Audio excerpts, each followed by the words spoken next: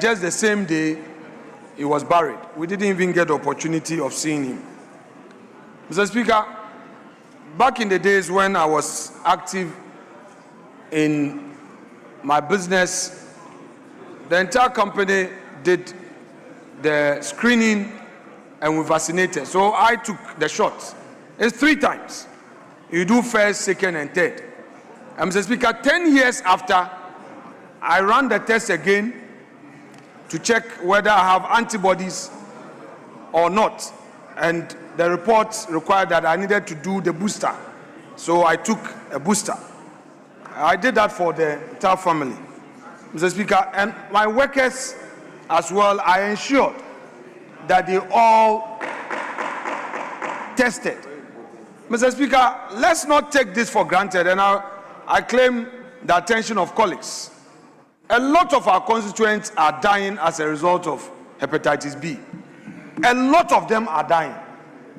The last year, when the issue came up, the Minister of Health assured this House that he would take a policy paper to Cabinet for it to be added to the free treatment. Mr. Speaker, hepatitis B is not part of the free treatment we have, like we have for HIV and other tuberculosis and all of that.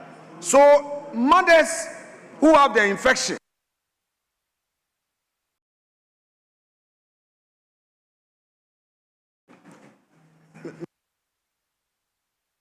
on the table, give him extra 5 minutes. Mr. Speaker, in the rural communities, those pregnant women cannot afford. So, Mr. Speaker, unfortunately, they don't get the treatment and they transmit to the babies. This is a matter that we have to take seriously as a nation. I am trying my bit in Winneba. I believe many more others in this chamber are trying their own bit. But, Mr. Speaker, MPs, how much is your salary? And if you are even raising funds, how much can you raise for treatment? So, Mr. Speaker, I would plead with government. So far, we have not heard of any policy announcement from the Health Minister regarding the promise he made to Parliament. But at least we have the benefit of the presence of the majority in this chamber. I have also seen the Finance Minister. I have seen the Roads and Highways Minister. These are very powerful individuals with very powerful portfolios in government.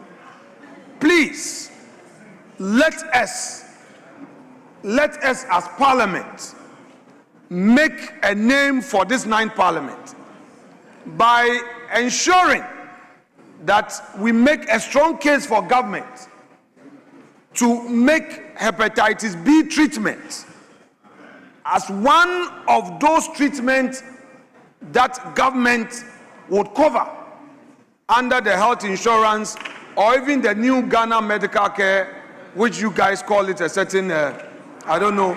Well, Mr. Speaker, that was not the law. Mr. Speaker, that was not the law. Mr. Speaker, that was not the law. Mr. Speaker, the Ghana Health Medical Trust Fund. Mr. Speaker, the Ghana Medical Trust Fund. Let us, if possible, add hepatitis B to it. Mr. Speaker, it is not. It is not. Hepatitis B, unfortunately, is not. So, Mr. Speaker, that said, I would want to thank you for the opportunity and pray that all of us would make it a point to educate our constituents, get them to test and vaccinate. And those of us in this chamber who have not vaccinated, let's vaccinate. It's not only transmitted through sex. The food, sweat, and other body contacts other than sex can get you into trouble. So, Mr. Speaker, that said, I would want to thank you for the precious time afforded me. God bless you, Mr. Speaker. Thank you so much. Yes, Majority Leader. Yeah, Mr. Speaker, I think a lot has been said already. The medical doctors in the chamber have given us what I consider as adequate education. My colleague, the minority leader, has given us his own personal life experience and the measures that he has taken. I urge all colleagues to take your medical reviews very serious. There are many of us who hardly ever attempt to do medical checkups. If you take your medical checkups seriously, it will be easily detected what is there and what is not there, and assistance can be extended to you before it gets to a situation where little can be done.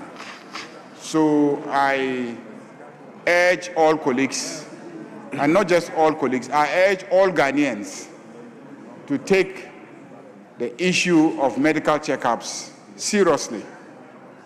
Very often, we are reluctant to spend a little on medical checkups, but that negligence results in the development of ailments that sometimes we will pay 1,000 times to attempt to cure. And sometimes, no matter how much we spend, the situation is incurable. So let us not be afraid of spending a little for medical checkups and then end up wasting so much, and sometimes not even be able to cure the ailment. The issue of government taking up some of the cost for pregnant women has been highlighted. And I think that this Parliament should pursue that matter in next year's NHIA formula.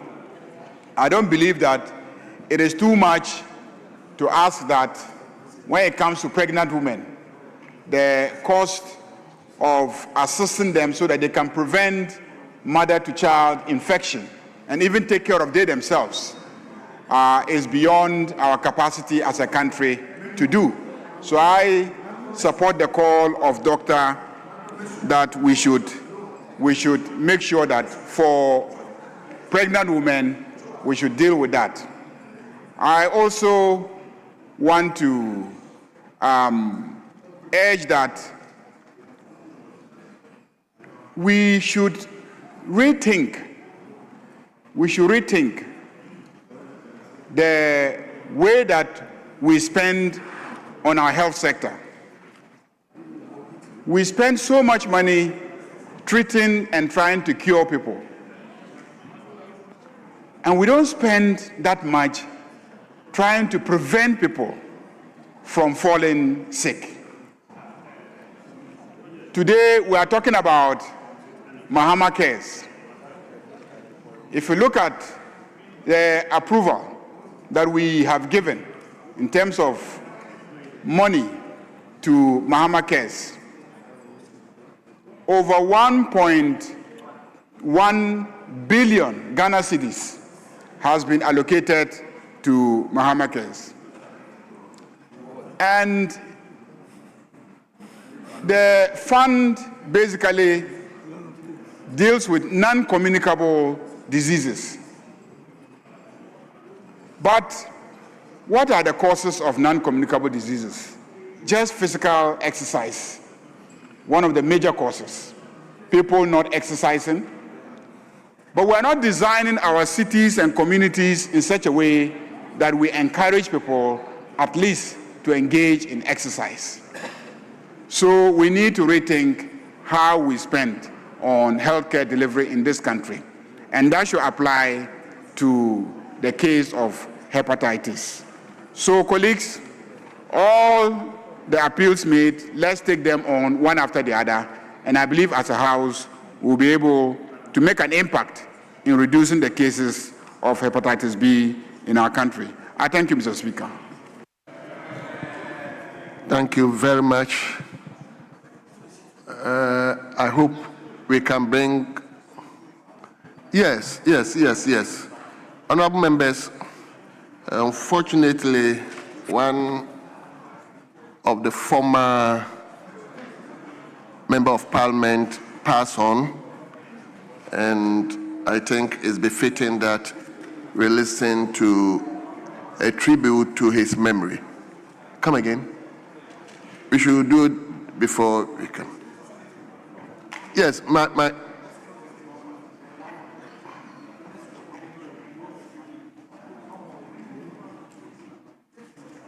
very well. So, Honorable Abednego, please take the floor now. Thank you, Right Honorable Speaker, for the opportunity to make this statement. Mr. Speaker, I rise with a heavy heart to pay tribute to a distinguished statesman, an accomplished educationist, a servant leader, and a former member of parliament for the Bunkpurugu Yunyu constituency, as it was called. Mr. Speaker, the late Honorable Dut Emmanuel Kwame, affectionately known as Teacher Yupyung. Teacher Yupyung simply means a teacher with gray hair. He was named Teacher Yupyung because he developed gray hair at a very early stage. Mr. Speaker, Honorable Dut's passing is not only a painful loss to his family and the people of Bunkpurugu, but also to this august House and the nation at large. His life was one of sacrifice, humility, integrity, and unwavering dedication to public service. Mr. Speaker, before entering politics, Mr. Dut devoted nearly 3 decades of his life in shaping young minds through education. As a teacher, a head teacher, and an assistant headmaster, he inspired generations of students with discipline, excellent and strong moral values. His commitment to education laid the foundation for many successful lives across the Bunkpurugu and Yunyu constituencies. His transition into politics was driven not by personal ambition, but by an enduring desire to serve his people. Having earned the trust of his community through local governance and grassroots leadership, he was elected Member of Parliament in 2008, where he served diligently in the 5th Parliament for the Republic of Ghana. Even after leaving office, he continued to honor promises made to students by personally financing their education, demonstrating that leadership is defined by responsibility long after political office. Mr. Speaker, Honorable Dut was equally remarkable for his compassion through his personal resources. He ensured that widows, persons with disabilities, and other vulnerable members of society continued to receive food support after donor assistance had ended. His actions reflected a firm conviction that true leadership is measured by service to humanity. He was also a devoted Christian, an active member of the Catholic Church, a loving husband, father, a mentor, whose faith guided every aspect of his public and private life. His calm disposition, humility, and commitment to peace earned him admiration across the political and social divide. Mr. Speaker, the late Honorable Dut Emmanuel Kwame leaves behind an enduring legacy of honesty, sacrifice, compassion, and selfless service. His life reminds us all in this House that public service is a sacred trust to improve the lives of the people we represent. On behalf of the people of Bunkpurugu and Yuyo constituencies, I extend our deepest condolences to his family, children, and entire Bankon and Najong No. 2 people, the National Democratic Congress, and all who mourn this great son of Ghana. May his exemplary life continue to inspire present and future generations of leaders. Mr. Speaker, I respectfully request this honorable House to observe a minute silence in memory of our departed colleague. May the soul of Honorable Dutz Emmanuel Kwame rest in perfect peace. Thank you, Mr. Speaker, for the opportunity. Thank you very much. Honorable members, may I indulge you to take one from each side. One from each side. Yes, Honorable Dr. Kabiru. Thank you very much, Mr. Speaker. Mr. Speaker, Ghana has lost one of her most noblest son in the person of late Honorable Dut Emmanuel Kwame. Mr. Speaker, the late Emmanuel Kwame, as the statement highlighted, was an educationist. And Mr. Speaker, his job, his calling as an educationist in his generation was the noblest of undertakings that people around that area, in the northeast area, in the northern Ghana zone, were highly revered, Mr. Speaker. Mr. Speaker, you would find that most of the early politicians in the north were educationists because of the reverence people had for the impact, the knowledge they impact on a lot of people. And Mr. Speaker, it is not for any reason that you find Mr. Emmanuel or the late Emmanuel Dut to be elected as a member of parliament in the 5th parliament. Mr. Speaker, from the classroom as a head teacher, he imparted a lot of lives. And Mr. Speaker, not just that, when he assumed the office as a member of parliament, in the midst of the limited resources, he donated his widow's mite in support of the less privileged in society, in support of the vulnerable in society. Mr. Speaker, it is not when they are dead that we need to acknowledge these people. And I think that from time to time, in acknowledgement of the contribution of these people, we must find an opportunity to acknowledge them, to honor them while they are still alive. Mr. Speaker, his contemporaries, some of whom are still alive, one is in my constituency, Chief Nabila Suleimana, was also one of the persons that we look up to during that particular time, especially in 2007, 2008, when we needed leadership for the Northeast region. And I think that Honorable Dut Emmanuel rose up to the occasion for the people of Bunkpurugu Yuyo, and he led them successfully for one term. Mr. Speaker, as short as his tenure may seem, he did his best for the people of Bunkpurugu Yuyo. Mr. Speaker, in conclusion, those people, this House has actually, in the last session, undertaken an initiative in order to safeguard and provide security for those people by way of the MP's pension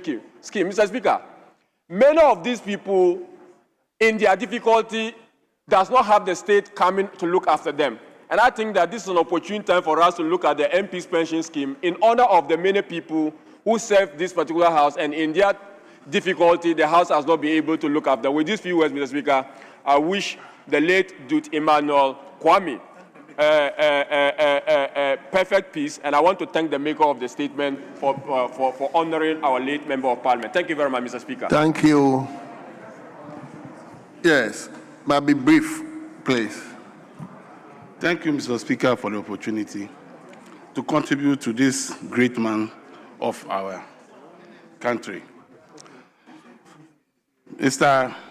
Honorable Dut Kwame, affectionately known as Teacher Upium, is somebody that I've known at my primary school age. We were with him in Bunkrugu together when my father was a policeman. And this man has actually served Ghana, not only in parliament, but in school. He has taught a lot of us and helped us to bring us up. Honorable Dut Kwame actually has been so helpful in our community in Bunkrugu constituency. In 2007, when he actually wanted to contest as an MP, it took the whole constituency youth, women's group, to come out to support him for how he loves people and assists children education wherever the need comes. And because of that, when he contested, he won the election with so much majority, popular vote in the Bunkrugu constituency that up to date, people remember him that when you do good, you will actually be remembered.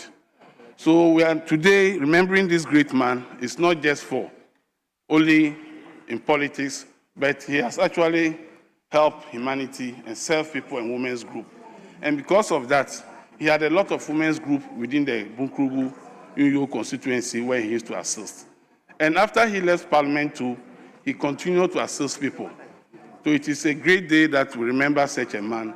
And I will encourage that we all emulate his lifestyle in future that we can speak good about after we have exited. Thank you very much for the opportunity. Thank you very much. Honorable members, may I indulge you to respectfully rise for a minute.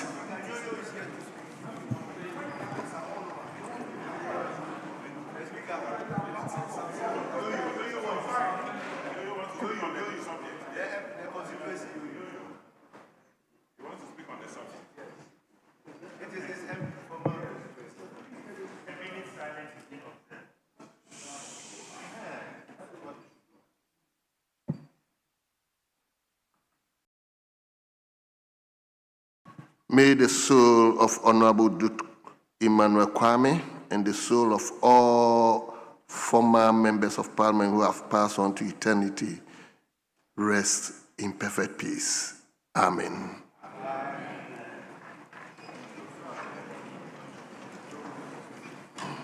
Mr. Speaker, I thought those who have joined the Parliament above. Well, that is a proper context. That's another Once you angle. leave this earthly Parliament, you join the Parliament above.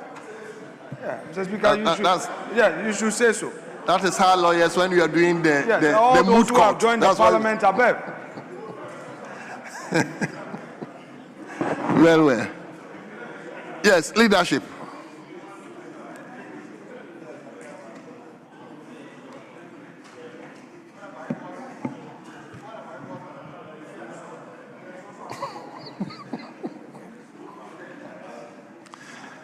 Yes, leadership. Any indication? Speaker, we want the leaders to conclude the comments on the mid-year review. And that's item number 6, I believe 6A, Speaker, of the order paper. And my leader is ready. He can even do it in 25 minutes. He's ready. It doesn't need 1 hour, Mr. Speaker. So I believe that. So how many minutes? Mr. Speaker, 45 minutes is too much. Too much. No, let's agree. Yes, we agree, Mr. Speaker. So the proposal is that we do 20 minutes for the two leaders. Because the backbench have done the talking. The back, everybody did 5 minutes, and they've done a lot of talking. Yes. Well. Speaker, the members had 5 minutes. So the leaders, we are proposing that we give them 20 minutes. That's times 4 of what the members had. Yes. And that's enough. Yes, minority Deputy Whip.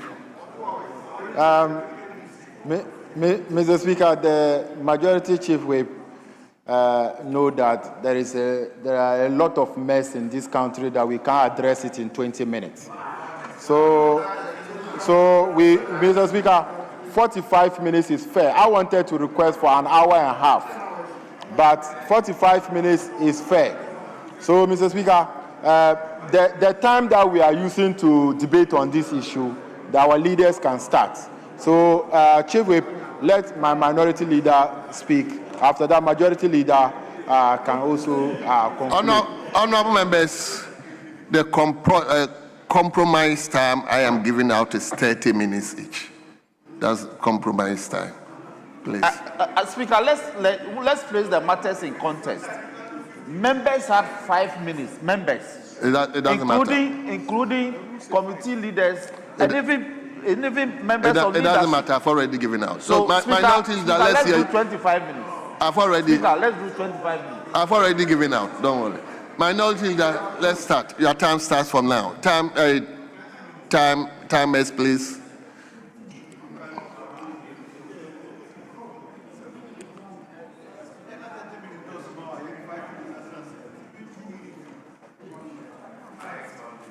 You can come here.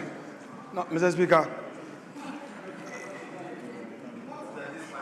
let me.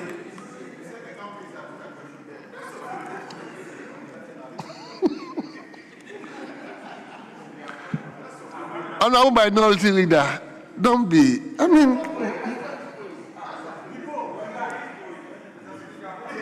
The time hasn't started, but Mr. Speaker, no, that's not my time. There's a whole controversy they want to start. Mr. Speaker, the roads, no, Mr. Speaker, I have not started. Let us set the rules. The Roads and Highways Minister, he has abandoned the contractors and he has just come here to heckle. Mr. Speaker, I don't like where he's seated. Leader. Yes. Mr. Speaker, you have to warn him. If I warn him, my roles will not be done.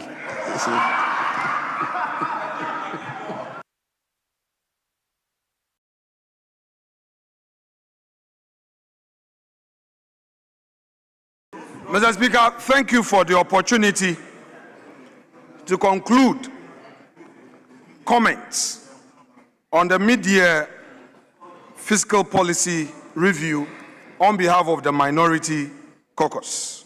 Mr. Speaker, the Minister of Finance created an impression that the government has rescued the economy and that the government and the people have been relieved as a result of their so-called prudent measures. But, Mr. Speaker, behind the polished language, however, lies a different account. Public debt has increased. Development expenditure has stalled. Revenue depends heavily on gold. Oil receipts have underperformed. Transport fares, utility charges, and the prices of locally produced goods continue to burden households. Mr. Speaker, in fact, maize and rice locally produced by our farmers are more expensive than imported rice and maize. Mr. Speaker, in fact,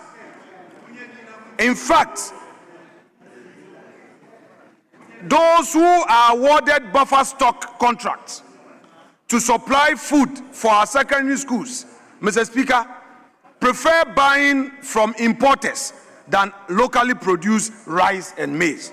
This government has not put in place measures aimed at directing suppliers to buy from our local farmers.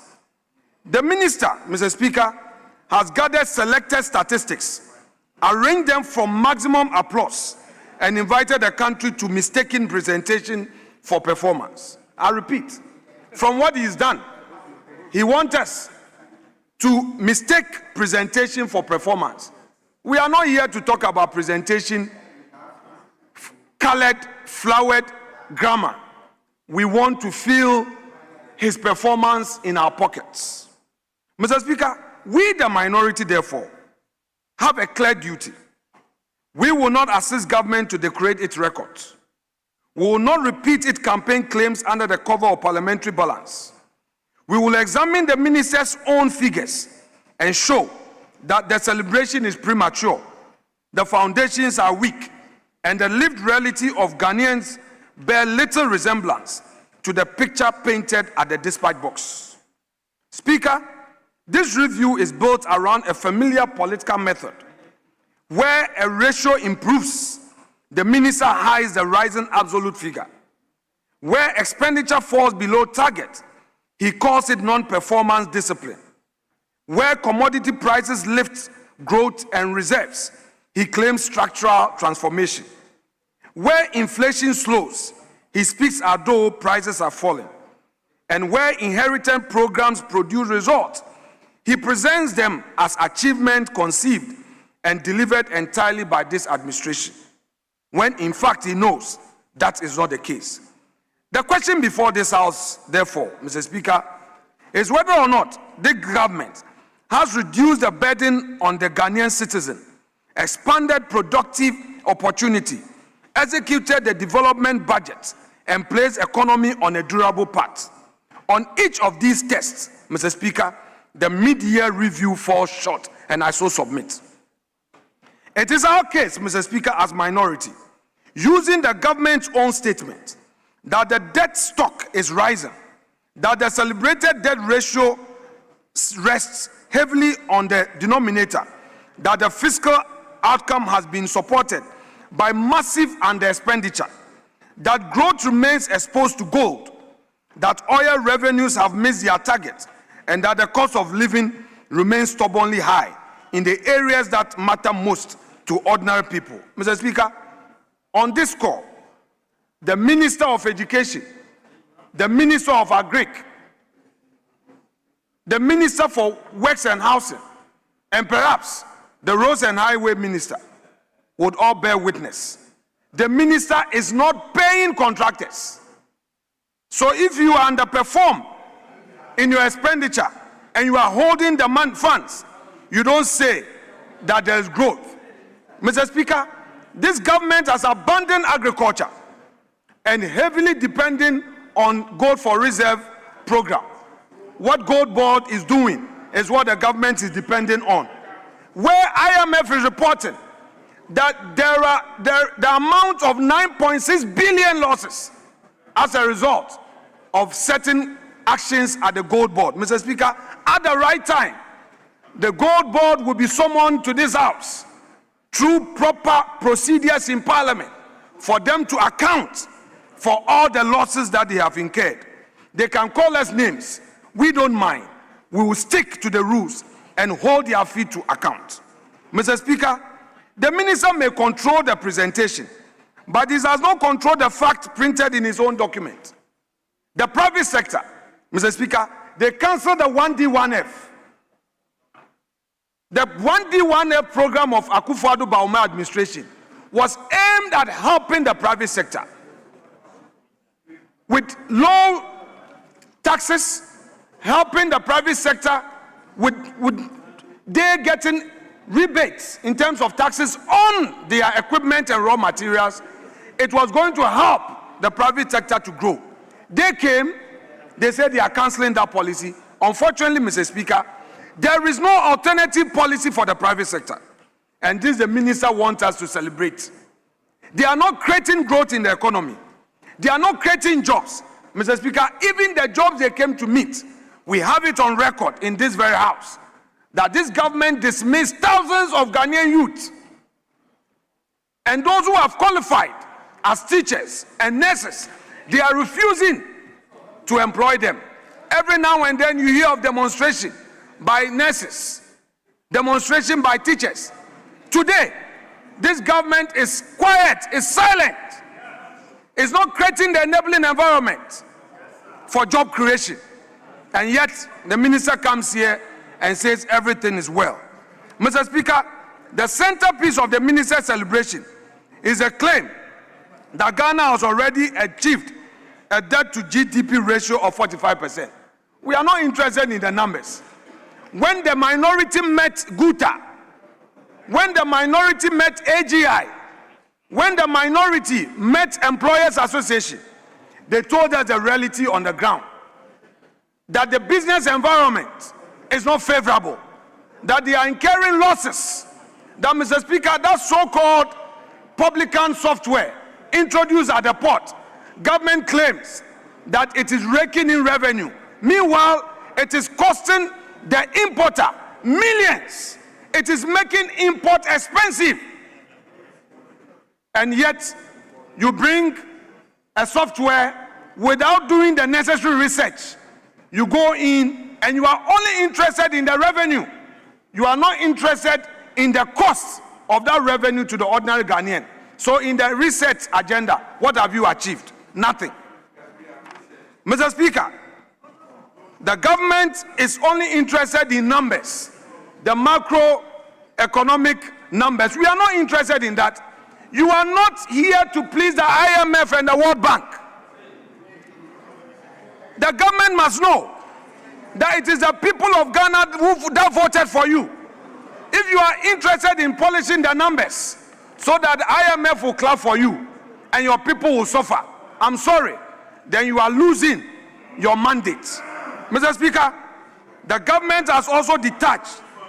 The government also seeks to detach the current debt position from the painful restructuring and the taking before it assumed office.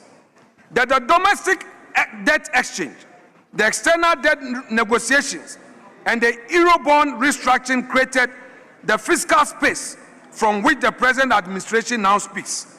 Yet the minister claims the outcome, while continuing to condemn the measures that produce it, he cannot inherit the benefit and disown the process. That is hypocrisy. That is double standard. That is unprincipled politics.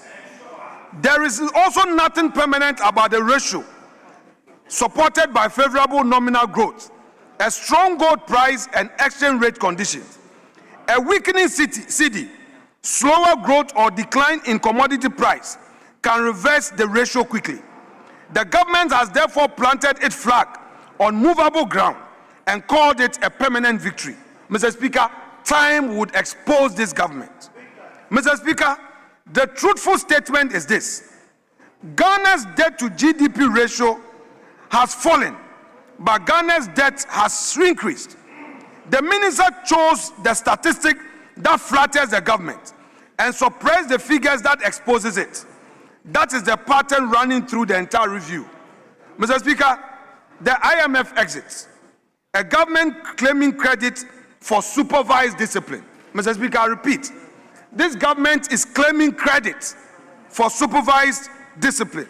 Mr. Speaker, the minister also presents completion of IMF program as proof of the government's exceptional economic management. This claim ignores the timeline, the conditions, and the institutional reality. The program was negotiated, entered into, and substantially implemented before this administration took office. The debt restructuring, fiscal measures, monetary tightening, and the program benchmark that made completion possible did not begin in January 2025.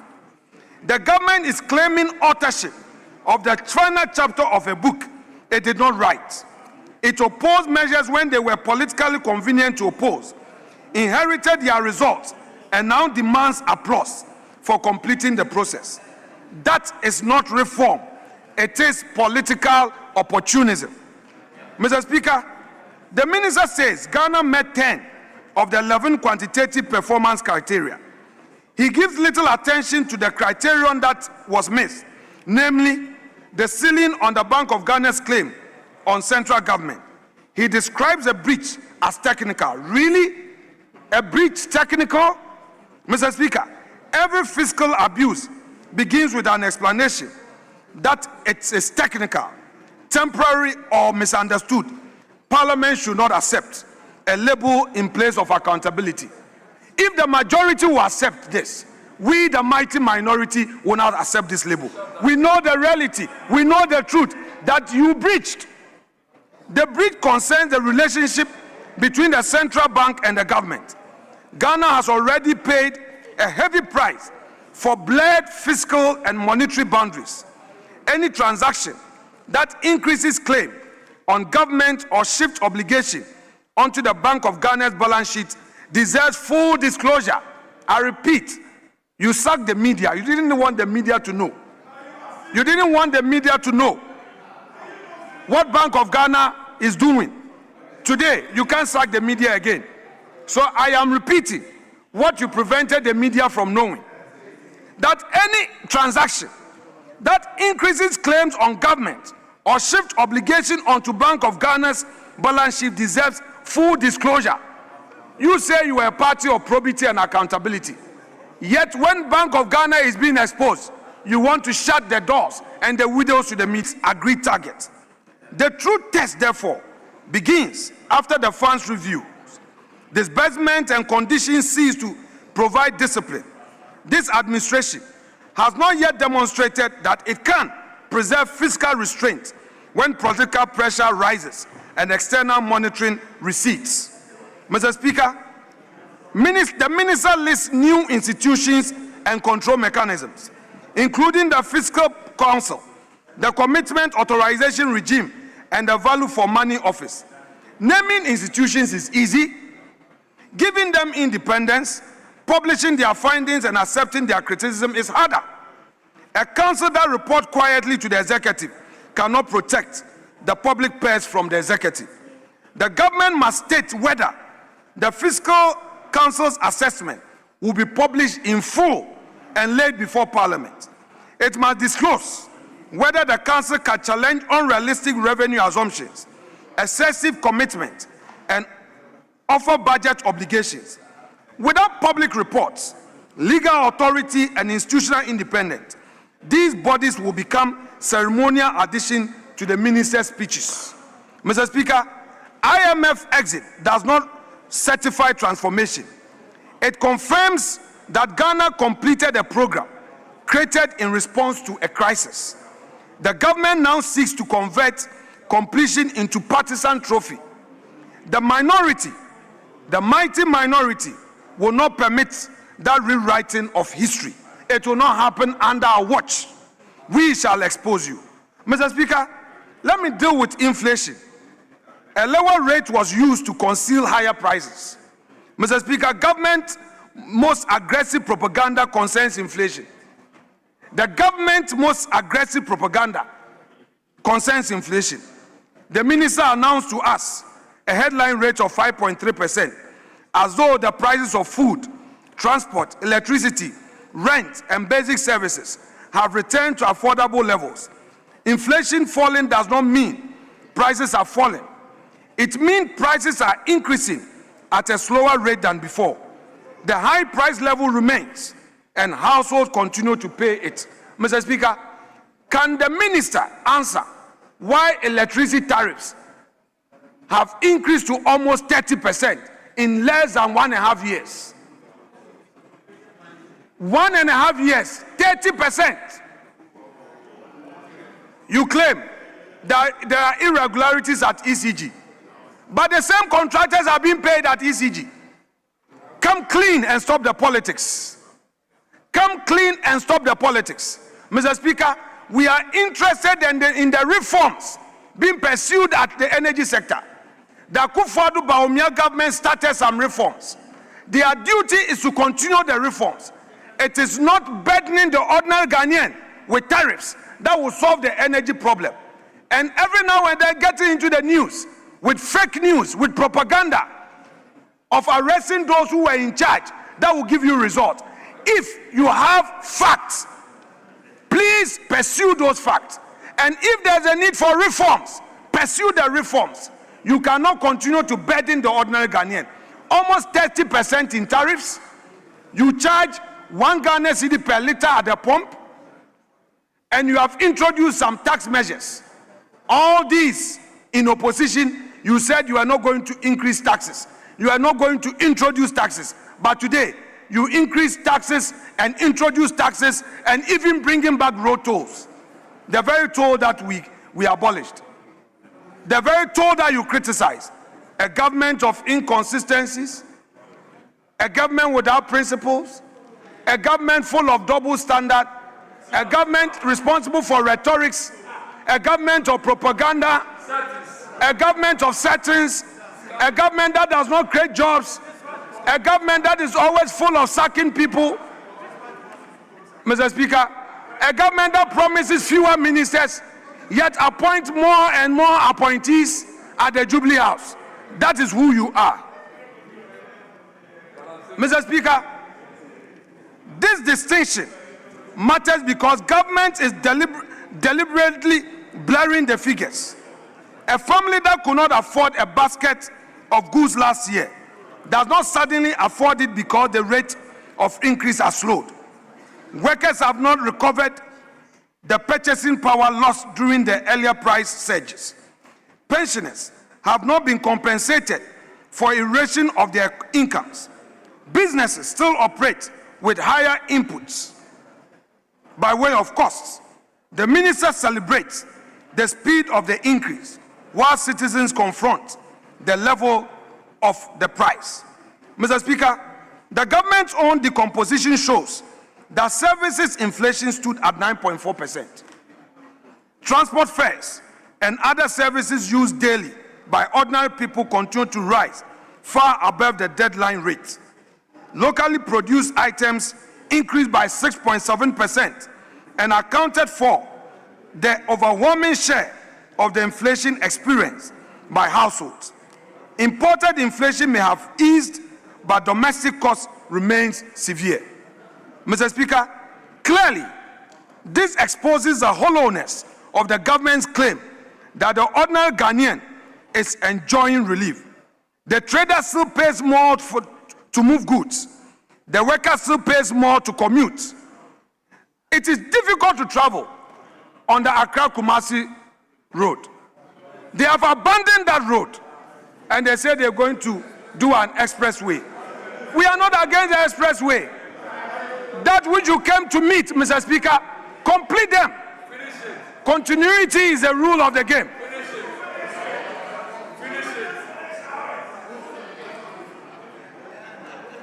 You are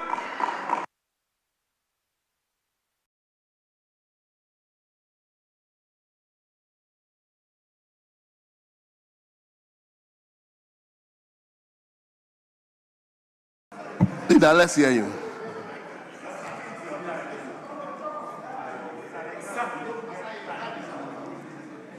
Let's hear you. Mr. Speaker, they came to meet this beautiful initiative, Agenda 111. Mr. Speaker, hospitals. Honorable members, let's give a leader the needed hearing.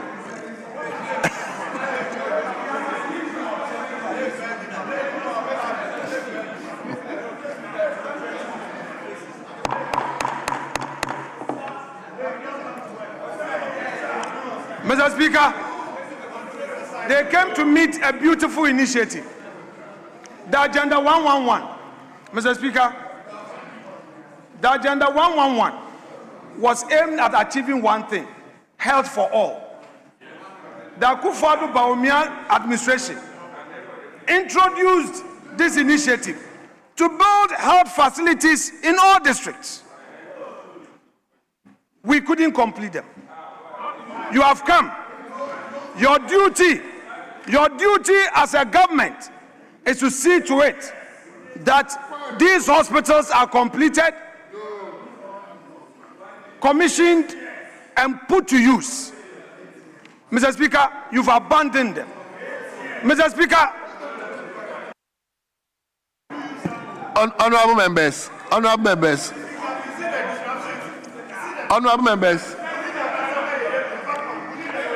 Safojei.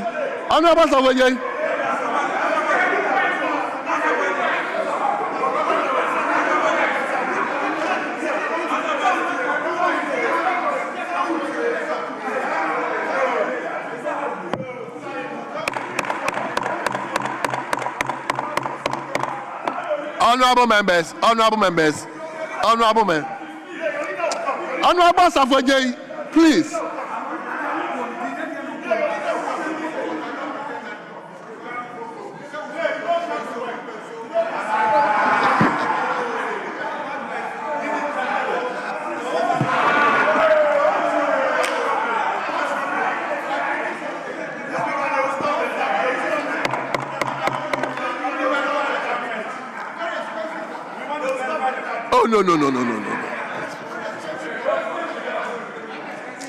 Honorable members, please, let's give the needed respect to the leader.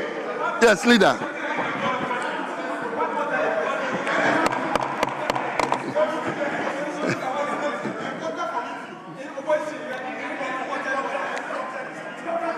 Honorable members, enough, please. Honorable Andy. Honorable Deputy Minister, please. Yes, leader, let's hear you.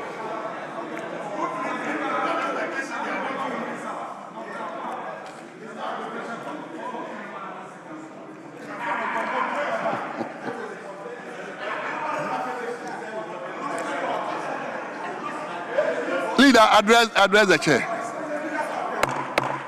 Honorable members, please. We have a lot of business today. Please, let's deal with this for us to continue. Yes. Thank you, Mr. Speaker. Mr. Speaker, they came to meet this beautiful initiative, Agenda 111, held for all.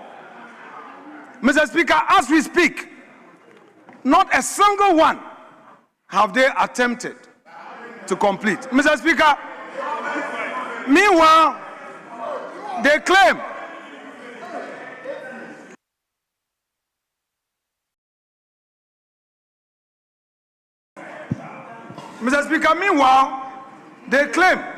that they are doing 24-hour market. Mr. Speaker, at a whooping cost of 43 million cedis per market. Mr. Speaker, and do you know who they are awarding this contract to? Mr. Speaker, this is a House of Record. At the appropriate time, the minority will produce proof of those who are benefiting from this contract and whether or not they have capacity to execute. And Mr. Speaker, where are they getting the funding from?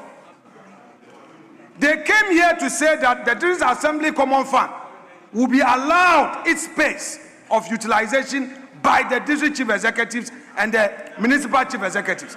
But they are directing MMDCs to go to the Common Fund Administrator, awarding contract in Accra for 24-hour market and pushing it on the throat of the assemblies. We know all of that.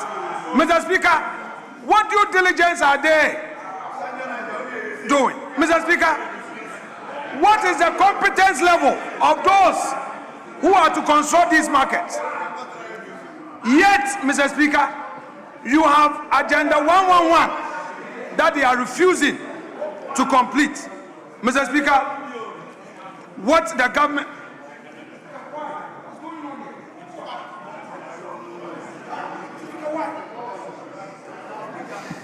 Honorable members.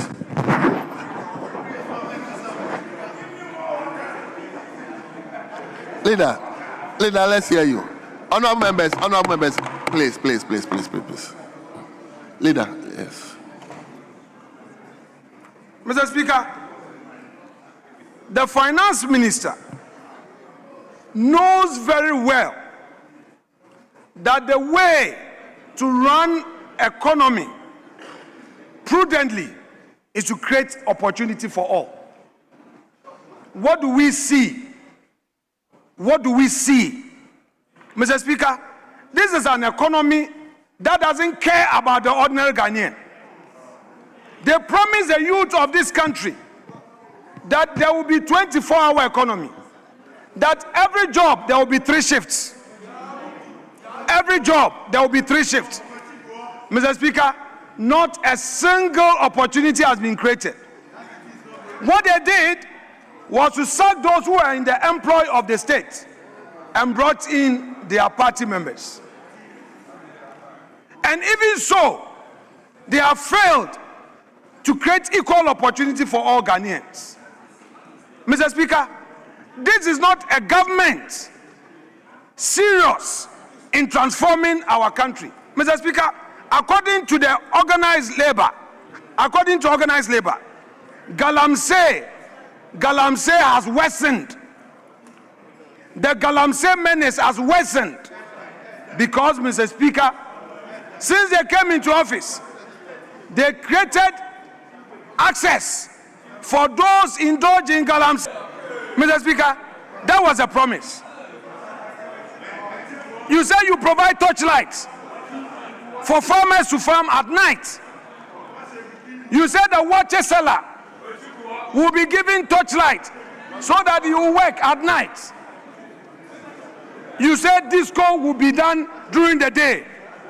There will be disco during the day. Mr. Speaker, today, you were given the opportunity. Even when you have failed in performance, you are asking for third term. And you are trying to amend the constitution. And you think that by attacking the minority, by threatening the minority, by doing shut up, you have the free day to stay in government perpetually. I can assure you that your performance has already exposed you. And you, the majority today, you are on your way out. And come 2028, Mr. Speaker, no matter the number of arrests you effect, this mighty minority will be resilient, will be strong to fight back and turn it into a majority come 2028 election. Mr. Speaker, the government can decide to abandon running the economy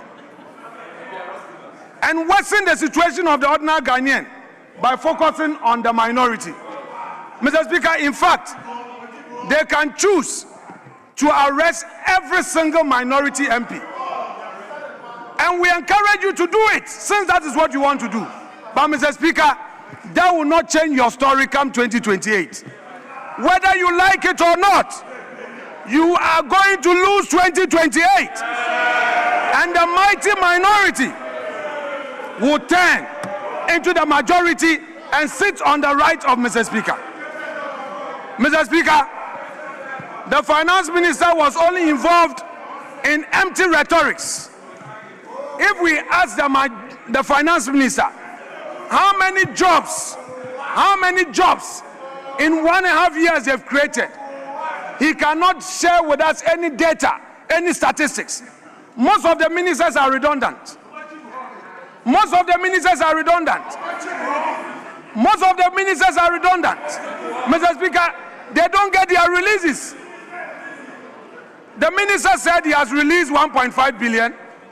His deputy said 1 billion. Mr. Speaker, which is which? But, Mr. Speaker, we, the mighty minority, can assure them, we can assure you, the NDC government, that no matter what you do, 2028 will be your day of reckoning. Mr. Speaker, with that said, I rest my case, Mr. Speaker. Thank you very much.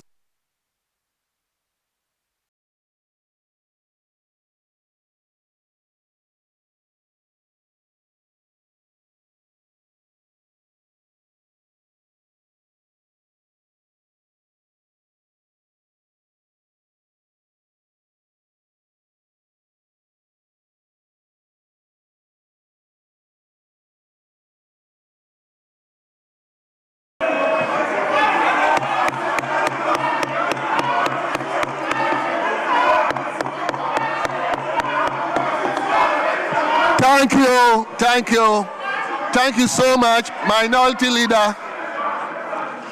Thank you so much, Minority Leader.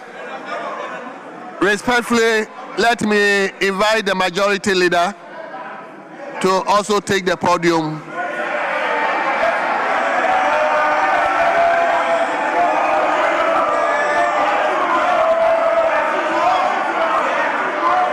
Leader, you have 30 minutes. 30 minutes. Honorable members, honorable majority side, please. Please, hold on. Mr.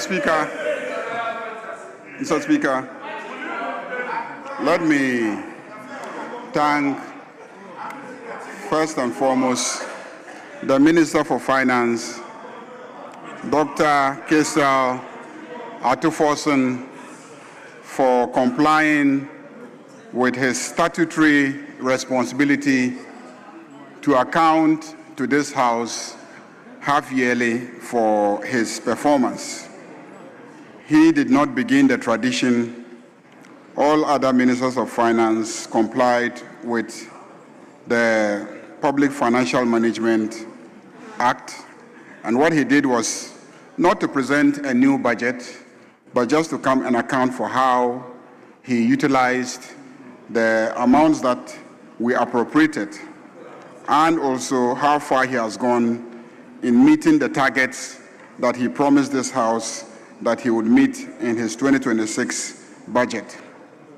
Mr. Speaker, I think that the presentation of the minister was so self-explanatory, and so very little needs to be said about it. I have listened to my brother, the minority leader. I'm trying to remember exactly what he just said.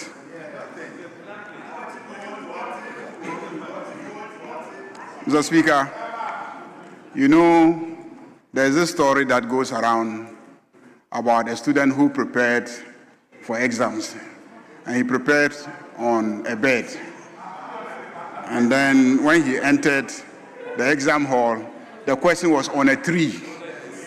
So he started by saying that a bird has wings, it flies, and when it flies, sometimes it perches on a tree.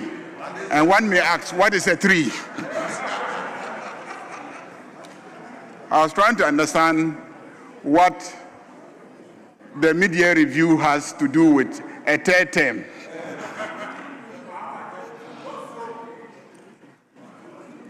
But Mr. Speaker, I think the best way to evaluate a minister is to seek the views of independent third parties, not those of us who are in this chamber. Very often, our views tend to be politically colored. So last year, when I was going to speak to the media review, I recall I went for the opinion of independent organizations and what they thought of the budget. I'm going to do the same thing. This year, I'm going to take the publication of PwC, PricewaterhouseCoopers. Is that okay? The PricewaterhouseCoopers have a publication to evaluate the mid-year review of the Minister of Finance. They are not an NDC organization, and they are not an MPP. They are not an MPP organization. They are not a Ghanaian NGO. They are not a Ghanaian think tank. They are a global organization in almost all the countries of the world. And they have over 300,000 workers across the world. So, Mr. Speaker, let's hear what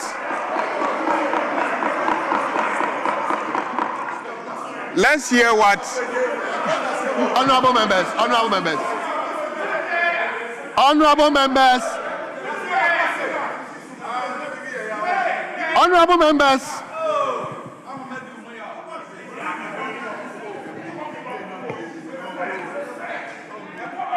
Leader, let's hear you. Mr. Speaker, let's hear what the evaluation assessment of PwC has been. PwC, in their report at page 5, say, and I quote, Ghana's 2026 mid-year fiscal policy review for the mid-year budget review, presents a confident message. Growth is stronger than expected. Inflation has fallen sharply. Fiscal balances have outperformed budget targets. reserves are comfortable, and debt metrics have improved materially. The Minister for Finance is right to argue. The Minister for Finance is right to argue that macroeconomic conditions in the first half of 2026 were significantly better than a year earlier. This is PwC. This is PwC. This is not NDC communicators. This is not NDC communicators. This is not a Ghanaian NGO. This is not a party communicator. This is PwC affirming that whatever the finance minister came and said here is an accurate reflection of what is happening in the country. So, Honorable members, please. The heckle is too much. Please. Honorable, I beg of you, please. Please.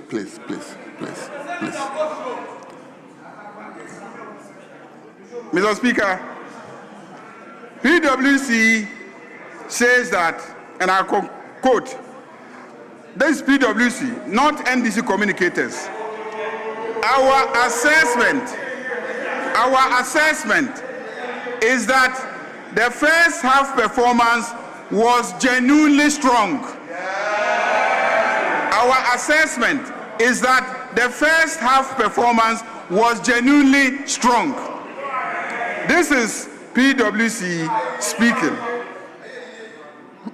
And they say, and I want to repeat, at page 7, that the fiscal consolidation is real. The fiscal consolidation is real. This is not propaganda. This is PwC speaking. This is not NDC communicators. This is not any NGO. This is PwC. And they repeat, on debt, this is what they say. The debt dynamic has improved meaningfully.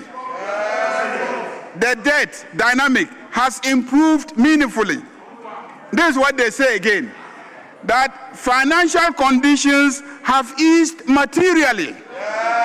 This is PwC. I have chosen just to focus on what an independent expert has said about the media review, because I don't want you to go and say that it is propaganda, because you cannot challenge PwC.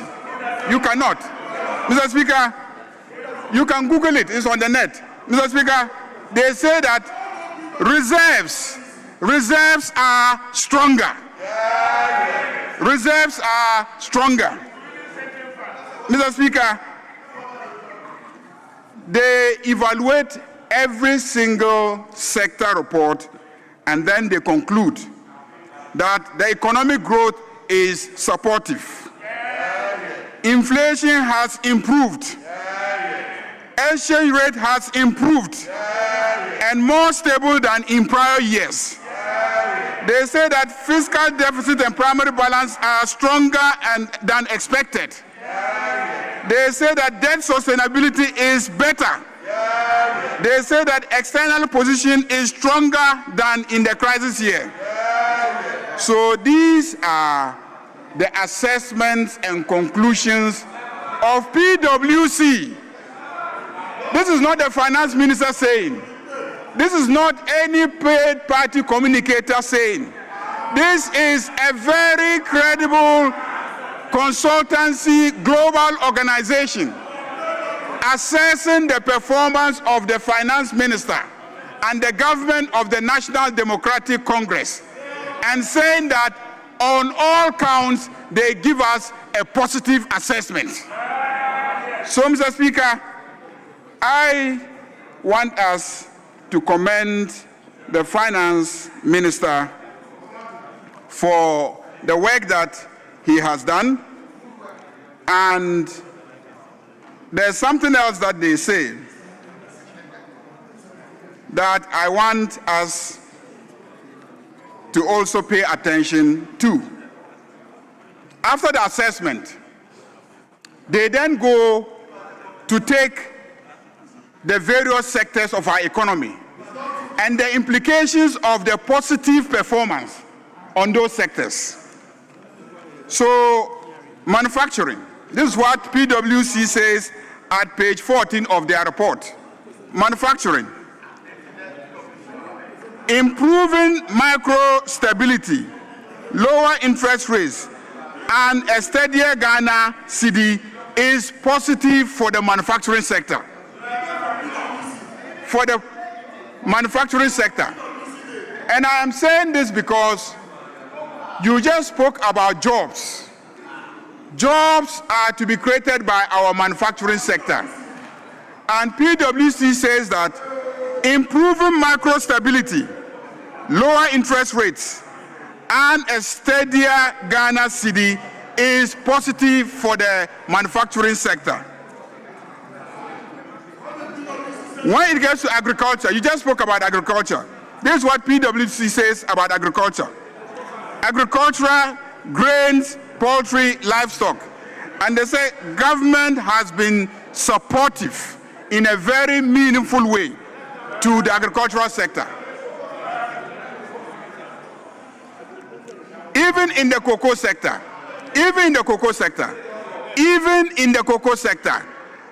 PwC says cocoa and mining, external earnings remain very supportive, even in those sectors.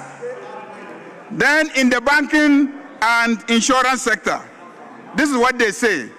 Macro stabilization helps assets quality and more predictable balance sheet planning. So the macro stability helps the banking and insurance sectors. And for construction and real estate, they say the better interest rates are very supportive of the construction and real interest, of the construction and real estate industry. Now, what is the implication for some of the issues that we are concerned about in this House? If the manufacturing sector does well, jobs will be created. If the banking sector does well, jobs will be created. If the cocoa and mining sector does well, jobs will be created. If the oil and energy sector does well, jobs will be created. If the construction and real estate industry does well, jobs will be created. So, Mr. Speaker, I dare say that NDC is living up to the promise of creating more jobs for our teeming youth. And in due course, we will provide you with the statistics. Mr. Speaker, the minister has given a good account of himself, and I want to conclude on a number of very important observations.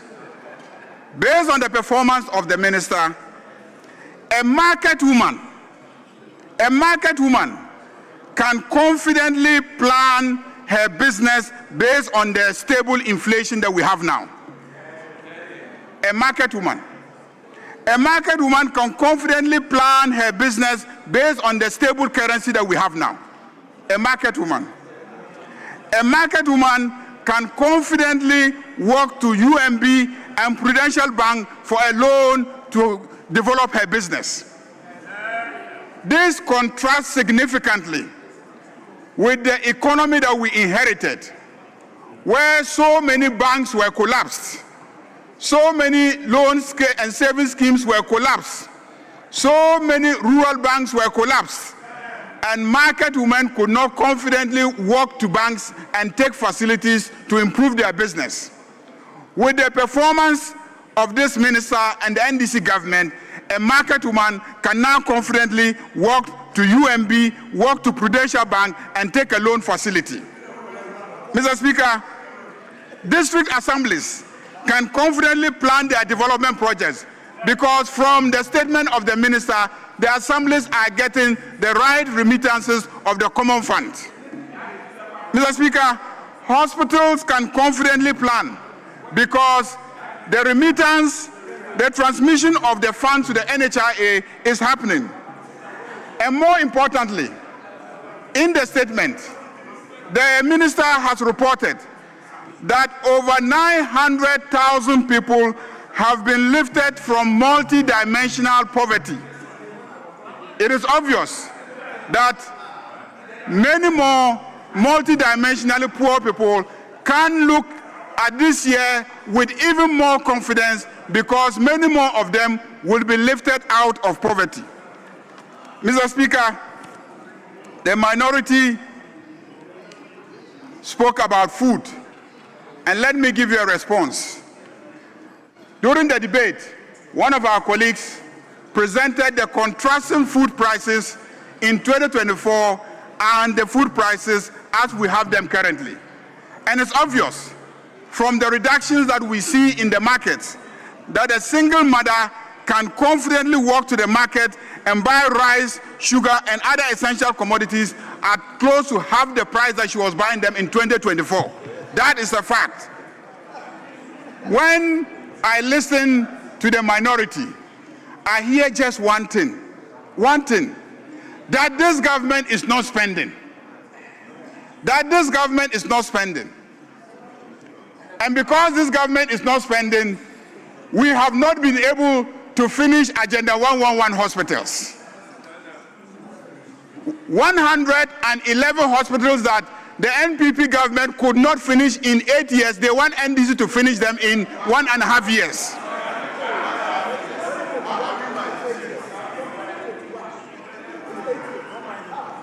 Mr.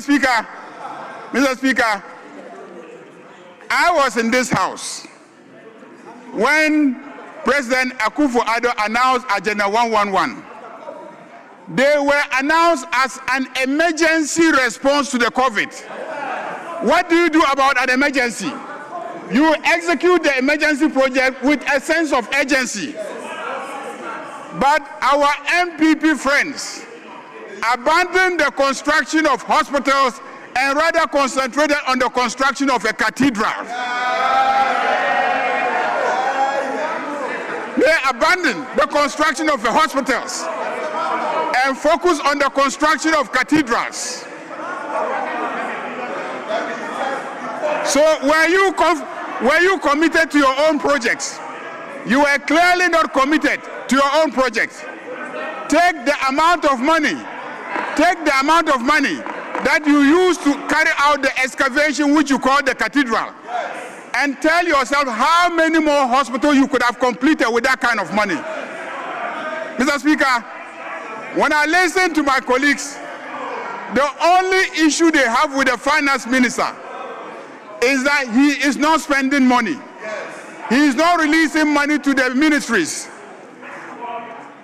In the same vein, I hear my colleague, the minority leader, challenge us that now that we have left the IMF, he wants to see whether we will be able to exercise the level of fiscal discipline that we have been exercising. How can you castigate the minister for not spending and still want him to spend in violation of fiscal discipline, which you yourself are admonishing him to try and live up to?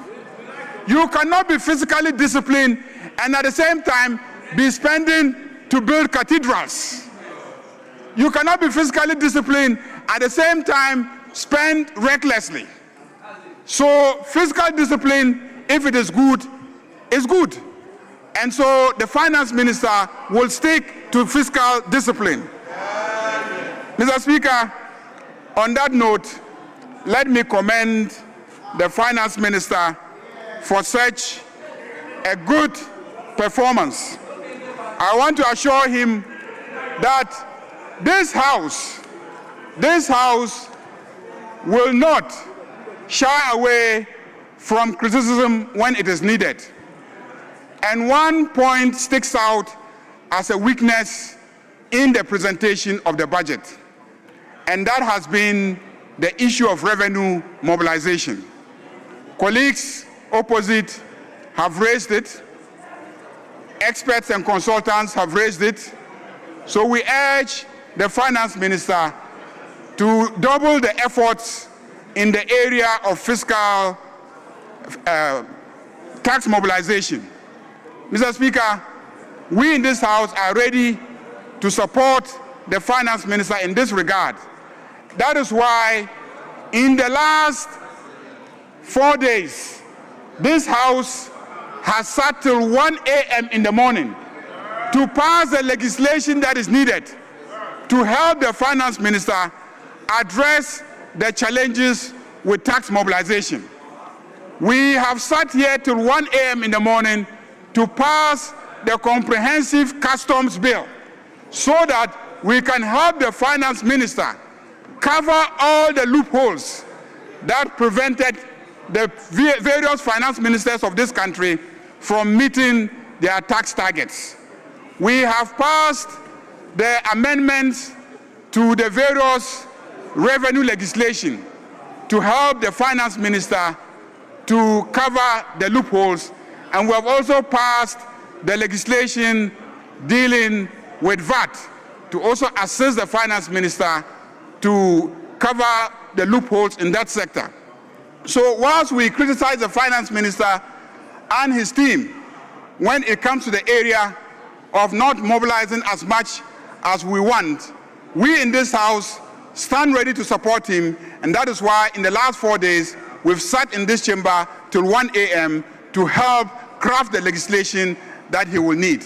Mr. Speaker, again, a sector that became a drawback to the economy was the cocoa sector. And my colleagues opposite have mentioned it. In order to deal with the cocoa sector, again, we sat in this House and worked till midnight to pass the new Ghana Cocoa Board Bill. And we believe that with the passage of the Ghana Cocoa Board Bill, we will forever address the problems of cocoa farmers in this country. Mr. Speaker, I want to also commend the Finance Minister for the various reforms that he has implemented to deal with the challenges in the energy sector. This House again, yesterday and the day before, approved the renegotiations with the independent power producers so that we can deal with the legacy debt, which has been a major drawback to the enhanced performance of our economy. So this House stands ready at all times to work and support the Minister of Finance to achieve his targets. And we are confident in the Minister, we are confident in President John Dramani Maham's leadership, and we know that the foundation has been laid for a 24-hour economy. And with the solid foundation having been laid, the 24-hour economy will take off. And when it takes off, it will accelerate. And when it accelerates, the teeming youth of this country will find good jobs. The financial sector is rebounding. All those hundreds of thousands of jobs that were lost as a result of the reckless management of the financial sector, all those jobs will come back. They are back. The banks are doing well. All of them. This government will not collapse a bank. This government will not collapse any financial institution. This government will spend money to save a bank rather than collapse it and spend more money. That is how this country is now being governed. It is being governed properly. And we are not governing it because we want a third term for John Dramani Mahama. Let me make this point known to you. We are not governing this country well because we want a third term for John Dramani Mahama. We are governing this country well because NDC believes in good governance. And NDC will ever work towards good governance. We are asking that all of us should join hands so that this country will be properly governed. Mr. Speaker,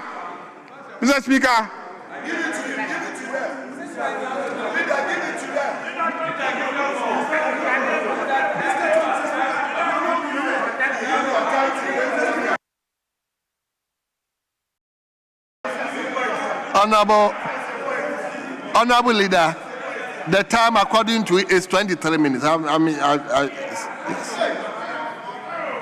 Mr. Speaker. Leader, conclude. Leader, conclude for us. The minority leader, he used his time drinking something that looked like water. He used his time to drink something that looked like water. We cannot confirm whether it was water. Now he's complaining about time. As you can see, I'm not drinking water. I'm speaking to the issues. But Mr. Speaker, on a more serious note, it is obvious that the governance and the management of this country between the NPP government and the NDC government is like night and day.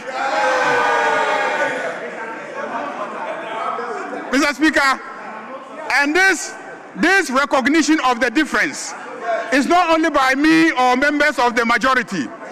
This performance of the government of the National Democratic Congress has been recognized by all the rating agencies. Every single rating agency that had declared our economy as junk has revised their notes, and they are saying that Ghana is now doing very well.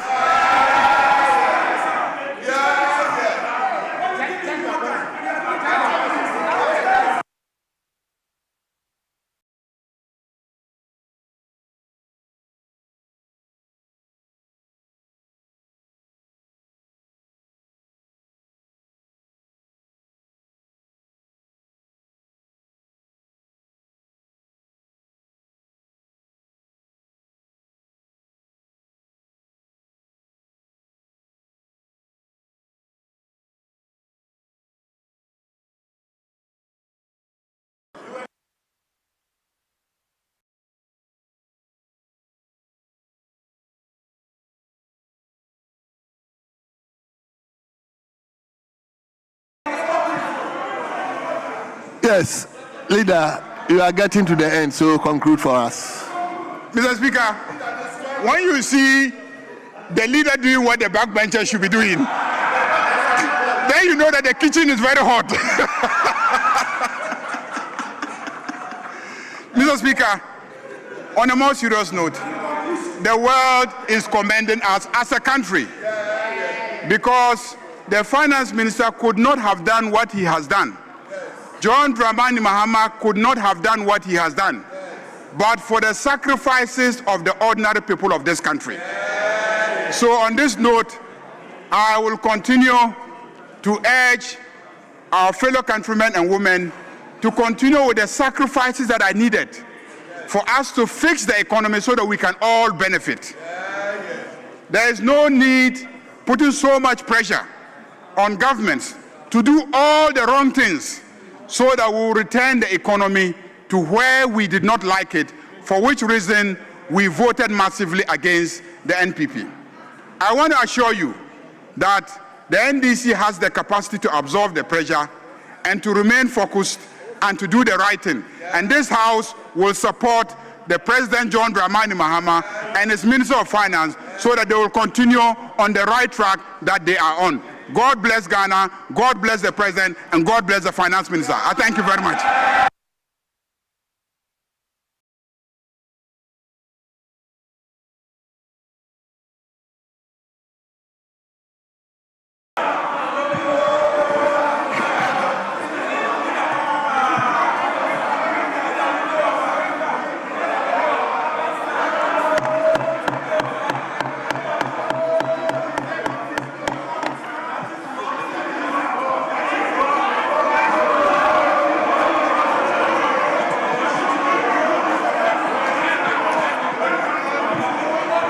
Honorable members,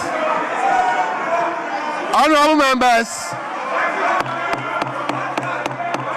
honorable members, honorable members, honorable members,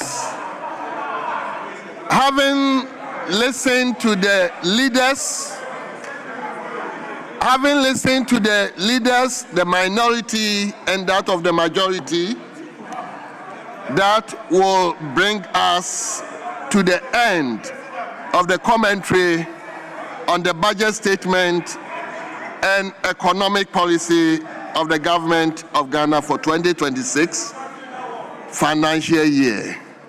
We thank the finance minister. We thank everybody who commented on the statement. And I will, at this juncture, call on the first deputy speaker to take the chair. Yes, minority leader. Speaker, with respect, we were in this chamber when the leave was sought to lay a paper by the finance minister. Mr. Speaker, today is the last day in Parliament. Levies are going to be imposed. My colleagues have just informed me they are being rushed to conclude deliberations on the matter which was just referred to the Finance and Energy Committee. Mr. Speaker, today is the last day and government wants to smuggle in tax and they are rushing the Finance Committee. Mr. Speaker, the House should suspend for this to receive further discussion. Today is the last day. Mr. Speaker, if we are serious about accountability and transparency, we will not do this. The minority members are being rushed to consider this thing that you are bringing energy sector levies this dead hour. Mr. Speaker, the minority will not shut its eyes to this matter and they want it to be considered there and now. Mr. Speaker, it is not right. It is not right. We cannot allow this thing to be done. Mr. Speaker, let us suspend sitting to consider this matter. That at committee meeting, they must just do this within 1 hour. How is this done? How serious are we taking our democracy and Parliament? That 1 hour, a tax should be considered. Today is the last day. You lay a paper within 1 hour. They want to rush the committee using majority. Mr. Speaker, no. This is not what we promised the people of Ghana. This is not part of the promises of the Constitution. We owe them a duty. Mr. Speaker, I will not be quiet. I will not be quiet. That this is the last day. Mr. Speaker, Parliament cannot be rushed within 1 hour. You come, you say you have laid a paper after laying referral, and then 1 hour, the chairman of the committee, who was critical of Oriata, today he is the chairman of the finance committee.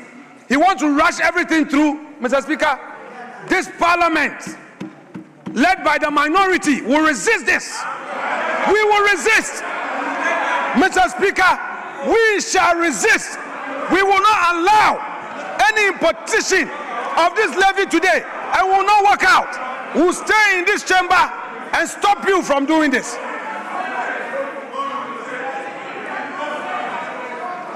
They smuggle through the back door without consultation with leadership. Nobody knows about this levy. Nobody knows about this levy. And you use back door to lay it. We will not allow you. You say you are a government of probity and accountability. Is it probity? Is it accountability? Is it transparency? That at this wee hour you want to introduce taxation to burden the people of Ghana. Mr. Speaker, yenti ende, yenti echina, yamamu kwai, diamu yanenye, abamponi benye. Mr. Speaker, in other words, I am saying that in the name of transparency, Mr. Speaker, in the interest of transparency, they should do the right thing. Mr. Speaker, we've been a very cooperative minority. We've never been obstructive. Our friends must cut us some slack. Cut us some slack. Minority leader, Why? with all due respect, Why? you can hold it if that matter is before us. You have every right to raise any issue that you want to raise. But for now, that matter is not before us. Yes, Honorable Mr. Speaker, with respect, Mr. Speaker, with respect, I've raised a critical preliminary matter. I have assured you of my cooperation in other matters that was raised. Mr. Speaker, this matter, Mr. Speaker, should not pass. Why should there be, Mr. Speaker? The chief whip must listen. In this house, we consult, we engage. We are here, the 5 of us.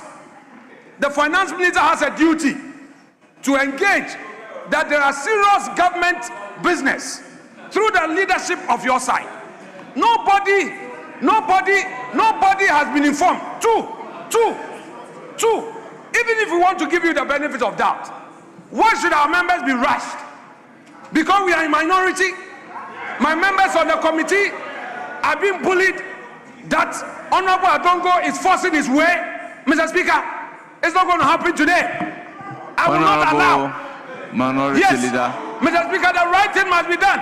Honorable Minority Leader, yes, with Mr. all Speaker. due respect, yes, Mr. Speaker, with all humility, my point is that what you are talking about is not yet before us.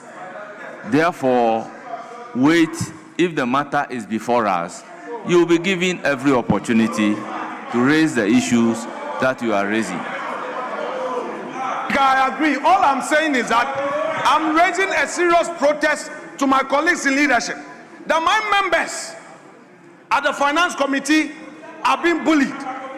They are pushing them to consider, Mr. Speaker, I received reports. This is House of Parliament.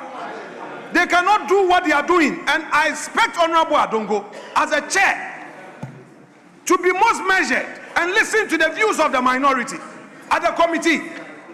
Honorable Chief Whip, you are my junior in this chamber. Please, I have to tell you, and if I'm raising an issue, you should listen. Honorable Roads and Highways Minister, you are my colleague. And you should know, how this was done and done properly. You are running a one-sided chamber. This house is not a one-sided house. You can't sit with the finance minister, arrange your own thing, and you think that will be quiet. You don't even have the numbers.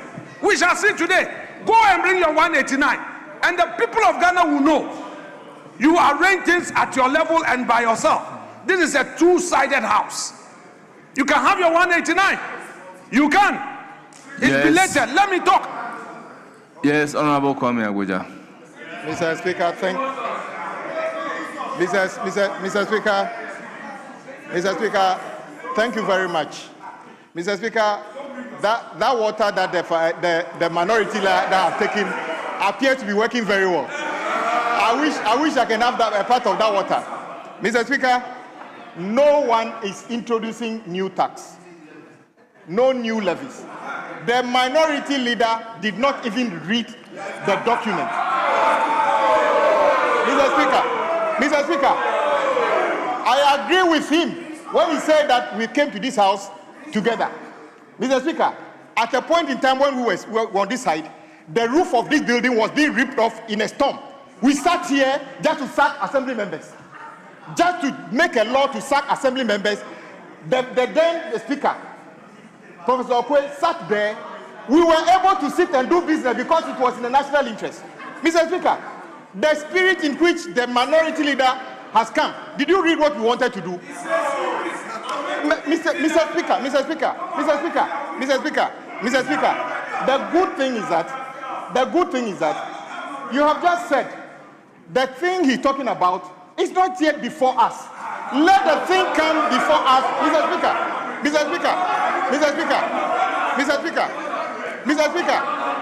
Speaker. Honorable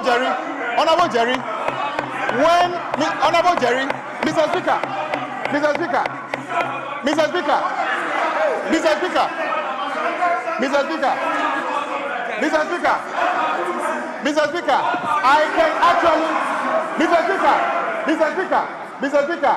I can actually be as rowdy or more rowdy than all of you together.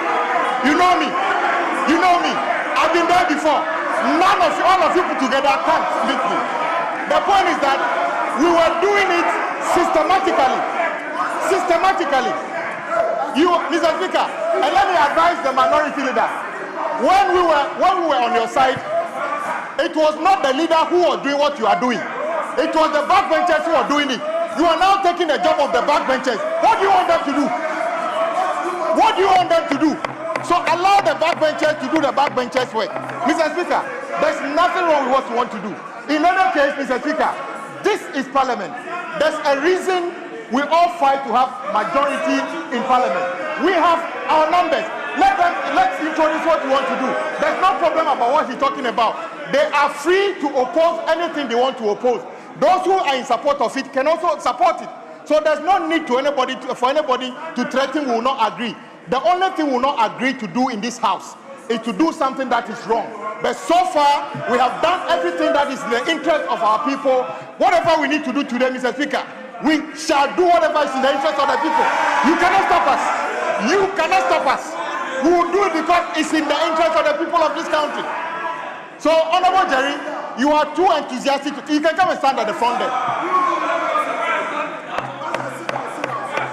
Mr. Speaker, Mr. Speaker, Mr. Speaker, Mr. Speaker, Mr. Speaker, another thing I need to tell you, Honorable Jerry, when your leader was speaking, I sat down. Mr. Speaker, the only advice I want to give to my respected colleague is that when the leader was speaking, I had issues to respond to him. All I did was to sit down. When he finished and he gave me the opportunity, I spoke. That he cannot have patience. Mr. Speaker, I didn't get up to interrupt when the leader was speaking. So, Honorable Jerry, you are also a deputy whip. You are free to heckle, but allow people to speak so that you can also speak. Honourable members, please, honourable members, please, all of you should resume your seats. Honourable members, I do not know why we are doing this. By our standing orders and by practice, for a matter to be debated or commented on, the matter must be before the House. But as we speak, no bill has been laid before us. No report is before us. So, what are we commenting on? So, honourable members,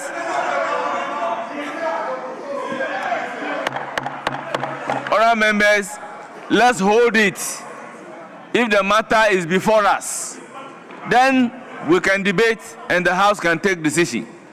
But what decision do we take if the matter is not before us? What decision do we take once the matter is not before us? Whether to do it or not to do it, we can only take that decision if the issue is before us. So please, at this stage, I believe strongly it is premature to be doing what we are doing. Please, with all due respect, this is not a matter for us to be debating.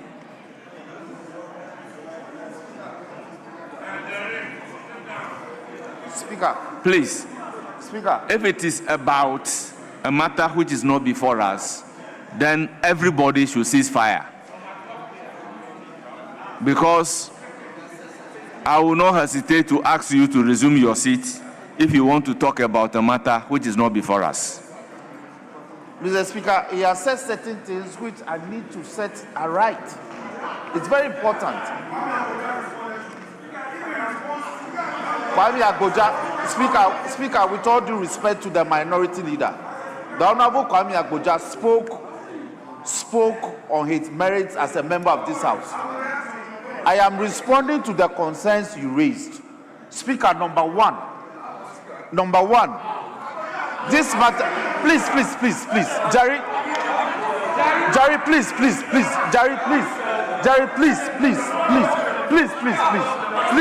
Jerry, please respect yourself, please. Honourable members, Please. I think I have given a guidance. By the leader. Honourable members, I have given a guidance on this matter that until and unless the matter is before us, everybody should cease commenting on the matter until and unless it's before us. It is important that the issues that you have said, they are not correct. They are not true. We laid a report, we consent on Habib. Speaker, the item was laid, we consent on Habib. Honourable members, so I consulted you. I repeat that why? I can't grant the floor Speaker, for us to be commenting on a matter which is not before us. That's the point I'm so making. Please, everybody should respect that particular decision. It was made in respect of Habib. Habib was the whole problem. Deputy Minority Leader. You were not in the chamber. Deputy Minority Leader. You were not in the what chamber. Is the next business? What is the next business?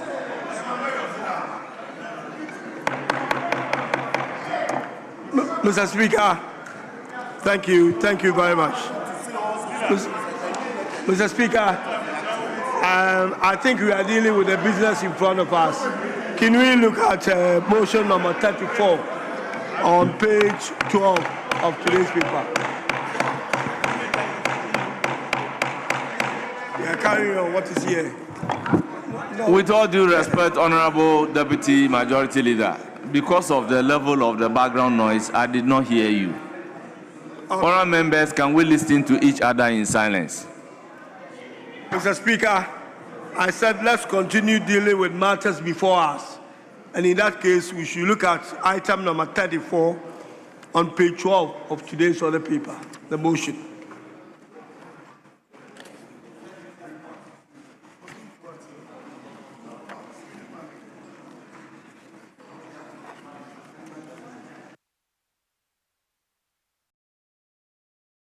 Yeah, Mr. Speaker. Mr. Speaker, the Deputy Majority Leader is inviting us to motion 34. Mr. Speaker, I don't know whether the report he seeks to be taken is before us, and if so, the members of the committee, the chair of the committee, normally he and the ranking will confer, and there will be a certain level of agreement. Mr. Speaker, oftentimes the majority side will come with surprises, and when we raise the matter, they're the same people who say we have not read. Like a moment ago, Honorable Kwame Agboja said the issue I raised I have not read, but the thing is actually dealing with increases in tax. Honorable Minority. So I want there to Honorable be Minority Leader. Is there Honorable Minority Leader. Mr. Speaker. With all due respect, this particular motion has been on record for weeks now. This motion. Mr. Speaker, it's not a fresh matter. Mr. Speaker, it has been on record for weeks Speaker, now. Understand the context, Mr. Speaker. Mr. Speaker. Mr. Speaker. Mr. Speaker. Mr. Speaker, I think the chief whip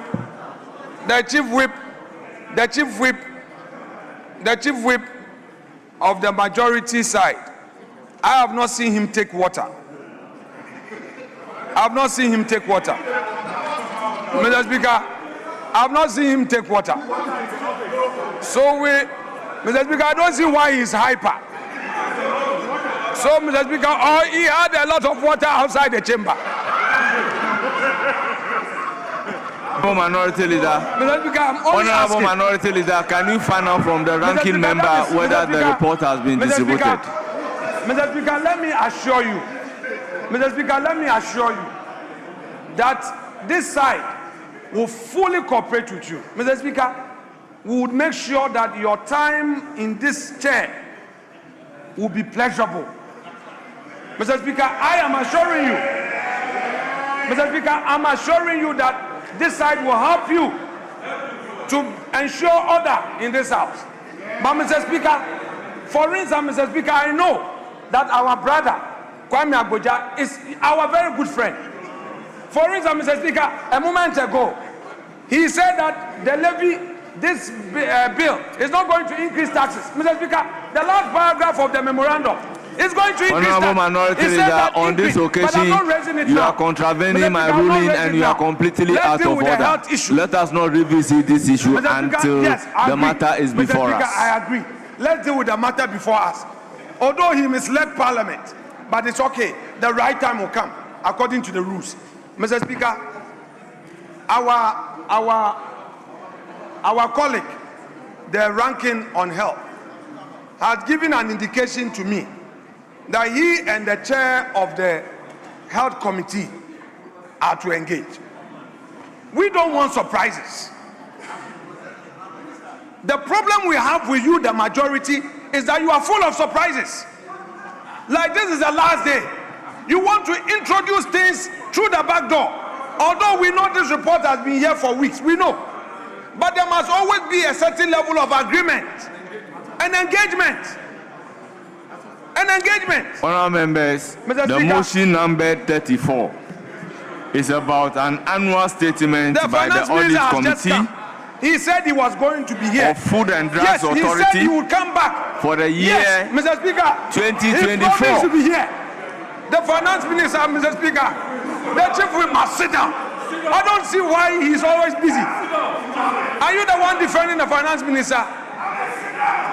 Mr. Speaker, the finance minister came here, he left. He promised to be here. And we'll be waiting for him. He has to come and explain why this last minute thing is being done.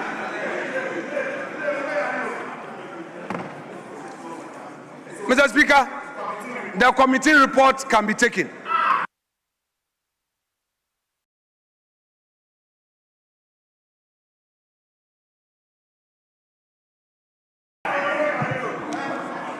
Motion number 34. Chairman of the committee. Right, Honorable Speaker. I rise to move the motion number 34 on today's order paper that this Honorable House adopts the report of the Committee on Health on the annual statement by the Audit Committee of the Food and Drugs Authority for the year 2024. I so move. All members, motion move. Any seconder?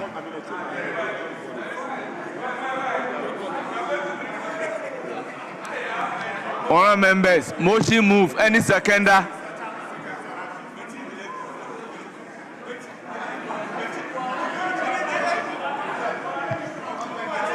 Mr. Speaker, I rise to second the motion.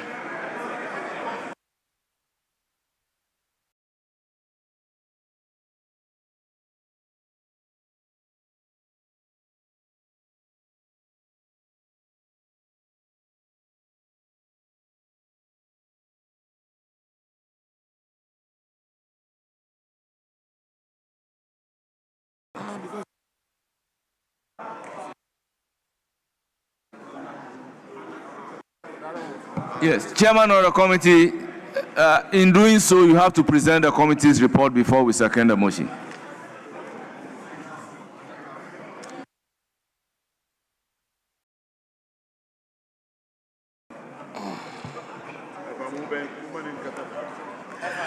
In doing so, I present the committee's report and urge the Hamza Department to capture the report in its entirety.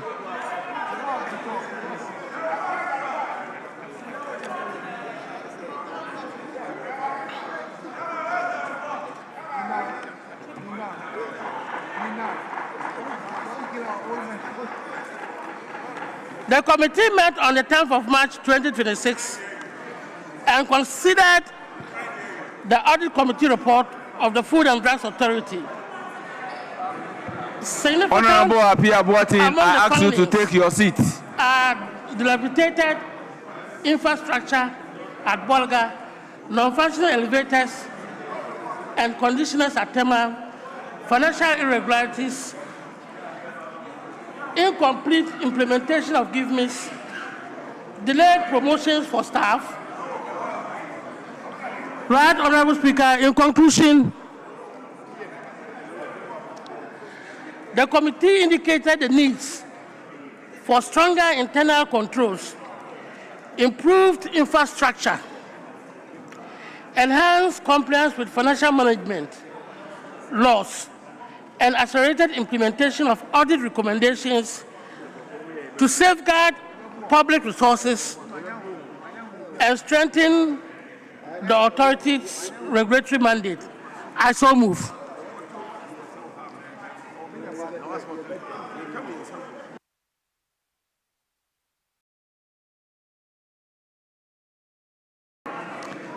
All members, motion move result report presented. Any seconder of the motion?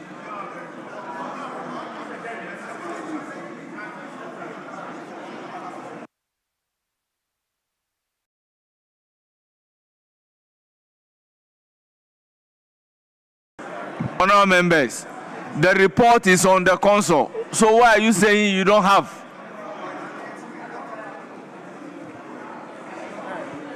Yes.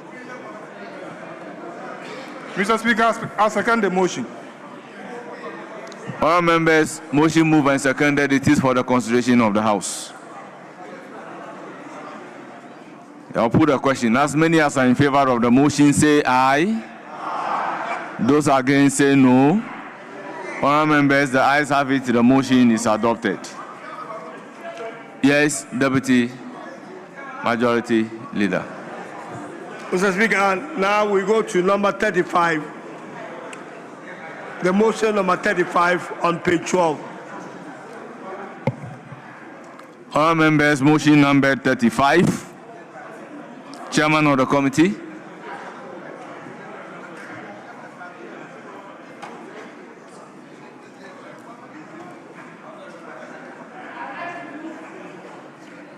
I rise to move the motion number 35 on today's order paper that this honorable House adopts the report of the Committee on Health, the annual statement of the Audit Committee of the University of Ghana Medical Center for the year 2024.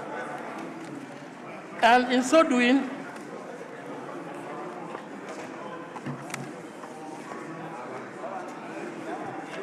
I present the report of the committee and request the Hansard Department to capture it in its entirety.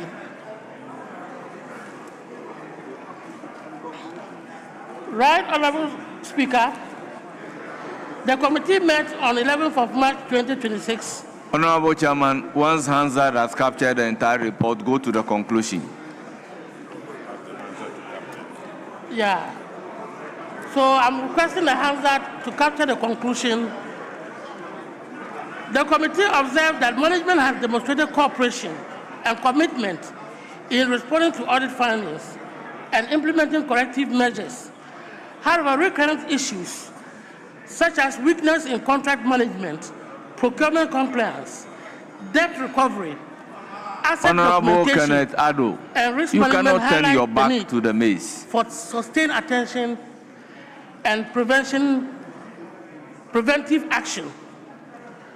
The committee is of the view that sustained management commitment, effective implementation of audit recommendations, adequate resourcing, and continued engagement with the audit committee and the internal audit directorate will enhance accountability and support the University of Ghana Medical Center in the effective discharge of its mandate as a leading quaternary health facility in Ghana. Honorable Speaker, I so move. All members, motion move, report presented. Any seconder? Mr. Speaker, I rise to second the motion ably moved by the chairman of the committee. And in seconding the motion, Mr. Speaker, the reports. Order. Please, all honorable members standing should resume their seats. Please. One of the major findings of the Please report. resume your seats. I'll start mentioning name into the record. Please resume your seats.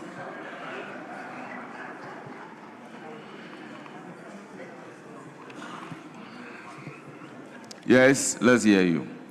Thank you very much, Mr. Speaker. One of the major findings of the audit is weak internal controls at the institute. Internal controls, as defined by most accountants, is the whole system of control, financial or otherwise. It's been observed that the other aspects of the controls in the institute is very weak, and the institute is being encouraged to improve upon it. With these few words, Mr. Speaker, I ask the House to adopt the report of the committee. Honourable members, at the conclusion of the debate, the question is, as many as are in favor say aye. Those against say no.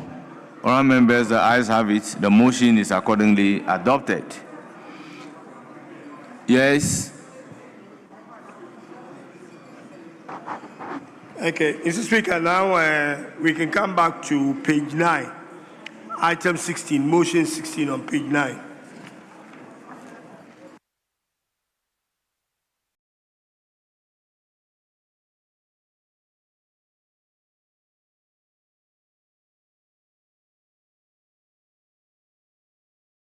Motion number 16.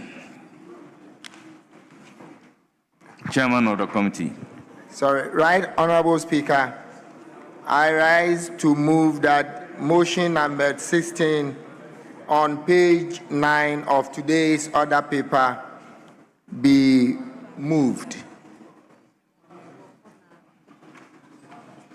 Honourable member, in doing so, present the committee's report.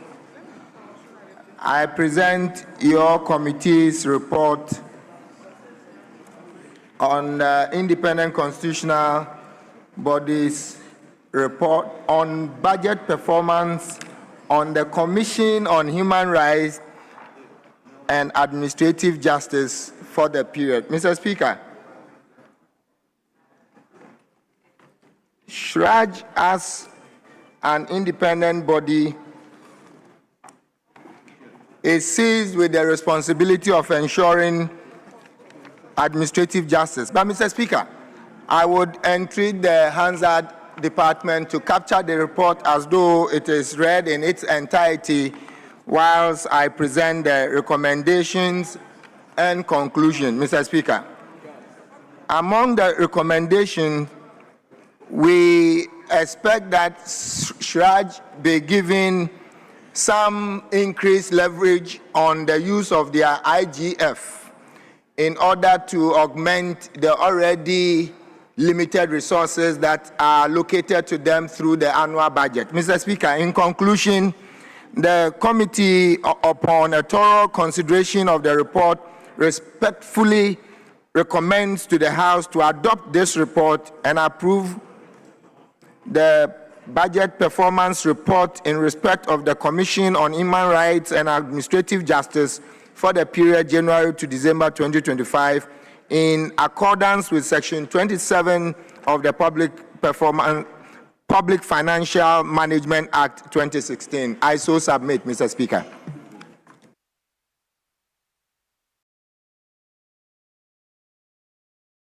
Honourable members, motion move, report presented.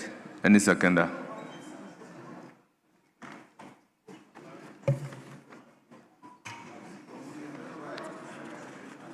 Yes, Honourable Kwame Aguja. Mr. Speaker, I second the motion. Motion moved and seconded. It is for the consideration of the House. Honourable members, I'll put a question.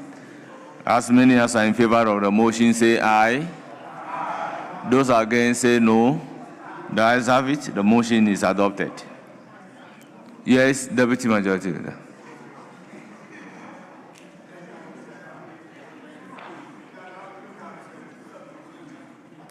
Motion 17, Chairman of the Committee.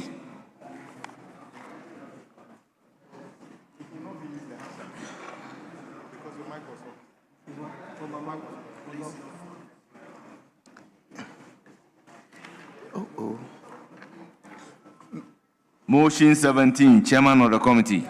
Mr. Speaker, may I seek your leave to just reconcile the reports I have and come in a short time, Mr. Speaker? It looks like the motion 17 and 16 are one and the same.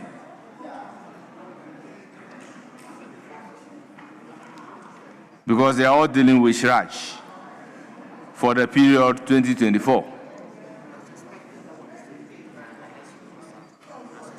Verily so, Mr. Speaker, but I think we need to reconcile, so if you can give us some few minutes, Mr. Speaker.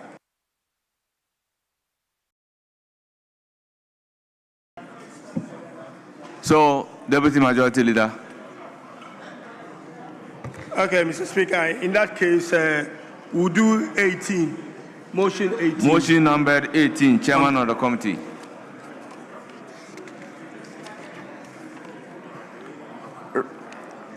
Mr. Speaker, I rise to move that motion number 18 on today's order paper, page 9, be taken by this House. And in doing so, I present the committee's report, which is the report on the Committee on Independent Constitutional Bodies on the 2025 Budget Performance Report of the National Commission for Civic Education. Mr. Speaker, when you look at the mandate of the National Commission for Civic Education, it is national in nature. It is to hold the democratic credentials of our country by educating our populace or our citizens to be up and doing in the discharge of their civic responsibility. But over the years, we note that... Honorable Dr. Hamza, kindly take your seat. Mr. Speaker, over the years, we know that with the enormous responsibility placed on the NCCE, we have not commensurately given them the resources needed to work. However, we were happy with the work of the Commission, given the limited resources that they were given. And Mr. Speaker, a few concerns that this House must take seriously is the dilapidated infrastructure of regional offices of our National Commission for Civic Education. Again, we know that over the years, they've had a lot of staff retiring, and they have made regular requests for increased personnel, which has not been attended to, Mr. Speaker. And so we would want to, in presenting the report, we want to highlight that the Commission staff are characterized by an aging workforce without adequate succession planning. Technically, competent and experienced officers are approaching retirement without younger counterparts to whom institutional knowledge and memory can be transferred.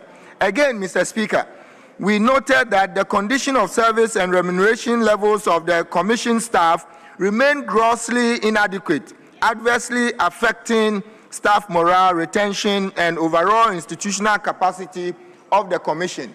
Mr. Speaker, this, among other challenges of your Commission, requires that this House takes the Commission's mandate seriously and address the gap in their capital expenditure and also the need for retooling their offices and giving them adequate staff. Whilst I urge the Hansard Department to capture the entire report as if it was read in its entirety, I would want to present the conclusion of the report. Mr. Speaker, in conclusion, having carefully examined the 2025 Budget Performance Report of the National Commission for Civic Education, and deliberated on the various issues arising therefrom, the Committee on Independent Constitutional Bodies recommends to the House to adopt the 2025 Budget Performance Report of the National Commission for Civic Education and to urge the government to take immediate and concrete steps to address the resource, staffing, and infrastructure challenges confronting the Commission, so as to enable it to fully discharge its constitutional mandate and deepening democratic governance and civic education in Ghana. Mr. Speaker, I so submit. Honourable members, motion move, report presented. It is for the consideration. Any seconder? Any seconder of the motion? Speaker, I second the motion. Honourable members, motion moved and seconded. It is for the consideration of the House. I'll put a question. As many as are in favor, say aye. Aye. Those against, say no. The ayes have it.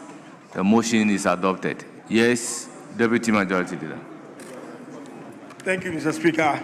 Mr. Speaker, with your indulgence, can I take you to page 13? When we were doing the health motions, we left motion number 36. So if you can take that now, 36.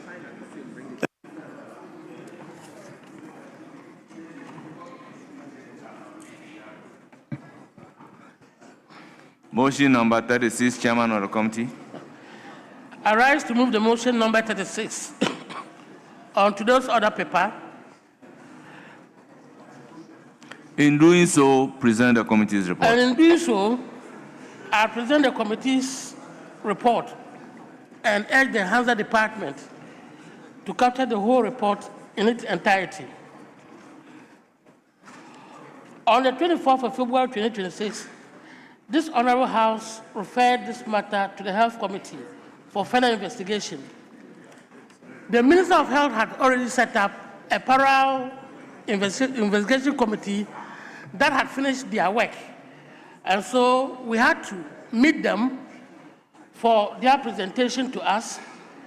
We reviewed the documentary evidence, their postmortem examination findings, and engaged the relevant stakeholders on the operational, clinical, legal, and governance issues arising from the case. The committee concluded that the death of the late Charles Emisa was avoidable. The evidence before the committee demonstrates that the patient sustained survivable traumatic injuries and died as a result of uncontrolled bleeding, delayed resuscitation, and the failure of multiple health facilities to provide mandatory emergency stabilization. Indeed, for about 2 hours, the late Charles Emisa was moved from one hospital to the other, 3 premier hospitals in the country, and yet absolutely nothing was done to save his life. The Committee on Health, therefore, accepts the recommendation of the Minister that the health professionals involved should be referred to their employers and then their regulators for further investigation and disciplinary action. Thank you. I so move. All members, motion move. Any seconder?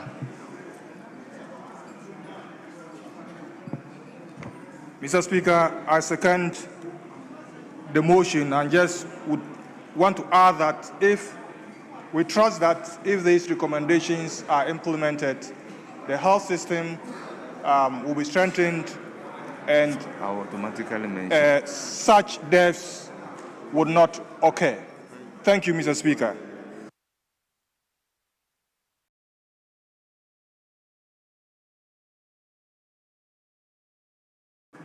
All members, motion moved and seconded. It is for the consideration of the House.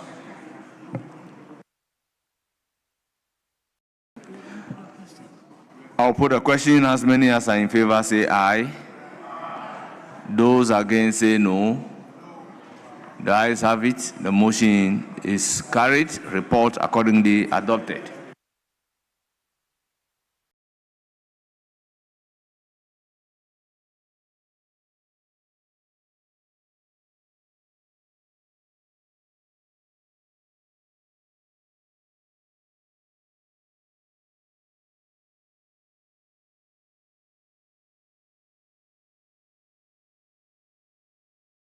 Yes, Honorable Habib.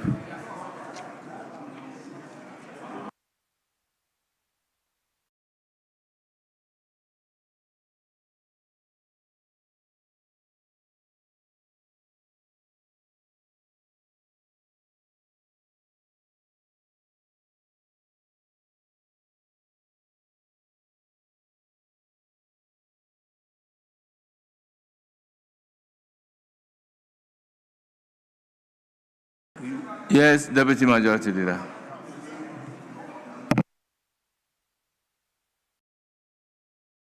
Yes, Deputy Majority Leader. Mr. Speaker, I now want to take you to addendum, page 1. That is a motion number 3. Finance Minister.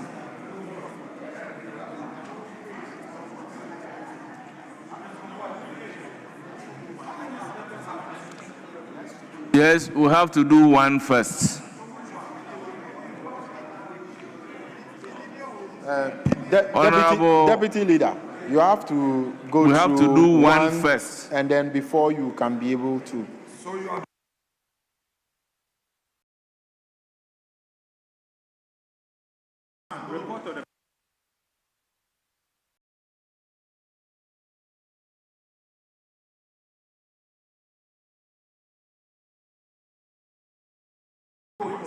Sorry, Mr. Speaker. Mr. Speaker, it should rather be item 1, which is a presentation of papers for the committee minister to present the report. Yes, honourable members, at commencement of public business presentation of papers, item numbered 1. Report of the Finance Committee on... Mr. Speaker, we need to make an amendment. The paper should be laid by the chair of the committee, Yes, so chairman of the committee. So we are making an amendment to reflect the chair of the committee. Chairman of the committee. But Mr. Speaker, this is not a one-sided chamber. So if the majority relating, so we should be heard. So that is the reason why we were saying, because it's not going to be by the minister. The minister doesn't lay the report. It's the chairman of the committee. So that can be done. Honorable Habib, you know you are my friend, so we don't need to litigate on this matter. He's my friend.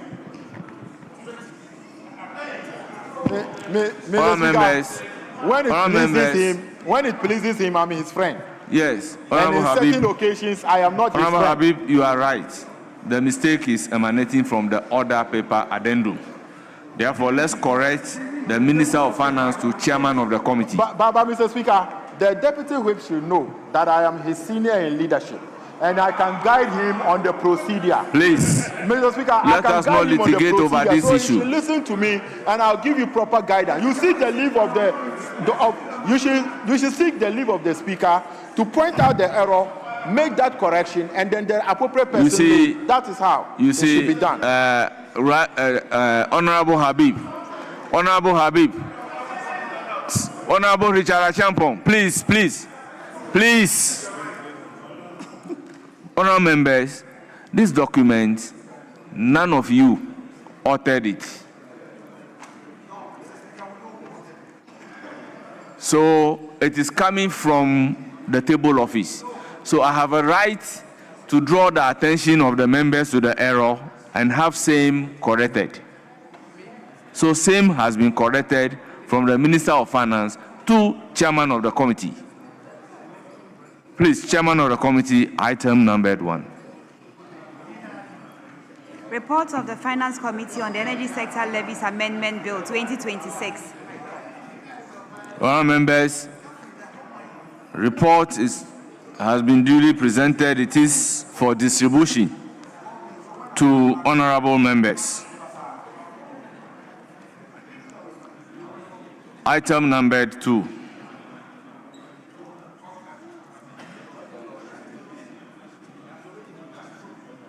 It has already been laid. Very well.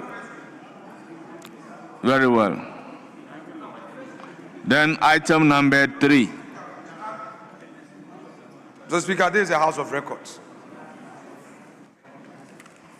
I just want to be sure of what we are all doing. Mr. Speaker, the bill titled Energy Sector Levies Amendment Bill 2026, with a memorandum with a last paragraph ending, the bill therefore seeks to amend the schedule to Act 1135 to increase the rate of the energy sector shortfall and debt repayment levy on fuel oil as well as road fund levy on fuel oil. Is that the document? Mr. Speaker, I just want to be sure. Is that the document being laid which is increasing Yes. the rate of energy Minister sector for levy? Finance. Yes. Item number 3. Thank you, Mr. Speaker. Mr. Speaker, the presentation and first reading of the bill has already been done when I presented it first. So that's why I'm calling item number 3. And so, Mr. Speaker, if I may move to motion advertised as item number 3, page 1 of today's order paper addendum, so that I can give explanation to the memorandum of the bill and what this bill seeks to do. Thank you, Mr. Speaker. Yes. Mr. Speaker, I'm not too sure whether the burden of my call has been answered. Mr. Speaker, I want to very humbly ask my colleague in leadership whether the very item I just read, which seeks to increase taxation, is what is being considered and is the same document labeled item 2 on the addendum of the paper. I just want clarification. Honourable Minority Leader, the motion that has been moved will enable you to debate on the basis of the explanatory memorandum from which you are raising the issue and the report. Mr. Speaker, I've understood that. So you have the floor to do Mr. Speaker, whatever you want to do. Mr. Speaker, bear with me. I'm not a finance person. I lead a side that needs to understand where we are. Especially so when the matter before us was not originally part of what we had programmed. So I only want to inquire from the Deputy Majority Leader whether item 2 on the addendum or the paper is the same as a document which I have, because Mr. Speaker, I have some 2 documents saying 2 different things. Well, so, what are the different things that they are saying? Very well, Mr. Speaker. One document is reading, the object of the bill is to amend the Energy Sector Levies Act 2025, Act 1135, to increase the rate of energy sector shortfall and debt repayment levy on fuel oil and the road fund levy on fuel oil, and to improve compliance and curb diversion of the product. Mr. Speaker, the conclusion also reads, I don't want to bore the House. The bill therefore seeks to amend the schedule to Act 1135 to increase the rate of the energy sector shortfall and debt repayment levy on fuel oil, as well as the road fund on fuel oil. Mr. Speaker, that is the first document. Then the second document, Mr. Speaker, that is the Just a second, Mr. Speaker. Yes. Mr. Speaker, so the second document is saying something else. I want clarification. Yes, the way you read the first one, equally read the second one, so that we can follow you.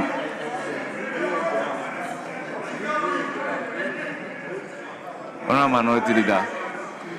Minority Leader, with all humility, let's end it here. Mr. Speaker, you know have humility, the opportunity Mr. Speaker, to debate. Mr. Speaker, you know how, Mr. Speaker, I promise you. Yes. That so we keep would to have, the promise. Mr. Speaker, not when, no. Mr. Speaker, with respect. With respect. At least let us have a copy. I'm a leader. I should have a copy.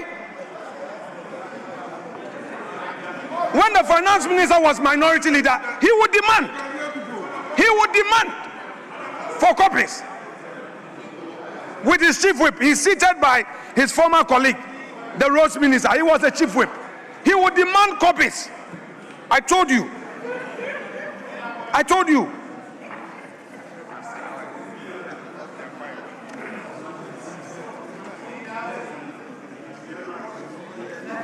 Okay, Honourable Minister, I understand you didn't move the motion you are about moving. You did not move the motion. Please, then you may do so.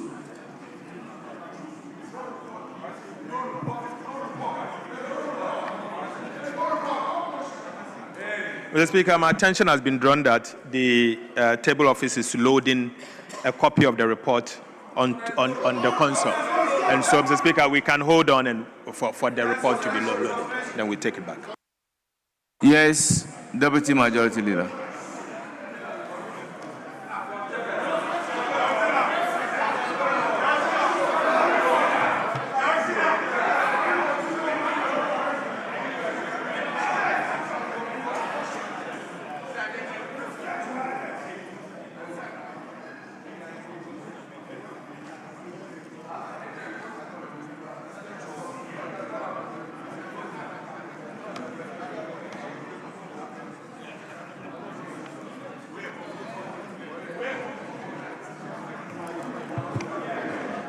Okay, Mr. Speaker, for the time being, we can look at page 2 of the addendum, item 6. Thank you.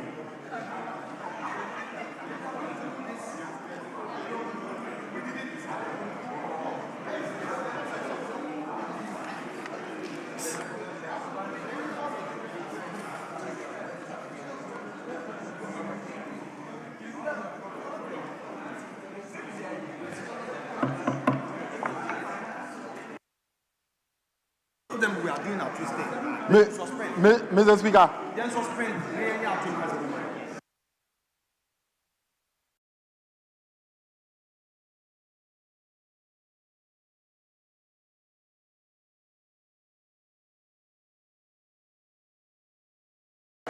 Mr. Speaker, I think we can continue with the second reading of the Energy Sector Levy Amendment Bill. The report is now ready, so it can be. Yes.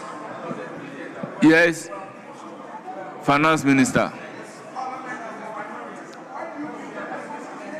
Finance Minister, you have the floor. Right, Honourable Speaker. I beg to move that motion advertised as item 3 on today's order paper addendum be taken now. Mr. Speaker, the object of the bill is to amend the Energy Sector Levies Amendment Bill 2026. Right, Honourable Speaker. Government has noticed, and there's the need for us to bring to the attention of the House of a tax evasion scheme in the downstream petroleum industry. And there is an urgent need to cure that tax evasion scheme. Mr. Speaker, there has been a potential revenue loss of about $25 million in the last 6 months. From January to June this year, And this stems from the fact that diesel has been misclassified as fuel oil by certain individuals. Mr. Speaker, diesel is almost the same as fuel oil. However, diesel attracts taxes of 3 cedis 35 pesos per litre, whilst fuel oil attracts tax of 25 pesos per litre. Mr. Speaker, this has resulted in a differential of 3 cedis 15 pesos. Mr. Speaker, when we conducted the time series analysis, on average, every month, fuel oil that should be sold in the country using the time series analysis for the last 5 years meant that government of Ghana should be selling 5 million liters per month for fuel oil. But Mr. Speaker, strangely, we have seen that from January to June, fuel oil has gone up instead of the 5 million liters per month to 20 million liters plus per month. This represents 493% increase over the last year. Mr. Speaker, the incentive is because there is clearly a huge tax arbitrage. And so, as a result of that, some individuals are taking advantage and smuggling, buying fuel, buying diesel and disguising it as fuel oil and collecting the taxes on it. Right, Honorable Speaker, government intention is that we will continue to give that tax exemption to industries. However, instead of ex ante, this tax exemption will be ex post. Mr. Speaker, ex ante simply put that you get a tax exemption ahead, now you get the tax exemption ex post. You have to pay for it as industry and claim the refund. Mr. Speaker, this will not amount to a tax increase. Right, Honorable Speaker, for emphasis, fuel oil is not used by motorists, it's used by industry. And so, Mr. Speaker, for emphasis, there will not be a tax increase on petroleum product. However, Mr. Speaker, what is actually happening is that because of the huge arbitrage, there is incentive for smuggling. Mr. Speaker, last year, when we introduced an amendment to the Energy Sector Management Act, we equally saw a surge in smuggling using the marine gas oil. Mr. Speaker, what we did was that we stemmed it by leveling the taxes on diesel to marine gas oil. All of a sudden, Mr. Speaker, we've seen that it has stopped. But, Mr. Speaker, going forward, since January, we've now seen that the scheme has been moved from marine gas oil to fuel oil. So what we are saying is that we are equally going to amend the Revenue Administration Act to make the tax refund system relating to industries buying fuel oil, move it from 90 days to 14 days. Mr. Speaker, in the meantime, the Commissioner General will issue a practice note so that using that practice note, that tax exemption will be given to them in 14 clear days. Mr. Speaker, this is to make sure that I'll give you the floor after him. This is to make sure that the government will reduce the cost of this smuggling. Mr. Speaker, to conclude, if care is not taken, the state will lose in excess of 1 billion Ghana cedis per annum on the back of smuggling. Mr. Speaker, the activity is indeed illegal, but the quickest route to fix this leakage is to level the arbitrage so that there will not be incentive for an individual or an institution to smuggle and sell it as taxes. Right, Honorable Speaker, to conclude, those smuggling fuel oil, smuggling diesel and disguising it as fuel oil are behaving as mini GRAs. they are selling the product to you as diesel. And then they are collecting the taxes that is due the state and keeping it to themselves. Mr. Speaker, this approach will stop it. And as a result of that, what will happen will be that those genuine industries that should benefit from this fuel oil will now get the opportunity to claim it from the Ghana Revenue Authority within 14 days. 14 days, they will get their money back. Mr. Speaker, yes. So largely this is a compliance measure to stem the leakage. I so submit. Mr. Speaker, with respect, Mr. Speaker, I just want to move that everything the finance minister said should be expunged from the record. Mr. Speaker, everything the finance minister said after moving motion number 3 should be expunged. Mr. Speaker, I said so on the basis that motion number 3 says that the Energy Sector Amendment Bill 2026 be now read the second time. If you read our standing orders, in standing order 1671, it says, when a motion is moved that a bill be now read the second time, a full debate shall ensure on the basis of the explanatory memorandum and the report from the relevant committee. The standing order doesn't give the minister an opportunity again to say everything that he has said. He was just to do that the Energy Sector Levy Amendment Bill 2026 be read the second time. The committee chairman is the one who's supposed, Mr. Speaker, the committee chairman is the one who's supposed to now present the report of the committee, then the debate will now come. But the finance minister, it is not part of our orders for the finance minister to get up again and then read the entire memorandum. Mr. Speaker, in any case, in the first reading, I had asked of the finance minister in standing order 1633, where he has already given us the explanation of the memorandum. But second reading does not offer the minister that opportunity, except the committee chairman who presents the report of the committee. So what he has done is alien to our rules. What he has done is not the practice of this house, and it should be expunged. The chairman of the committee should present the report, then we can debate the report. Thank you, Mr. Speaker. Yes. Mr. Speaker. Why? I'll listen to you. Yes. Mr. Speaker, the objection presently posed by the First Deputy Minority Whip is totally baseless and unfounded. Mr. Speaker, the record will bear there is one man who has been demanding for explanatory memorandum. Please.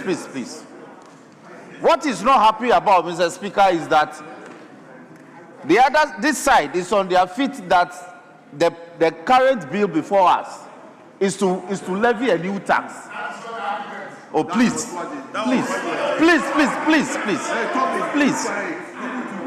The argument is that we have to levy a new tax. And so when the minister moved the motion and explained that it is actually to lead to a reduction, they are not happy about the fact that a reduction is being encouraged.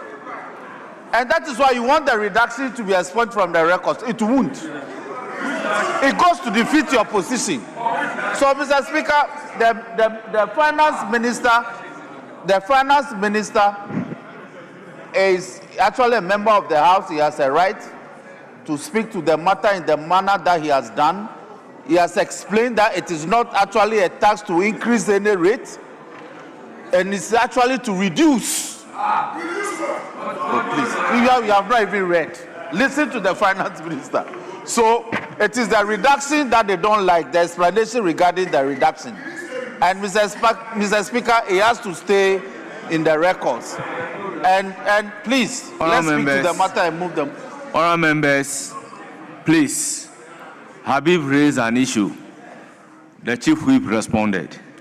I think on this occasion, they are both wrong. Now, let me state my reasons. Now, the first reason is that it is only when a paper is presented that you call for a short explanation. under Order 97. Now, this is a motion moved for a second reading. Now, if you move the motion for second reading and you don't give any explanation, how do you convince the House? How do you convince the House? So therefore, the Finance Minister, using the opportunity to convince the House that this is a motion that the House should agree upon, is not wrong. So for you to take offense that the Finance Minister was wrong, I feel you are also wrong. So now I will call on the chairman of the committee to present the committee's report, and thereafter the debate will ensue on the basis of the explanatory memorandum and the report of the Finance Committee. Mr. Speaker, thank you. Mr. Speaker, we are always in this chamber guided by you.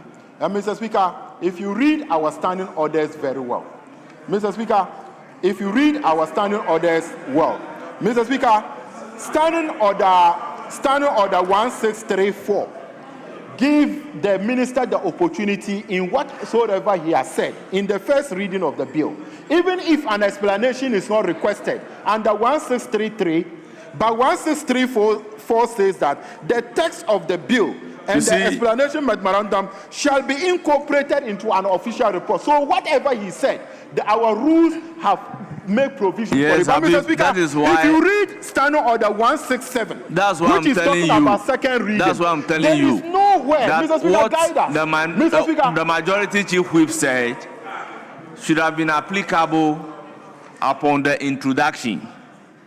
That's what he has as of right. But if a minister or a member is moving a motion such as this, calling on the House to accept something, the minister who is moving the motion can convince the House that this is a motion that the House can consider. So he can indicate what the House should take into consideration in considering the motion that the minister is moving. This is not a wrong practice. Mr. Speaker, we are always guided by you. Mr. Speaker, in our standing orders, if you read the heading of 167, it says second reading of bills. That is in Article 1066. 1 and 2 and 3. There is nowhere in our standing orders in second reading that offers the minister an opportunity to explain the entire memorandum. What happened in second reading is that the second reading, he just moved the motion, and the committee chairman now present the report. It is in the report. If the minister wants to debate or explain whatsoever, after members contribute, he will be given the opportunity to explain. But what the minister did, Mr. Speaker, we have been doing second reading in this chamber, and we do not in second reading. Mr. Speaker, I am yet to see anywhere in our standing orders that says that second reading, the minister have an opportunity to explain everything. But the chairman of the committee, in presenting the report, will tell us everything what the decision of the committee is. So what the minister is saying, Mr. Speaker, as you stand that, we should expunge in the standing order that says if a minister is moving a motion, he cannot convince the House that the motion should be adopted? If there is something like that, you can point it out to me, or you point it out to the House.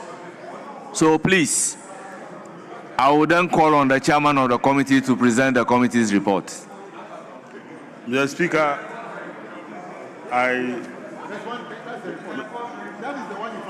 Mr. Speaker, this is the report. This is the report. You have a copy there. Mr. Speaker,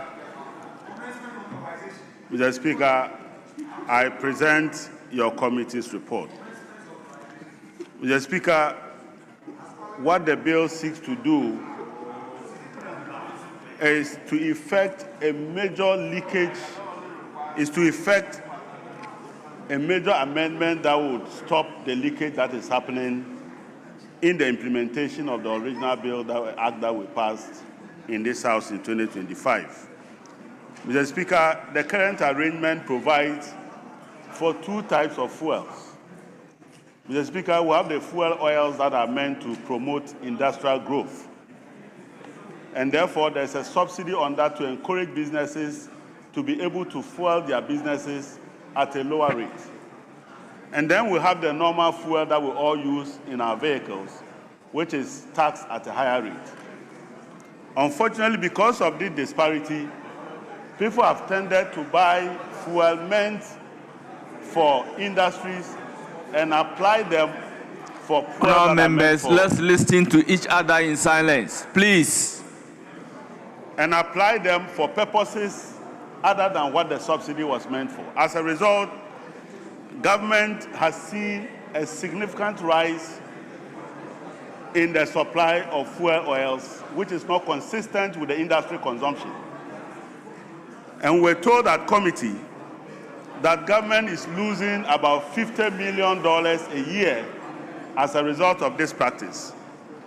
And therefore, the government has decided that even though it still wants to give the subsidy to encourage industrial production, the amendment is to the effect that those industries will buy at the rate that everybody is paying for fuel and then claim the subsidy as a refund. Exactly, so that you come and claim as a refund. Mr. Speaker, that way we have not increased any rate, but we have instituted a compliance to ensure that when you say you are using it for industrial production, it is indeed for that purpose, and you will pay the appropriate subsidies and enjoy the subsidies. So that is just all that we are doing.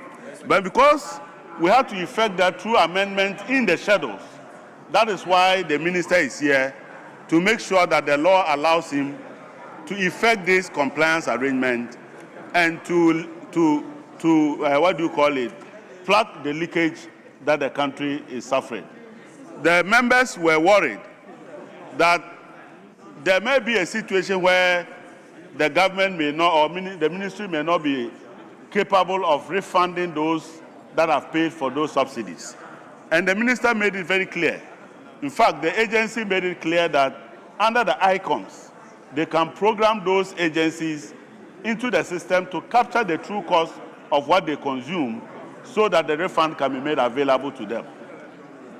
And this was a major concern that separated the minority from the majority. And therefore, the majority were of the view that they still were not convinced that the ministry will be capable of refunding the money. But we thought that the arrangements that have been described provide a better avenue to refund the monies. Therefore, Mr. Speaker, we recommend to this House to approve this report by a majority decision and to approve and pass the bill. Mr. Speaker, I so submit. Honourable members, the motion for second reading was moved, report presented.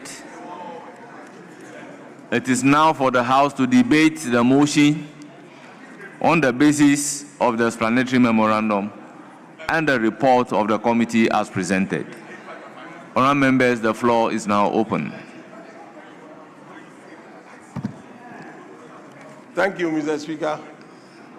Should I go ahead? Yes, you have the floor, Chairman of the Energy Committee.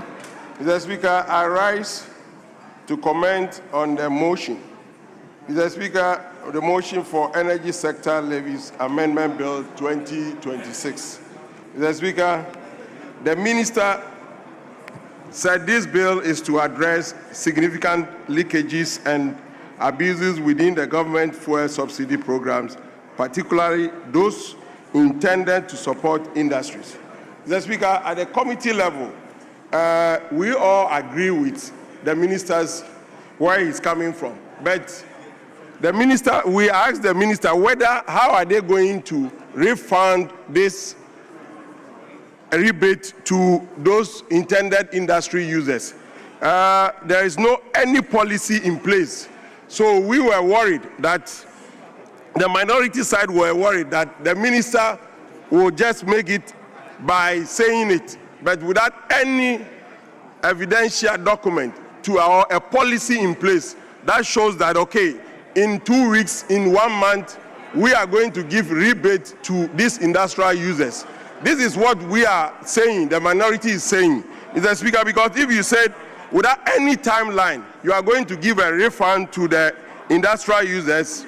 That is 14 days. Where is the policy document? There is nothing of that sort in place. So this is what the minority were saying. Because it's going to affect the industries, Mr. Speaker. These industries are going to produce a product for ordinary Ghanaian to buy.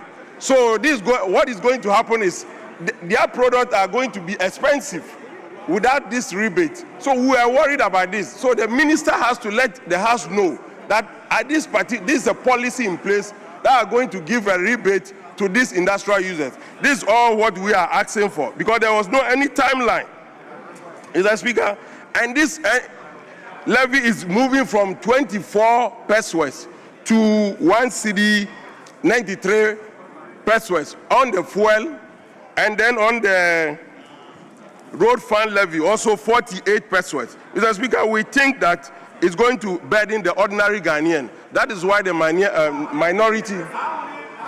That is why, Mr. Speaker, that is why the minority side decided not to support this bill. Thank you, Mr. Speaker. Let me hear from the Minister for Energy.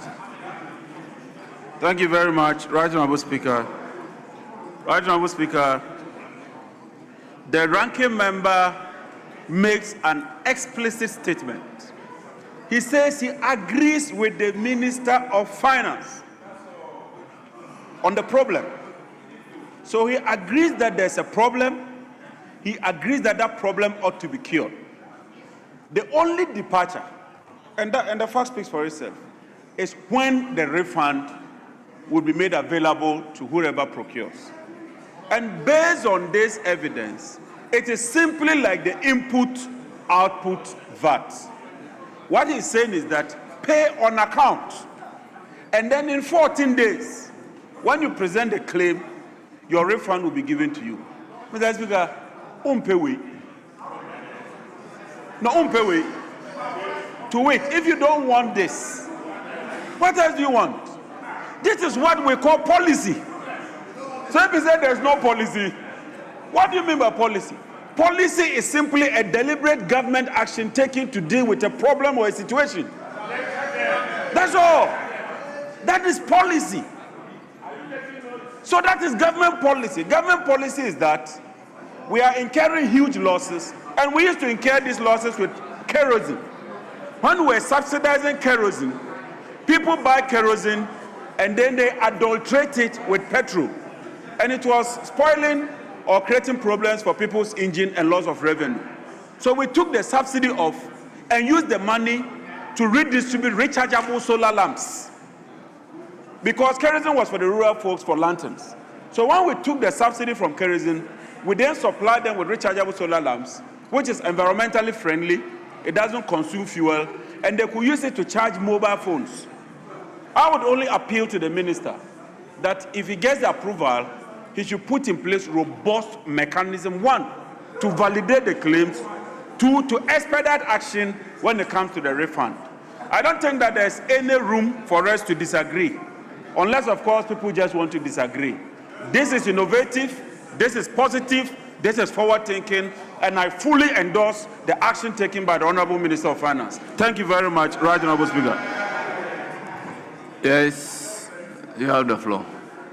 Thank you, Mr. Speaker, for the opportunity to comment on the report that is laid before this House. Mr. Speaker, this report has two main objectives.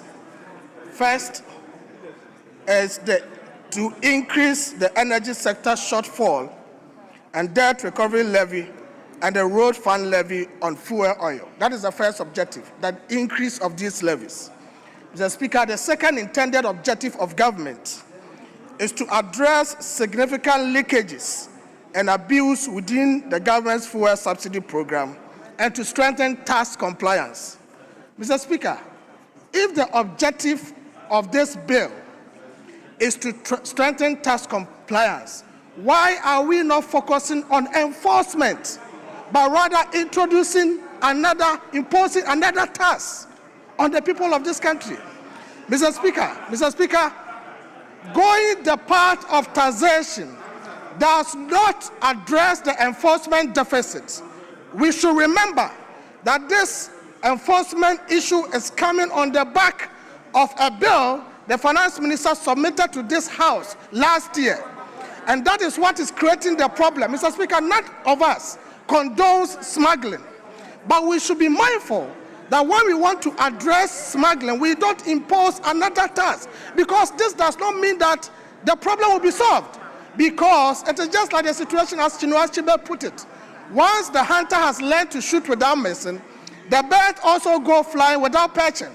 So there is no justification, or there is no indication that if we introduce additional tax, if you impose additional tax, the smuggling will stop. Mr. Speaker, what happened to ensuring that there's stronger fuel tracking?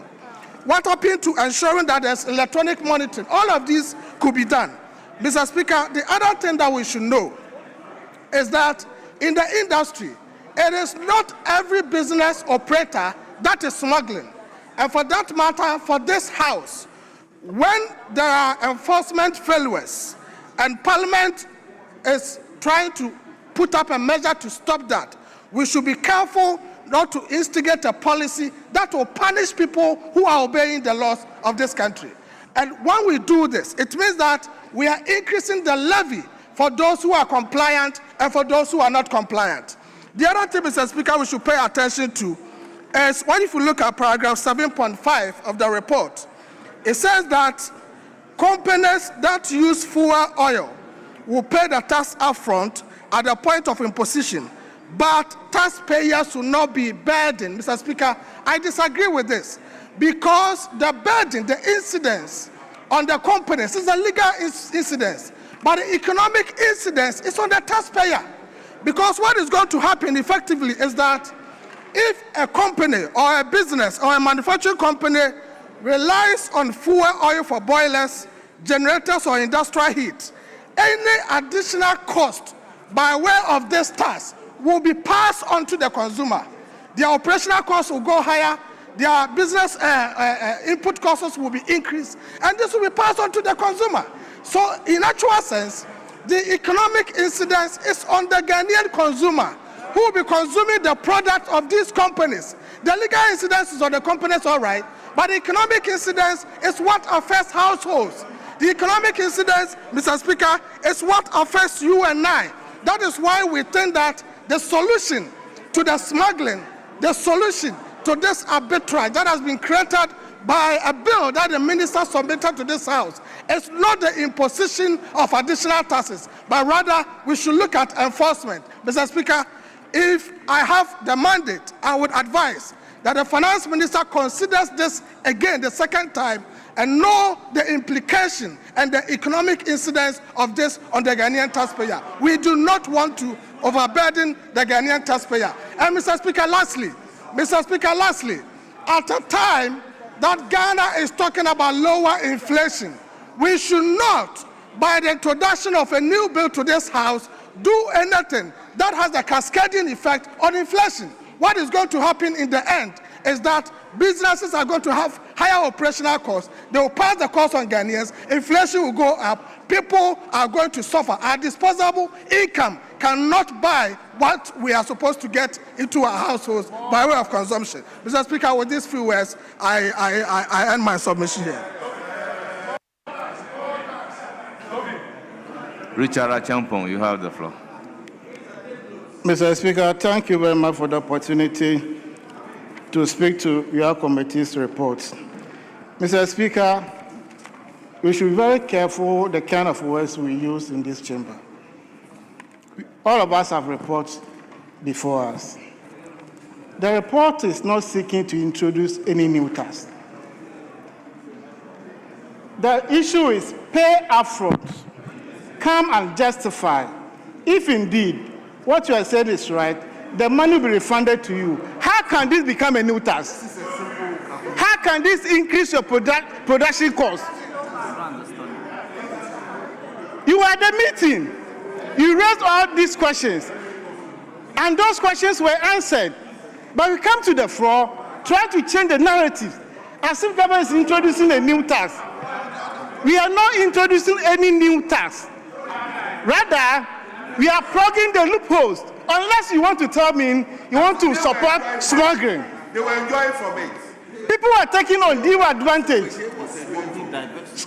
Smuggling these products because of the price differentials. And we are saying we are pegging all the two products at the same price. Pay for it upfront, come and justify, the money will be refunded to you. Initially it was 90 days. The minister said, no, I will do 14 days. And if you don't like this, what again do you want? And you want to tell everybody that new taxes and it will affect disposable income. Which income? Which income? Production costs will not increase. You pay upfront, you come, you justify, the money is refunded to you. Teach them. And this you don't want to understand. Refuser. You understand, but you are forcing yourself not to understand. Don't do that. So, Mr. Speaker, we are trying to bring sanity into the system. With this same for premise fuel, people were smuggling it, and the beneficiaries were not getting it. Thank you. Why would they did? Right now, there's sanity under the premise arrangement. The chairman is seated here. Yes. And if we identify another loophole, let's block it and make sure the real revenue is given to the state for national development. That's all. When you were debating, you were talking about revenue underperformance. These are some of the challenges. And the minister is trying to address it, and you are trying to go to town, misinform people that we are introducing new taxes. Where is the tax handle here? Don't do that to this nation. This export subsidy that we are talking about, pay upfront, come, justify, the money is refunded to you. And we are shortening the time frame from 90 days to 14 days. Mr. Speaker, with this, put the question so that we will leave out of this place. Thank you very much for the opportunity. Honorable Richard Achampo, that is why you are not the speaker. Yes, Honorable Boma. Thank you very much, Mr. Speaker, for the opportunity to comment on this report of Finance Committee on the Energy Sector Levies Amendment Bill 2026. Mr. Speaker, let me avert the mind of my senior colleague Achampo that the name of this bill is Energy Sector Levies Amendment Bill.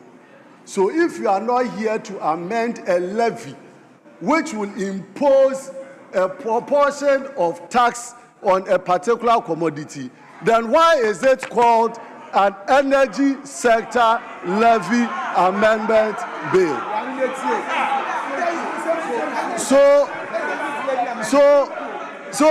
it is important for the House to understand. It is important for the House to understand that the bill before us is seeking to do something that originally wasn't there. The position of the law prior to this amendment, was to the effect that fuel oil did not attract some component of levies.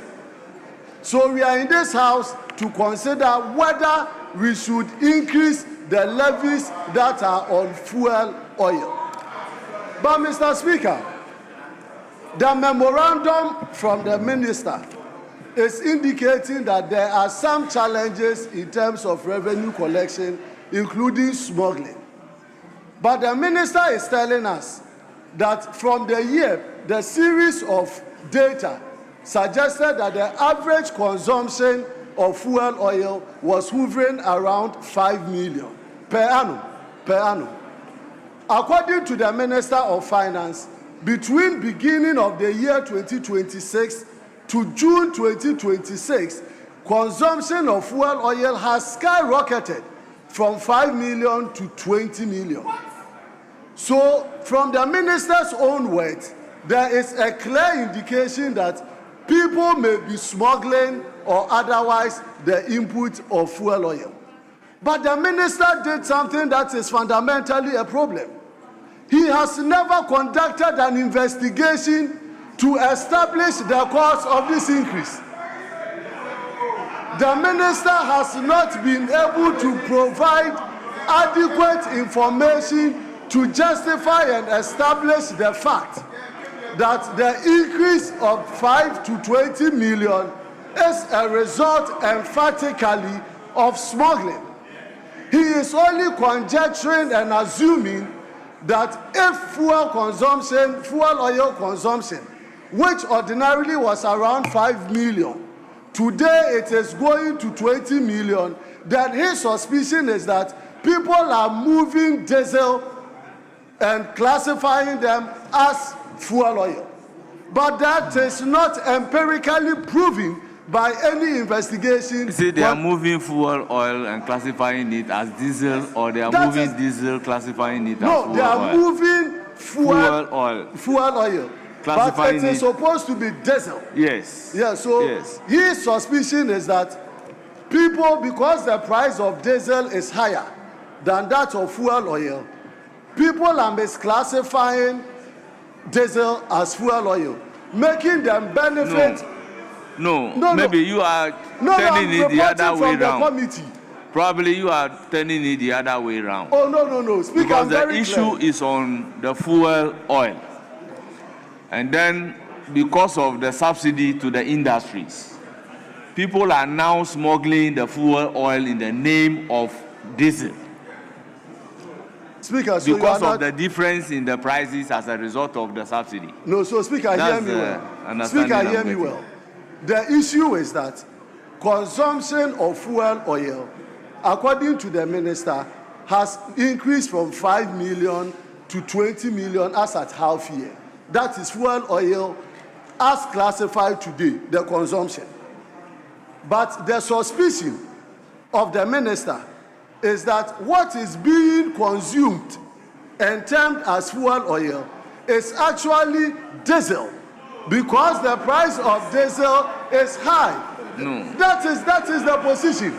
So allow me to flow. That is the position. It is for that reason that the minister is saying that to equalize the price of fuel oil will allow the cost of fuel oil and diesel oil to be at par, so that there will be no smuggling. That is the position why the minister is here. So the minister is here to equalize the price of fuel oil to be equivalent to that of diesel, so that diesel that is suspected to be smuggled as fuel oil. No, that's clearly the position, Speaker. That's the position. I have been a practitioner from tax revenue point of view, and we have discussed this thoroughly at the committee level. So, Speaker, this is clearly the position. There is no contradiction to that effect.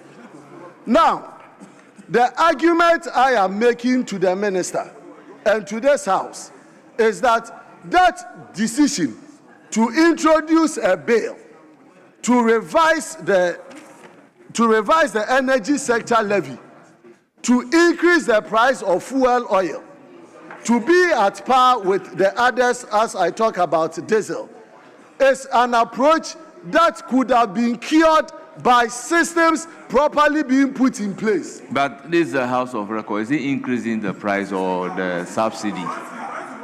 So it's not subsidy. Subsidy is being removed. Yes. And now they are going to increase the price of fuel oil to the price of diesel.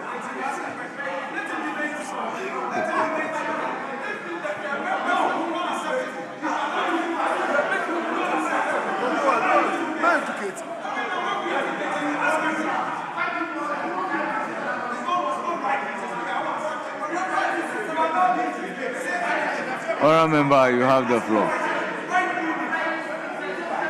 You have the floor. To say that he wants to use Pelican to go and cure some challenges at customs. So why is the minister using a lazy approach or an approach that is seeking to increase price and increase legislation instead of using systems to cure? We are in 2026. Over the past 6 years, who are those behind the smuggling? Mr. Speaker, This is a common phenomenon in 2026. Who are doing the smuggling? Why is the minister not going after those who are smuggling and using the back door to introduce a legislation and to increase the price? So now you are punishing people. You are punishing people and asking them to come through refund. Once you could cure that mischief by passing or using systems to cure it. So, Mr. Speaker, my position and that of my colleagues is that nobody is opposed clamming over smuggling. Nobody is against it.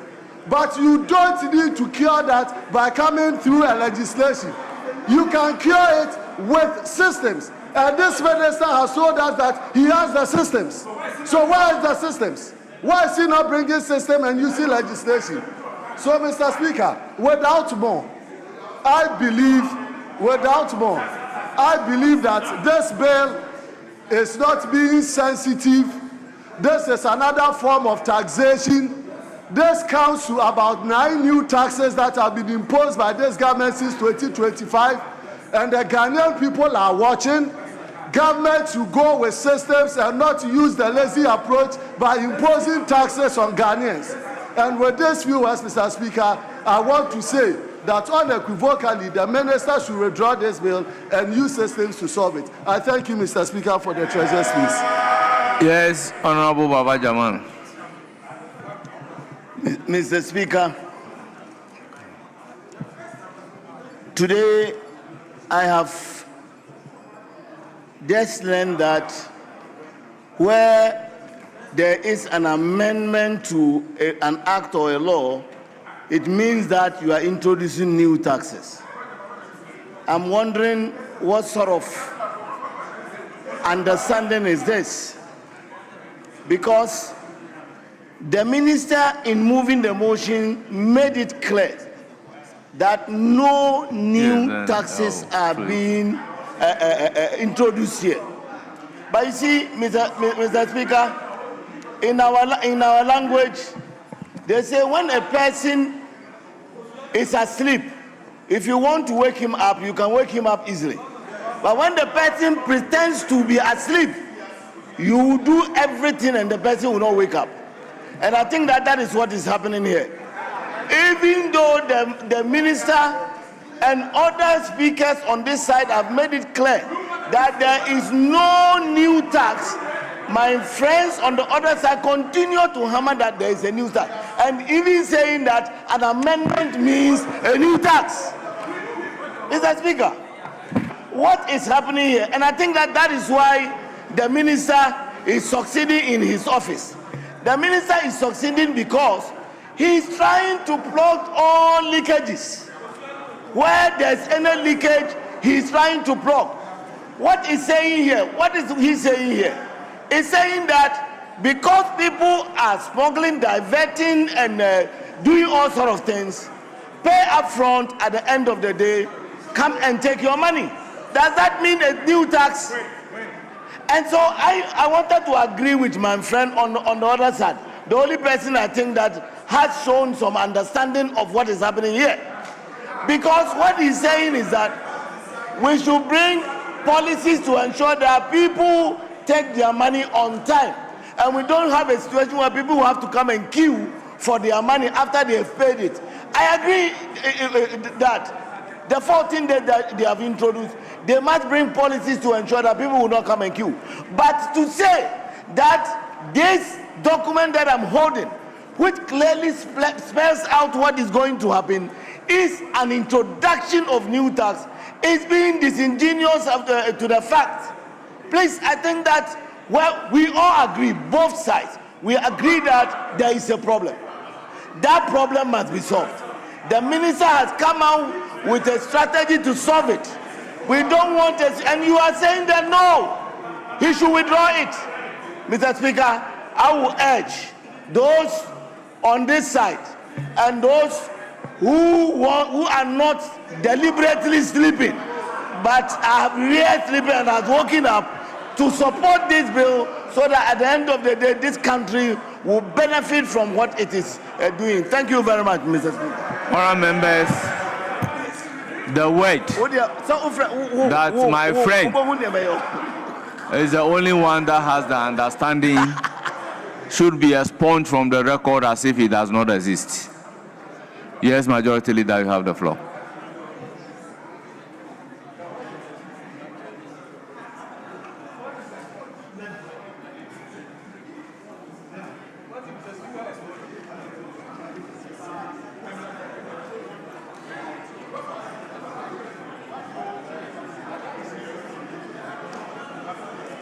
Yes, Minority Leader.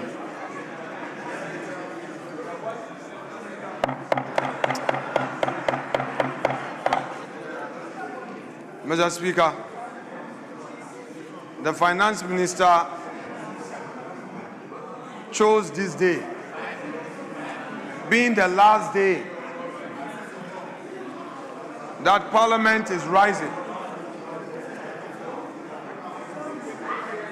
when the ordinary Ghanaian worker has closed from work.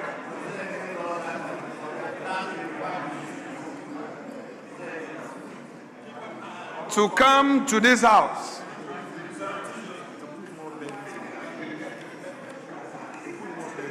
in the name of addressing smuggling, he's imposing additional burden on the ordinary Ghanaian. Mr. Speaker, the Finance Minister said a Minister of Finance is not measured by the levels of expenditure, but he's measured by the level of prudence, how he manages the economy and all. So the question to be asked, is this imposition of taxation part of the management of the economy? Mr. Speaker, the Honorable Yabuama Nyako,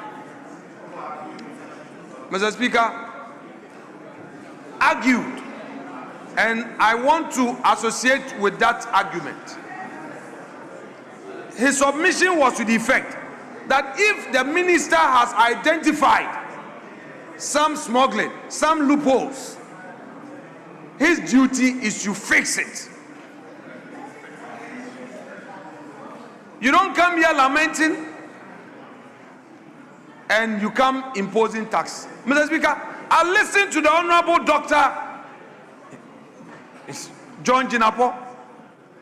He was struggling.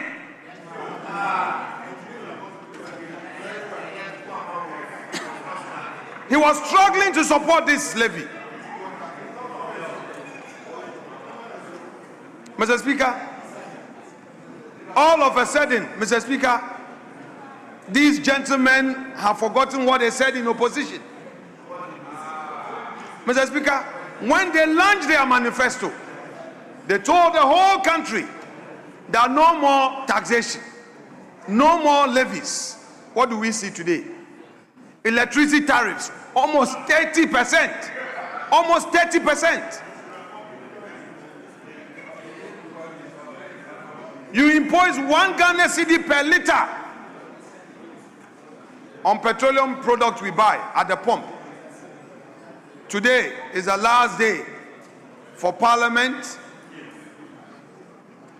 He lays this report, brings this bill, they rush it through at the Finance Committee. The minority members on the committee are asking questions. The Honorable Chairman, Adongo, says no, he is in the majority. So majority decision. Mr. Speaker, we have seen one too many rescissions just because they didn't listen. And we know they won't listen. So the Finance Minister is here. All he wants to do is to get this thing passed so that he goes. Mr. Speaker, what is happening to us is a reset. Mr. Speaker, you have to stop there. Roads and Highways. I haven't heard the Roads and Highways Minister.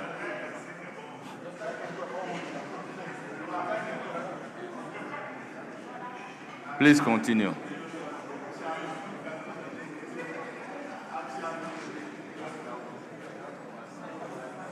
You requested earlier that he should be warned. What was the response?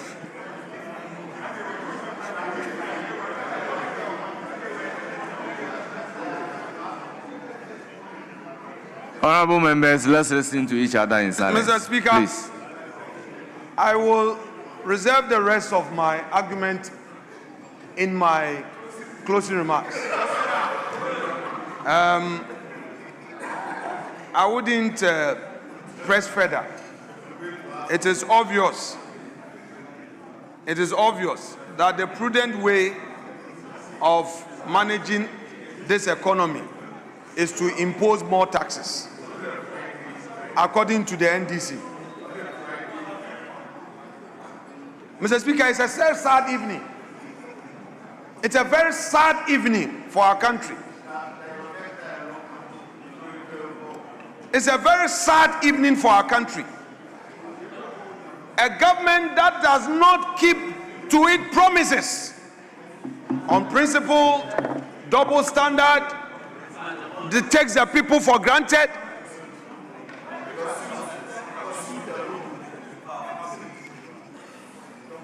How can you say we should pay more taxes?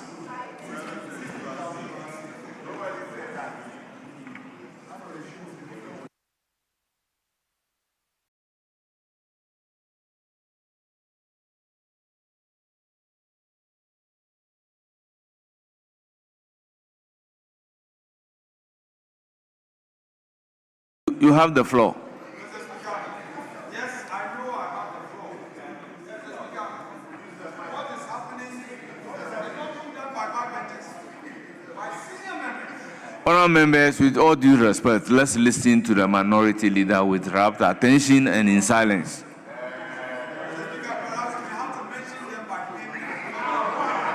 Very well. If they continue, I will place their name into the record.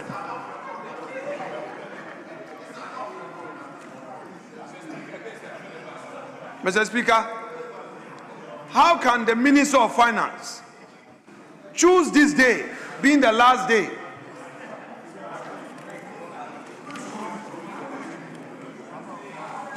to smuggle this tax? Mr. Speaker, the people of Ghana were not promised more taxes. Under the reset, they were promised reliefs. This government cannot mention a single relief it has given to the people of Ghana. Not one. The Honorable Minister for Energy and Green Transition said it's policy. What policy?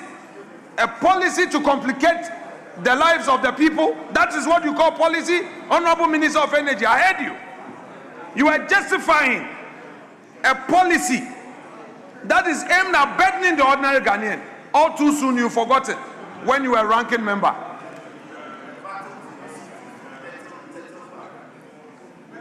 Mr. Speaker, and now we say road fund. They say this part of this is going to road fund.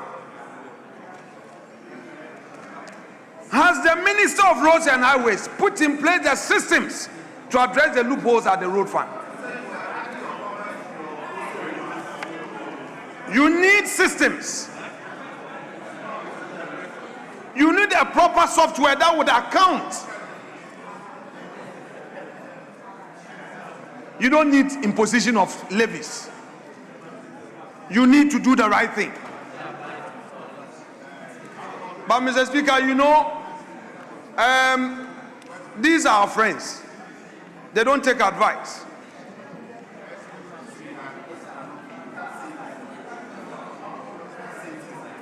Mr. Speaker, they don't take advice. Mr. Speaker, for them, it is 189. Therefore, they will do everything and anything as it pleases them. So who am I? Mr. Speaker, who am I? Mr. Speaker, look at what the IMF said about the losses in the gold for reserve policy. 9.6 billion cedis. That could have been used to address some of these concerns. Mr. Speaker, the minister responsible for public sector reforms, they could have engaged her office with sufficient resources to undertake reforms. They won't do that. No reforms, no public sector reforms. And they have a convenient way, impose taxes and levies. This is not what the NDC promised the people of Ghana. One, you have failed in this one job, 3 shifts. 2, women banking, you have failed. 3, cocoa farmers, you have disappointed them. 4, you have increased tariffs by almost 30%. And you also impose 1 cedi per liter. Today, you are increasing taxes. Today, and Parliament has not been given the opportunity to fully analyze this. The minority side, you rush them because you have the numbers. This is your definition of democracy. Mr. Speaker, the NDC's definition of democracy. I remember, Mr. Speaker, when the finance minister was minority leader. Hey, can you do this? Mr. Speaker, he has a way he will button his suit. He has this tie, Hermes. That is the one he puts on. And you come with speed. He said, no, Mr. Speaker, no, Mr. Speaker, today. Oh, really, Mr. Speaker? The finance minister, Dr. Atuforsen, as he then was minority leader. Mr. Speaker, he never supported taxation in this house. Where is he now? And the energy minister, the way he argued back in the day, today, is it you? Is it you? Is it you, Dr. Jinapo? Is it you supporting imposition of levies on the people of Ghana? You are supporting this? And Mr. Kwame Agboja, I want to remind each and every one of you what you said in opposition. You see, today, posterity has exposed you. Time has exposed you. Today, Adongo, who serves on the Bank of Ghana board, is supporting imposition of levy. Mr. Speaker, the Chief Whip, Honorable Kwame Eche Roxon, the Fiamakpo, Mr. Speaker, who used to raise procedural issues. A man of procedure today, he says we should use today to impose this levy. Today, he says that the procedure doesn't matter. He says Parliament should not scrutinize. Mr. Speaker, the finance minister's deputy, member of Parliament for Eswajaman, and deputy minister of finance. Mr. Speaker, he was serving on the finance committee and later became chair of the budget committee. Mr. Speaker, I have all his contributions. Today, Honorable Ampim, you are supporting imposition of levies. Mr. Speaker, they've been caught by their own words. We wash our hands.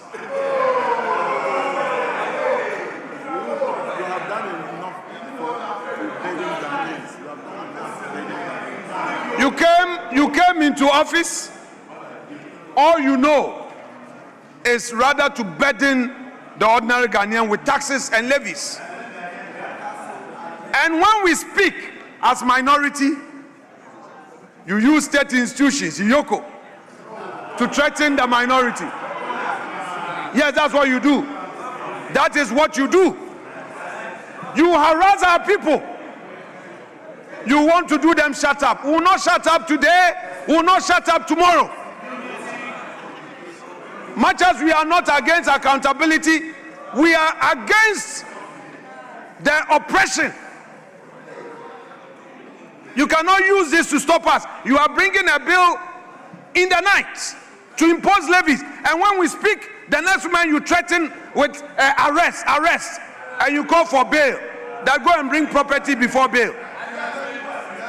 Mr. Speaker, you can march every minority member to court. Get the court to imprison all minority members. Even in prison, minority members will speak from prison. Mr. Speaker, if we don't checkmate you, the majority, this country would move in the wrong direction. Our duty is to stop you from chewing and biting excesses of power. The Constitution is there to control your actions. Today, you see no evil, you hear no evil. When you even see, you can't speak because you are benefited. Mr. Speaker, we are worried. And every Democrat in this chamber must be worried by the actions of government intimidating the minority because we are critics. We've been constructive enough. We don't obstruct you. We tell you the truth. Our members are being intimidated by day. Every now and then, BNI, Iyoko, BNI, Iyoko. Let me tell you, I speak the way I speak because you are taking too much advantage of the power given you. Just because we criticize you. But you are also in office. Mr. Speaker, you are also in office. Our people are going through too much intimidation. You must stop. You must stop. It's all part of your strategy to frustrate the opposition. When you were in opposition, this is not what we did to you. And it was wrong. Yes. Yes. He knows we never enjoyed that. You know. I would be invited. Don't worry. You should sit down then. None of us enjoyed or supported any human rights abuses. And those who know. Today, have you spoken against any human rights abuses? I challenge any of you to come public against the human rights abuses, against the minority. They are your colleagues. You sit on committees with them, and you unleash BNI and Yoko on our members. Mr. Speaker, that said, Mr. Speaker, they cannot talk about time. If you want to do it right, you should have come yesterday or last week. Why did you choose today? Why did you choose tonight? So please, let me make my point. I recall back in the days, Honorable ASK Bagbin, minority leader, he fought for the rights of the minority. He fought. It is my duty to remind you that what you are doing is wrong. You can't have us in this chamber to support government business,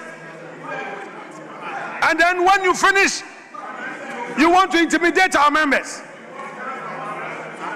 Honorable Bagbin, Member of Parliament for Nadole Kalio, as he then was, fought for the right of the minority back in the day. I am doing the same thing. What you are doing is wrong. Democracy doesn't mean that when you have the power, you should use it to intimidate the minority. Use the power wisely. And let's work together as Democrats.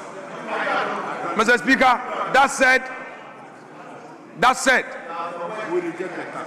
we we, the mighty minority, reject this imposition. We don't want it.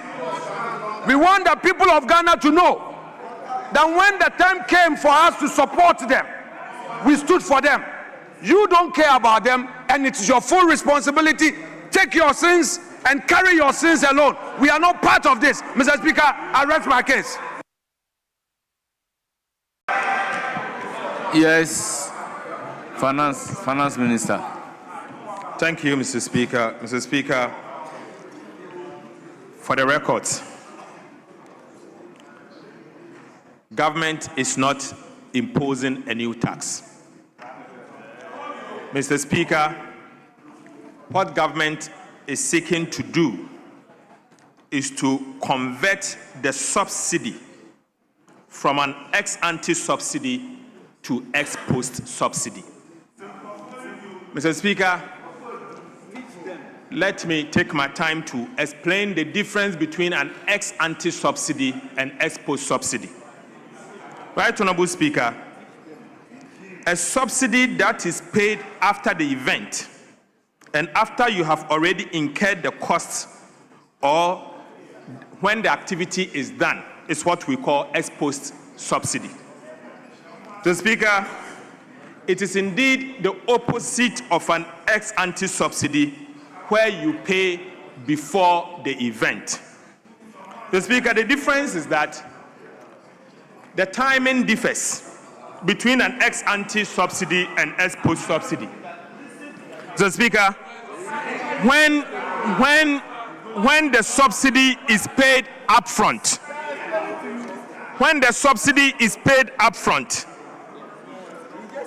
it is called ex-ante subsidy. But when the subsidy is paid after and a refund or reimbursement is given after the event, then it becomes an ex-post subsidy. Mr. Speaker, we have observed an abuse. We have observed some significant leakage. Mr. Speaker, one would have thought that a party in opposition that is positioning itself as a government in waiting will be the one to support a leakage in the revenue administration. So, Speaker, rather we are hearing that the leakage must continue and that they are terming this as subsidy, as a new tax. Mr. Speaker, no, this is not a new tax. No wonder once upon a time review of the free SHS was seen as cancelling free SHS. No wonder.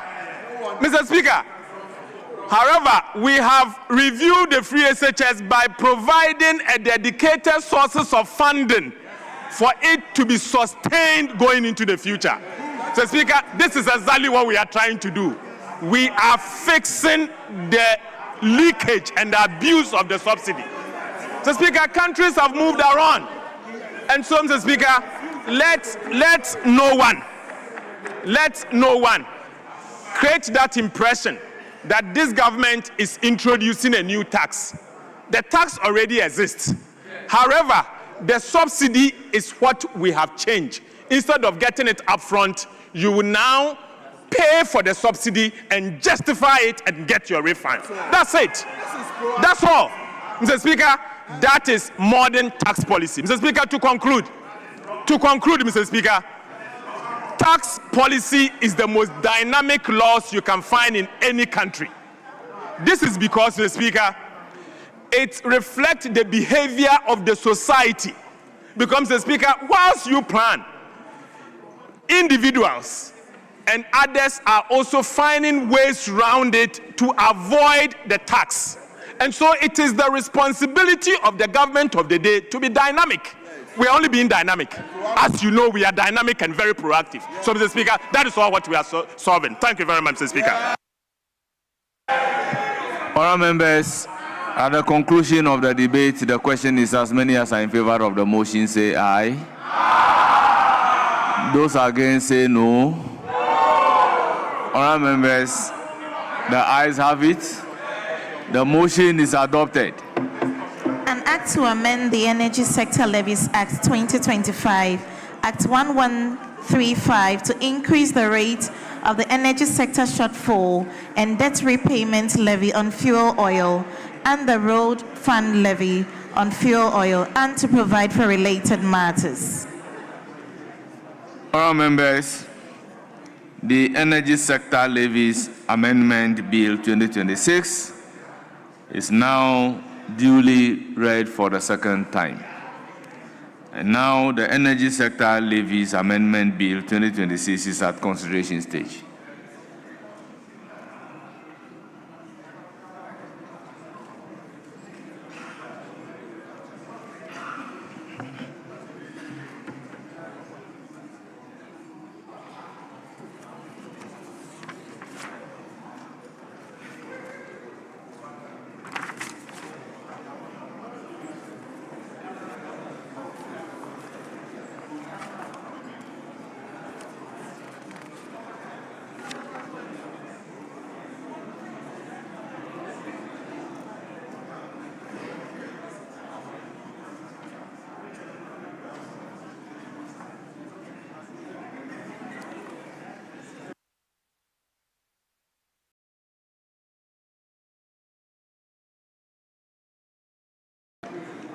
All members,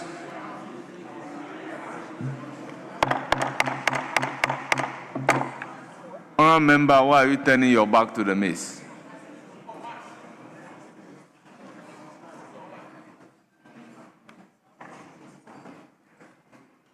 All members, the schedule to act 11:35. Chairman of the committee. No, read. You should read. Schedule to Act 1135 amended. Chairman of the committee. Mr. Speaker, we have no amendment. Honourable members, no proposed amendment from the committee. It is for the consideration of the House. Honourable members, any proposed amendment? In the absence of any proposed amendment, I'll put a question. As many as are in favor say aye. Aye. Those against say no. Honourable members, the ayes have it. The schedule to Act 1135 is accordingly ordered to stand part of the bill. Honourable members, that brings us to the end of the long title. An Act to amend the Energy Sector Levies Act 2025, Act 1135, to increase the rate of the energy sector shortfall and debt repayment levy on fuel oil and the road fund levy on fuel oil, and to provide for related matters. All members, any proposed amendment to the schedule, to the long title? Chairman, we have no amendment. All members, the committee doesn't have amendment to the long title. Is there any proposed amendment? In the absence of any proposed amendment, I'll put a question. As many as are in favor of the long title standing part of the bill say aye. Aye. Those against say no. Honourable members, the ayes have it. The long title is ordered to stand part of the bill, and that brings us to the end of consideration stage of the Energy Sector Levies Amendment Bill 2026.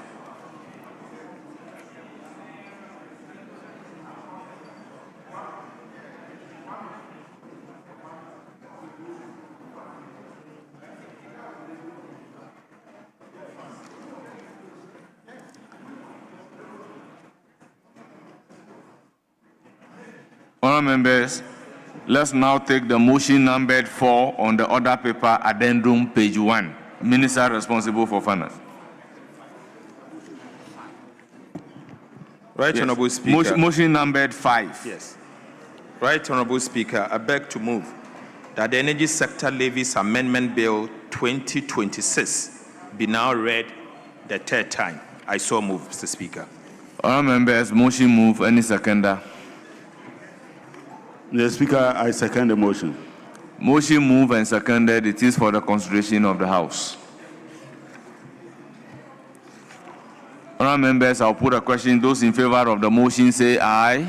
Aye. Those against say no. Honourable members, the ayes have it. The motion is accordingly adopted. An act to amend the Energy Sector Levies Act 2025, Act 1135, to increase the rate of the energy sector shortfall and debt repayment levy on fuel oil and the road fund levy on fuel oil, and to provide for related matters. Honourable members, the Energy Sector Levies Amendment Bill 2026 is now read for the third time and duly passed.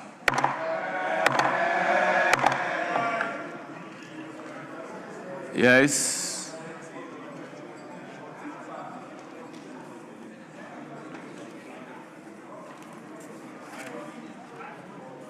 Yes, Majority Chief Whip. Speaker, have we taken all your reports? Speaker, may we suspend for 10 minutes? Yes. No. So we suspend for 10 minutes. And then, so that we can come back in 10 minutes, Speaker. Yes. Speaker is ready. Yeah, Mr. Speaker, I think we can take that suspension. All members, the House is accordingly suspended for 10 minutes.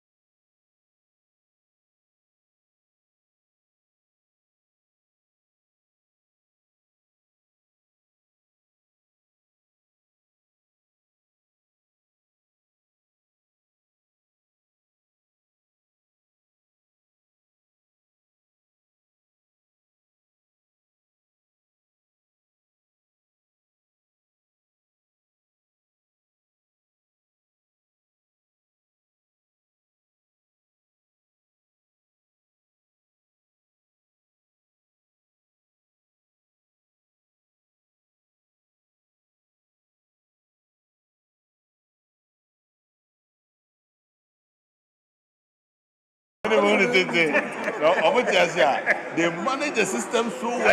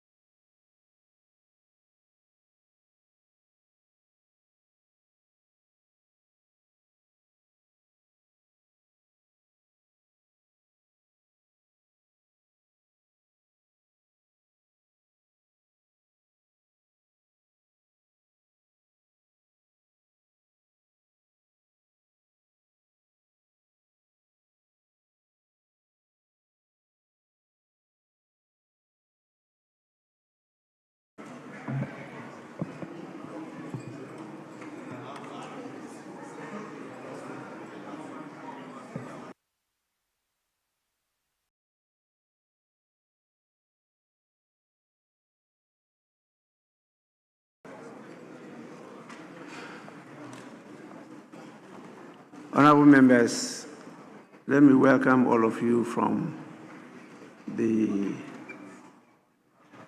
long suspension of sitting. I took the opportunity to listen to your leaders, and they gave me a very thorough brief. And I want to take this opportunity to commend all of you for a good work done. I wasn't sure you could complete all the work that I read on the order paper. Yes, a few are left, particularly the order paper addendum. We have discussed that extensively, and we have come to the position that they should be considered in the next meeting. To be frank with you, I just had to listen to your leaders. I thought we could have had just a few minutes to do them, but they adduced some good reasons why we should defer them to the next meeting. Since decisions are taken by the House, I only guide you, and the reasons they gave persuaded me to accept. And so those items will be deferred to the next meeting. Now, before I came, I received a communication from the President, which is the usual communication of absence from Ghana. And since today is the last day, I have to read it to you, and then we could take and recede to our constituencies.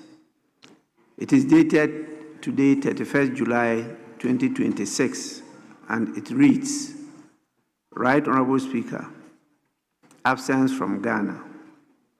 In accordance with Article 59 of the 1992 Constitution of the Republic of Ghana, I write to formally notify you of my intention to travel outside the country on Sunday, 2nd August 2026, for a state visit to Jamaica from 2nd to 5th August to participate in the Emancipation and Independence celebrations.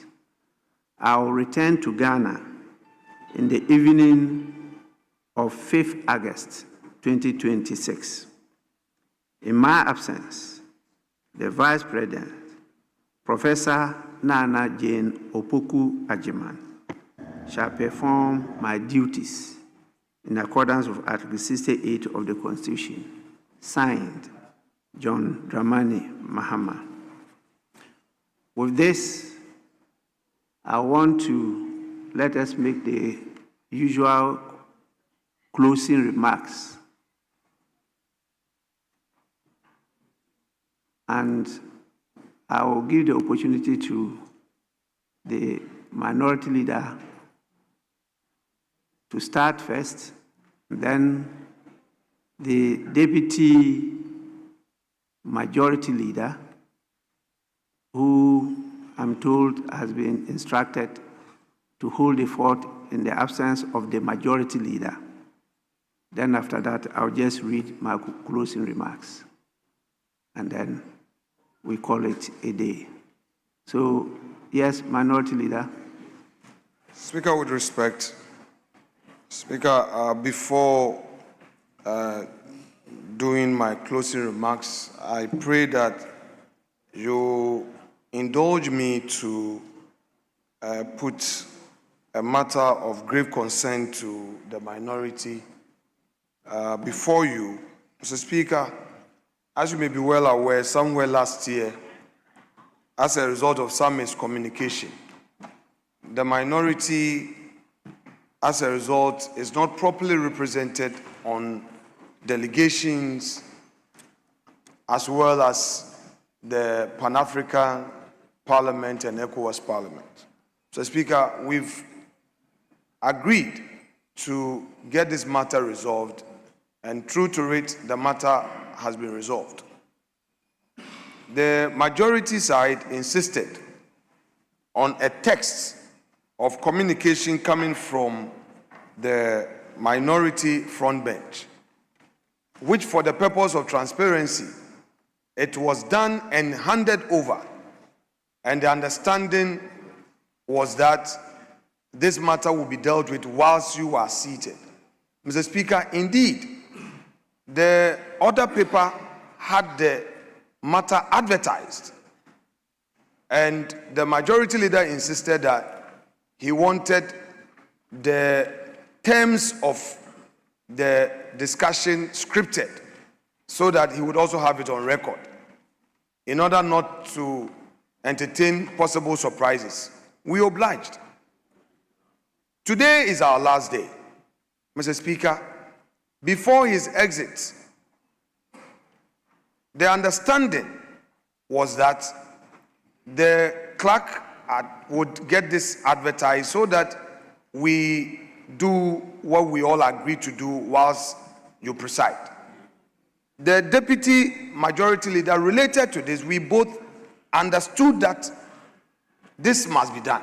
Mr. Speaker, for us as minority, all we have is a space for advocacy and the work of Parliament. If for 1 year, 6 months, the minority is not getting its voice heard on official delegations and on international platforms where, as of right, we are entitled, then, Mr. Speaker, the pluralism in democracy is not being given effect to. In any event, what occasioned that very decision was done in bad faith and on the blind side. But be that as it may, we said let it go. Our colleague Boama, Patrick Boama, was made an observer. We've let that settle. My deputy is supposed to be on committees. My colleague Mavis in Kansa Buedu and other members who are supposed to be on delegations.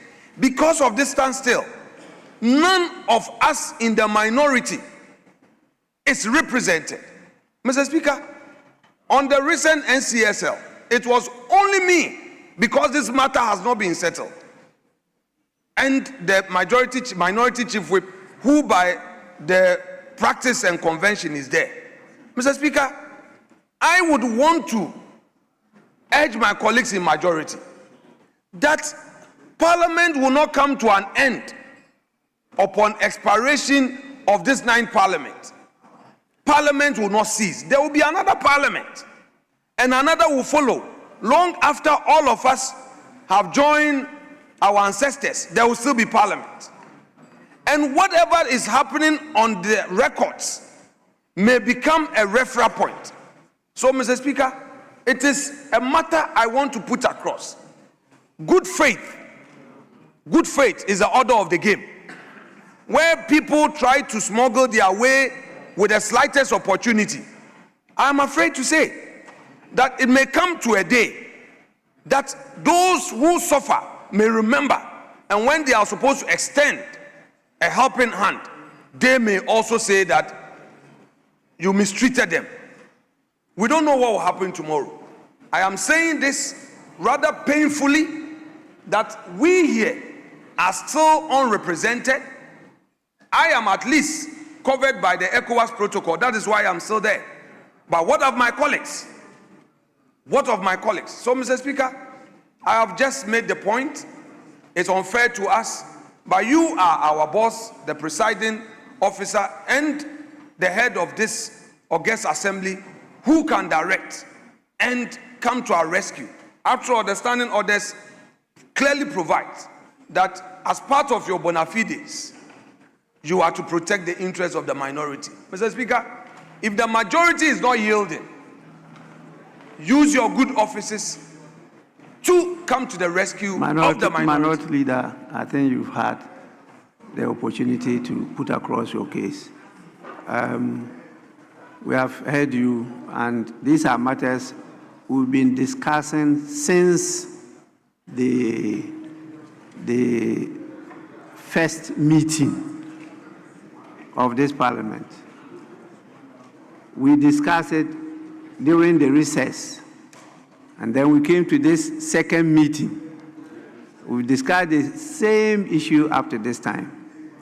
The majority leader is not available, but you have the opportunity. I thought you were going to just give a hint, but you are now going into details. It will not be fair on his part that he's not available and we are discussing this matter. But it's not all the discussion that the deputy majority leader was present, neither was the chief whip. The majority chief whip was also not present. So even if they are to say anything, they will not have all the facts that you are referring to. And whether you are referring to facts or you are creating your own, they will know. So we should leave it here until the next meeting when the majority leader is available. Then we can raise the matter and then settle it. I usually don't want to impose my will on the House. And as a Democrat and a lawyer, I want to always go by the rules and be seen manifestly to be fair and impartial. If not, I can do a lot by the standing orders, but that will not be building, in my humble view, the democratic culture that we want to build to sustain our fledgling democracy. So please, let's leave it at this. And could you kindly now give your closing remarks?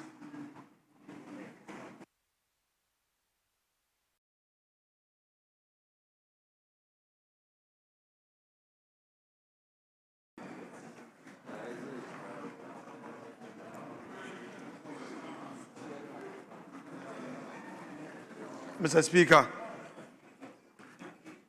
thank you for this treasure space to make this closing remarks for and on behalf of my colleagues in the minority. I do so with a distinct honor and high privilege.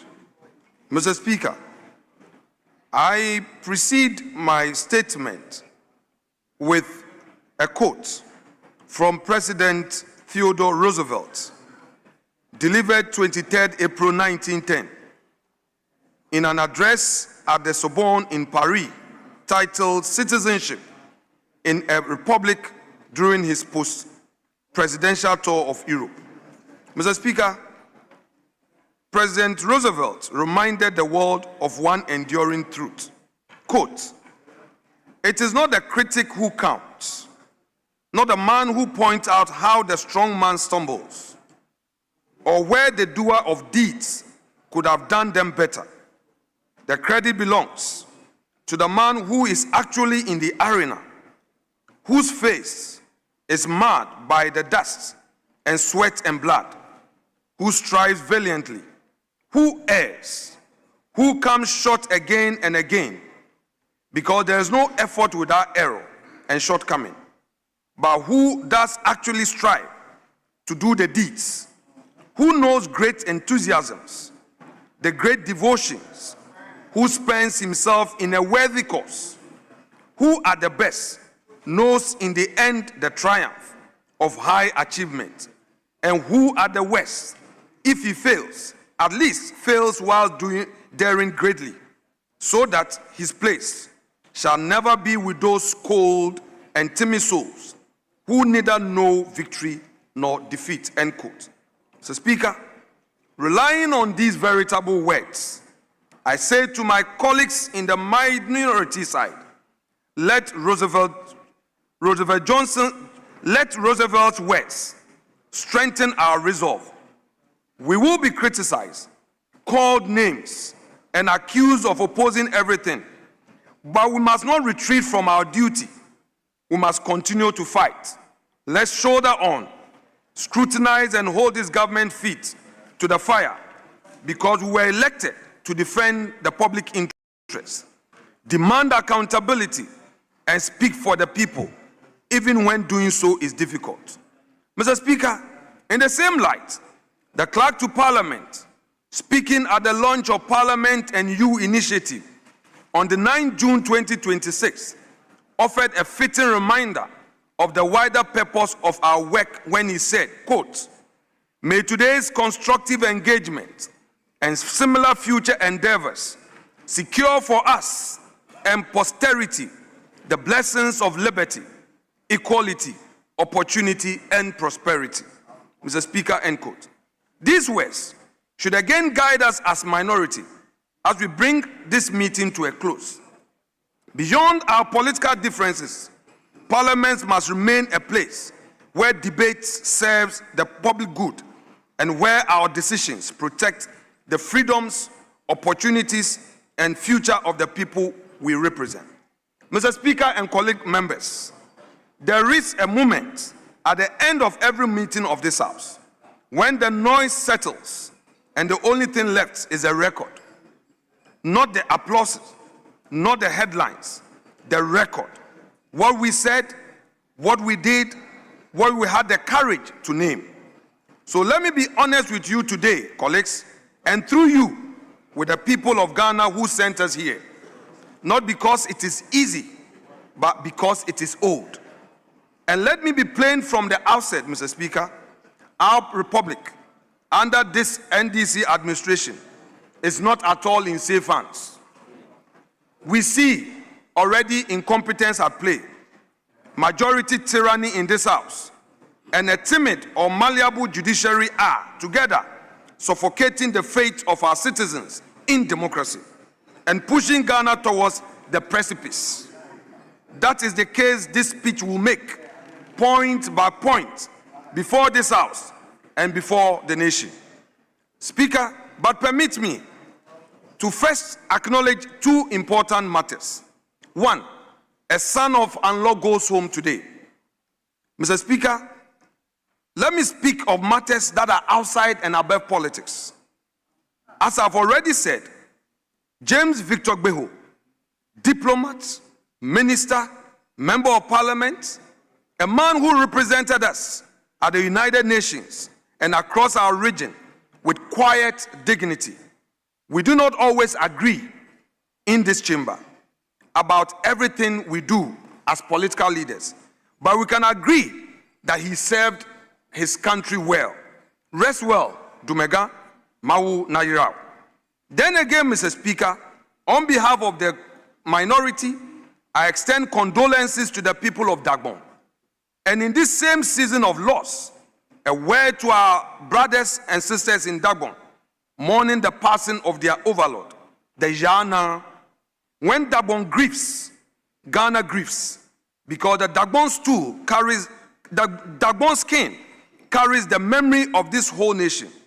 Today, in keeping with a tradition older than this republic, a regent was installed to hold Dagbon steady until final rites are performed and a new Yana takes the skin. To the chiefs, elders, and the people of Dagbon, the minority honor the dignity of this moment and hold you in our prayers. Speaker, let me now refer to the June disaster. Who will answer? There is a call. Now, Mr. Speaker, as I promised at the outset, there is no harder place to start than here. On June 29 this year, this country was hit by flood and fire. NADMO's own figures tell us at least 34 Ghanaians died and 6 went missing. 18 in the central region, my own home region. 12 in the greater Accra, the region that hosts this parliament. And 4 in Volta region, my paternal home region. Mr. Speaker, it is easy for numbers to become just numbers. They are not. They are citizens who did not come home. But silence is not an answer. It has been weeks, not a single official has stood before this country and simply said, I failed, I am responsible, I resign. There was a task force set up before the rains ever came, with time to prepare and a mandate to protect our people. We believe that if it had done its job, some of those 40 persons might still be with us today. Maybe not all, but some. So let us be clear about what we are asking for. Not a witch hunt, an answer.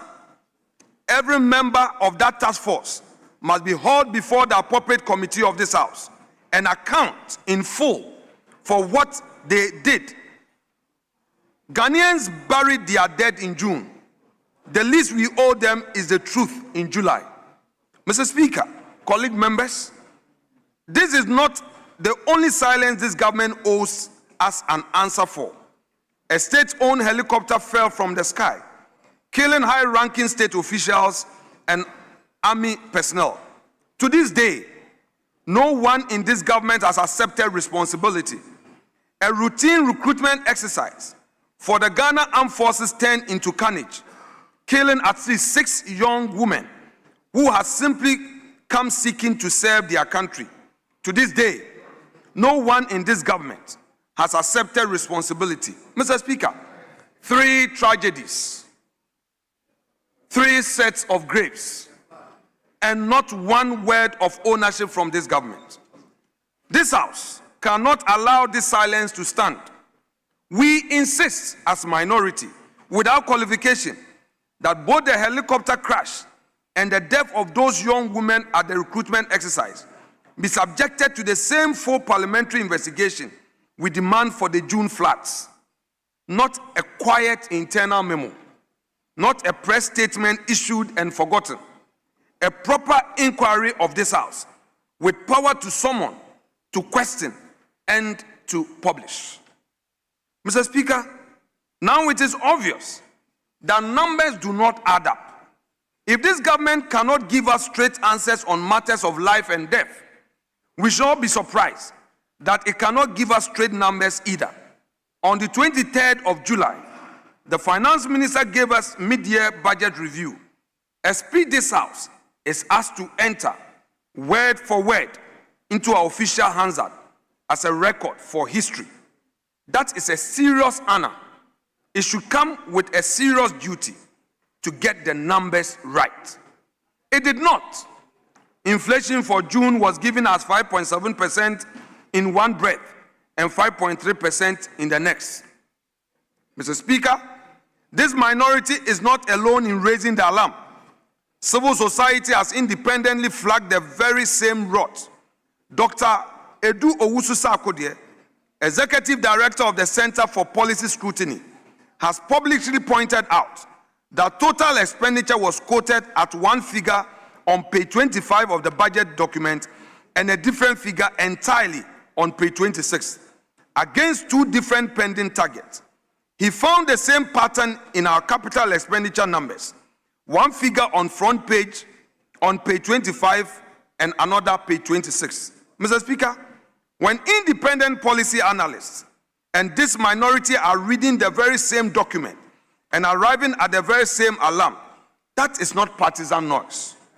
That is a warning this government cannot explain away, because as Dr. Sarkodie rightly noted, these fiscal figures are, quote, the foundation upon which government policies are formulated, end quote. Speaker, a budget is not just arithmetic. It is a promise. When the numbers inside a promise cannot agree with each other, the promise itself starts to look like fiction.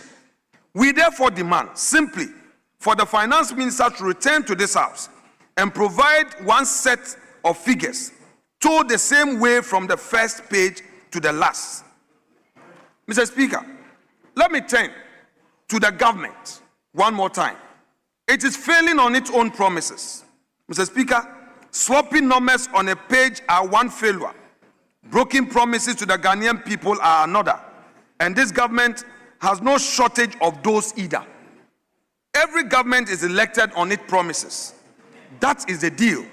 Tonight, we ask plainly, where are those promises? Where is the Akukon Kitinkiti? We were told it was an investment.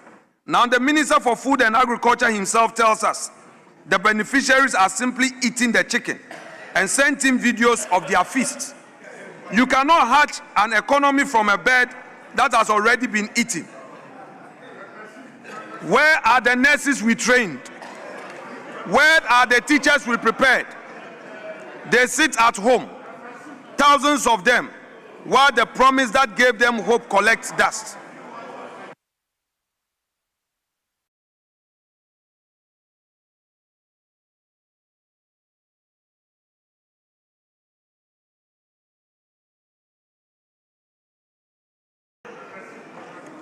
They sit at home, thousands of them, while promise that gave them hope collect dust. Where is the fight against Galamsey, which we return to shortly? Where is the Women's Bank, still mostly an idea? Where is the end of family and friends, a promise broken in full view of the people who believed it? Where is the overhaul of our procurement system, when sole source contracts are still handed out like sweets, left and right, to whoever stands closest to power? That is not reform. That is the very rot this government told us it came to clean up. The minister responsible for public sector reforms has since been rendered redundant. Her office is unknown, her work schedule not known. She has never been in any visibility. We don't know what she does. Where is the 24-hour economy? Where is the one job, 3 shifts? Where is the cost-free first-year university? Mr. Speaker, these are not our pillars. This government chose them, and this government promised them, and one by one, we are watching them fail miserably or collapse. Ghanaians did not vote for slogans. They did not vote for crass incompetence. They voted for delivery. Tonight, this government owes them an answer, not another speech, which will likely come from the deputy majority leader. Mr. Speaker, let me turn to the tribunal bill. Mr. Speaker, as if broken promises are not enough, the NDC government is now embarking on actions that have grave consequences on our justice system. For example, the enactment of a bill to create district and regional tribunal creates a lot of apprehension in sections of our society. Let us talk about the tribunals and start with what is true. Indeed, our constitution allows for them. Article 125 speaks of citizens taking part in justice through public tribunals. Article 142 and 143 speak of regional tribunals. This minority will not stand here and pretend otherwise. But here is what else is true. The same constitution allowed the president to create a constitutional review committee chaired by the revered Professor H. Quincy Prempeh, a man of rare standing. That committee studied the very question of the tribunals, and in December last year, it reported to the president. Its advice was simple: expunge the tribunal system, replace it with ordinary courts. The president's own reviewers told him to close this door. Instead, his side in Parliament forced it open at midnight on Friday, 16th of July, while most of Ghanaians slept. This minority refused to add our voice to that vote. We stood up, we walked out, so history would have no doubt where we stood. But Mr. Speaker, we have walked this dangerous road before. In the 1980s, public tribunals and community tribunals were accused of grave human rights abuses. They earned a name, not a kind one: kangaroo courts. Professor Kwesi Janka has called this bill, quote, a revolutionary monster nicely cloaked in fugu democracy, end quote, warning it marks, quote, sign the law. What will non-judges do when people are hauled before them?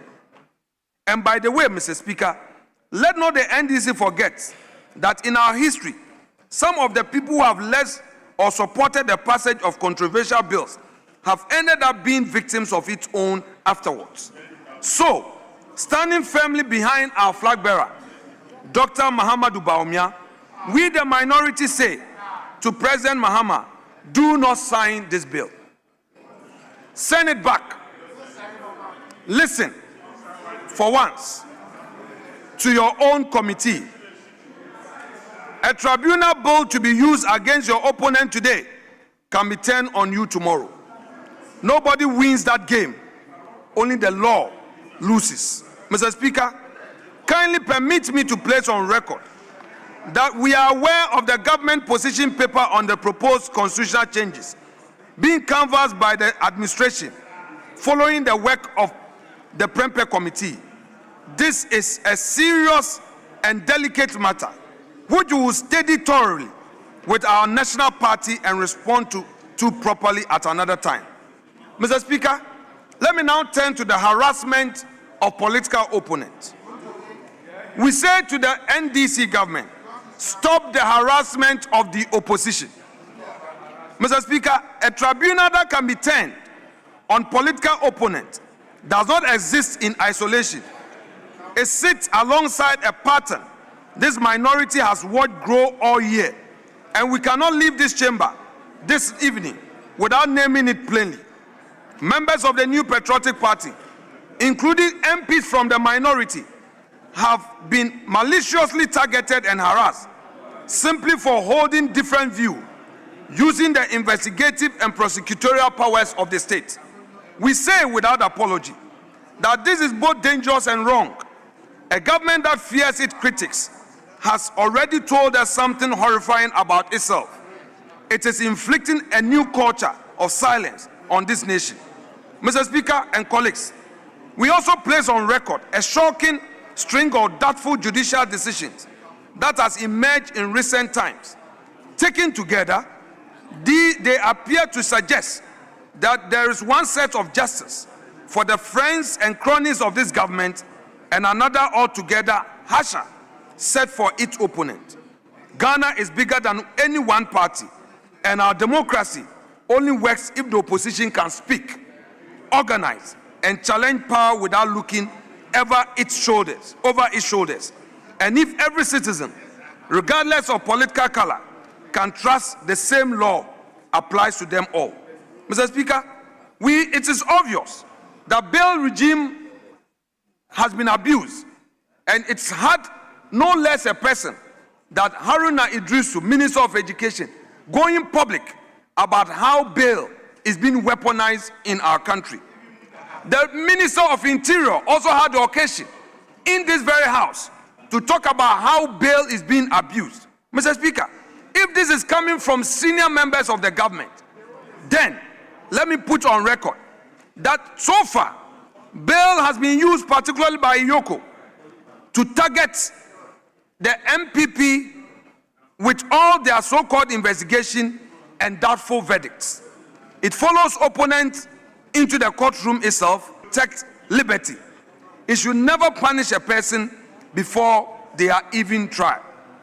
Mr. Speaker, it is obvious flowing from the above that free speech is under threat. If the state can use bail to punish an opponent before trial, it should surprise no one that the same fear of criticism is manifesting itself in another horrifying ways. This government has taken steps that look unmistakably like an attempt to revive the old criminal libel law, the very law Kufuor-led MPP government asked this parliament to repeal back in 2001. Consequently, Mr. Speaker, this minority has filed a bill to amend Section 207 and 208 of Criminal Offences Act 1960. Mr. Speaker, our proposed private members' bill was ferried to your office, and we pray that upon our return in October or soon thereafter, the minority will have the opportunity to pursue this private members' bill on this House floor. We call on our colleagues in the majority not to stand in our way or think of today's pleasures and convenience and say no to the amendment, for it will be for their own good and for their own future interests. Mr. Speaker, the sections that still criminalize insult and so-called false news are those laws we seek to amend. Those laws belong to an older, harder Ghana, not the Ghana we are building together. While we do not support irresponsible or reckless speech. We are of the firm conviction that no citizen should go to prison for mocking a leader or for getting a fact wrong. Those are matters our civil litigation should deal with. We ask our colleagues opposite again and again to join hands with us in this worthy endeavor. Mr. Speaker, let me set my eye on the broken promises of the NDC one more time. They promise a reset governance, but what do we see? Silencing citizens is one betrayer. But the biggest betrayer of all sits behind everything I have described tonight, and it goes by a single word this government campaign on: reset. They promise to fight corruption without fear and without favor. Ghanaians believed them and voted for that promise. So let us ask honestly what we got instead. We have watched the prosecutorial powers of this state become a shield for the well-connected and the sword-wielded against their opponents. Serious cases, once actively pursued against NDC loyalists and allies under the Nanadu government, have gone quiet or vanished altogether. Meanwhile, the same power has moved straightly against members of the New Patriotic Party to mount bogus and politically motivated trials. Mr. Speaker, nowhere is this clearer than in the questionable acquittal of Madam Sedinam Tamaklo of the NDC. Was justice blind in that case, or did a party card open a door that stays shut for everyone else? We have seen a hurriedly written press statement suggesting the Attorney General intends to appeal the decision. The same Attorney General who did a terribly poor job in defending the interests of the Republic at the Court of Appeal? No, we do not have a shred of confidence in the current Attorney General and his deputy in this matter. A so-called reset, only reset in one direction, leading to the removal of a Chief Justice. It is recalibration of George Orwell's Animal Farm, wearing the language of reform. Mr. Speaker, the Galamsey menace, a tale of two standards. Nowhere is it that one directional reset clearer than in the fight or the absence of one against Galamsey. In March this year, President Mahama stood before organized labor at Jubilee House and he was candid. He said he does not, quote, kid, end quote, himself, that his own people are free of Galamsey, describing how illegal operators simply switch loyalty whenever new government arrives. That is the president's own account, not ours. It tells us he knows names, or at least he knows networks. Yet, as of today, the Attorney General has not even taken a statement from the president to learn who those people are. No investigation, no prosecution.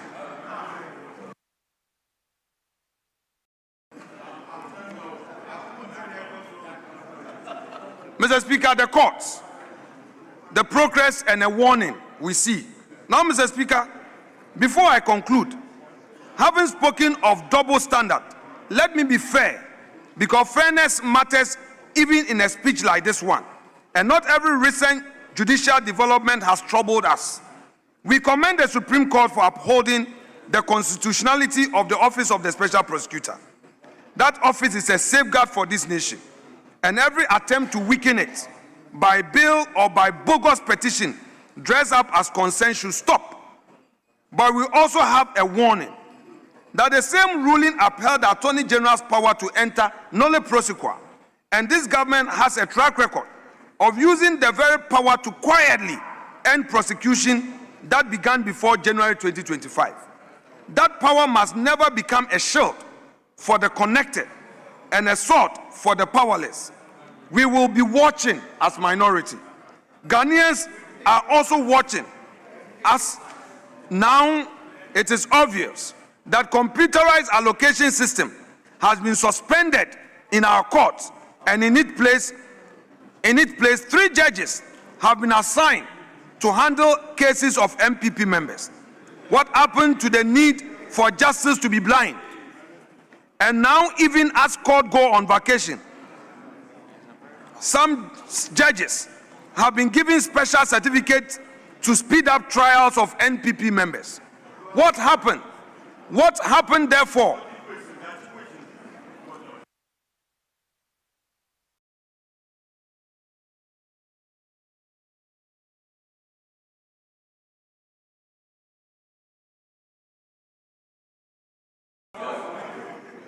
Mr. Speaker, what our current justice delivery system has forgotten is that lawyers are entitled to their vacation, just as judges are entitled to their vacation.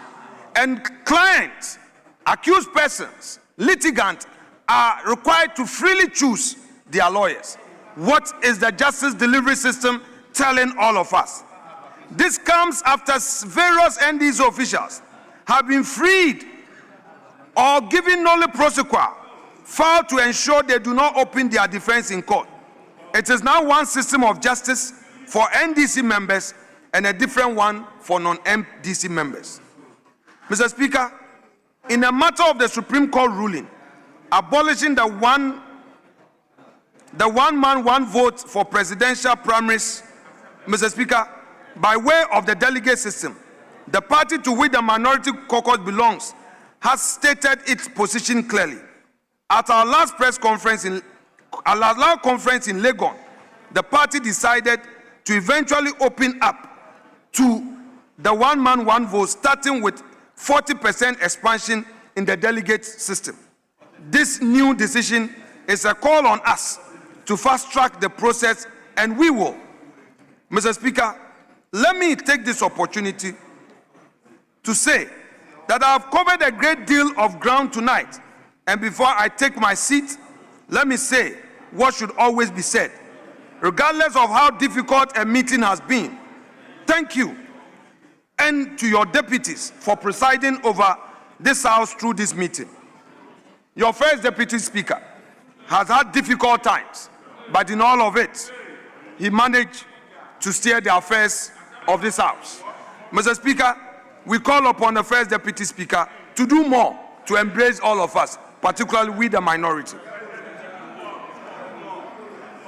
I want to say a big thank you to my colleagues, particularly those in leadership, on every side of this chamber, for showing up and doing your work. Mr. Speaker, let me, for emphasis, say to the young MPs, the first-timers, often called the backbenchers, I have observed the industry of many of you. Keep it up. Keep reading the rules. Commit to parliamentary work. You are writing your own history. Don't give up. You will see frustration.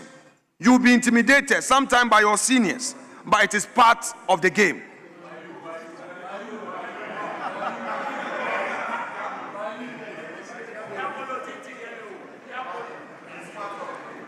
To my colleagues, the mighty minority,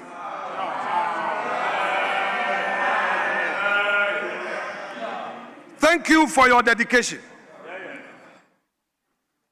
And to the parliamentary service staff, led by Mr. Ebenezer Huma Jetro, I say to you, thank you. Table office, thank you for your hard work, making it possible for us to undertake our work in this chamber. For all those who assist, parliamentary service staff, on behalf of the minority caucus, I say a big thank you to you. And to the press, who carry our words from this chamber to the doorstep of every Ghanaian. A free press is not a convenience. It is the lifeblood of everything we are trying to build. I say to you, the press, thank you very much. We, the mighty minority, are grateful to you. Mr. Speaker, colleague members, as we rise sine die, I want to leave you with this. We stood for the dead in June, we the minority, not you anyway. We stood against tribunal built for revenge, not you. You betrayed the people of Ghana. We stood for free speech and free press, not you. We stood against Galamsey not you. Wherever it hides, and for our courts that hold every Ghanaian to the same standard, including the government of the day. Mr. Speaker, when we weigh all of this together, one picture emerges, and it is the same picture I named when I rose to speak tonight.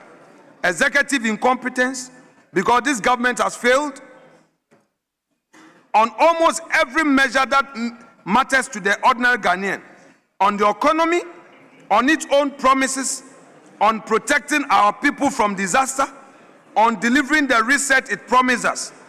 The majority tyranny in this House, because a tribunal bill its own reviewers warned against was forced through at midnight, and dissenting voices have been met with harassment rather than argument, and the judiciary too often timid or malleable, because the same law appears to move at different speeds for different Ghanaians, depending on whose side they are on.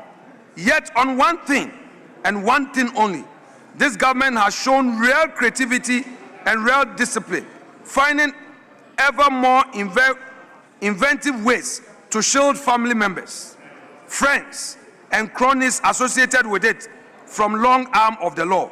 That is not governance. That is self-preservation, dressed up as leadership. But let this government hear us clearly. No matter how long it takes, the day of accountability will come. And that day will be after the 2028 elections.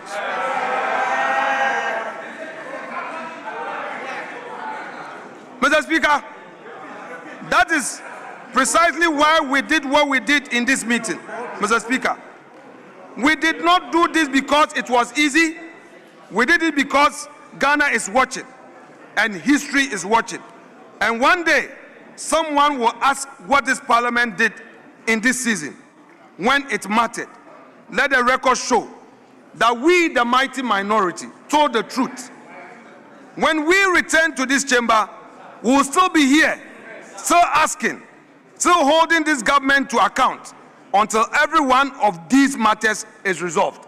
Again and again, Mr. Speaker, as I resume my seat, let me remind the NDC and its tyrannic majority in this chamber that their day of reckoning will soon come.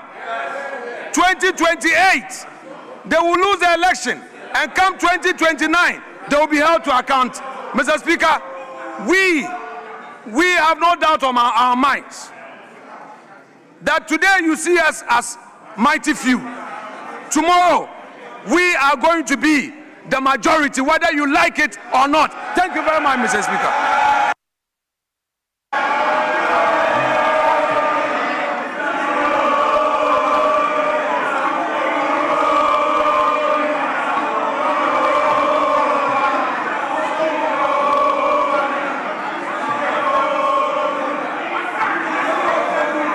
Honorable members,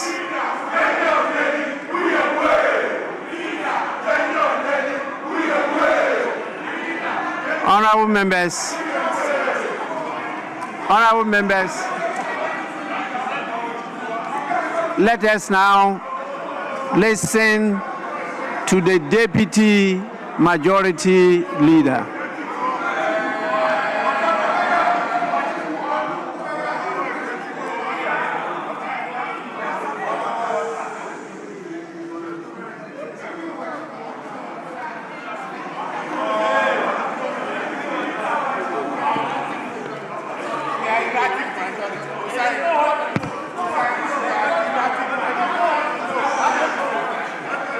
Mr. Speaker, may I also start, as the minority leader did, by taking the opportunity to wish our heroes, Ambassador Victor Boho, the overlord of Gabon, and our 8 hard-working Ghanaian officers, public officials, and our own colleagues who left us unexpectedly.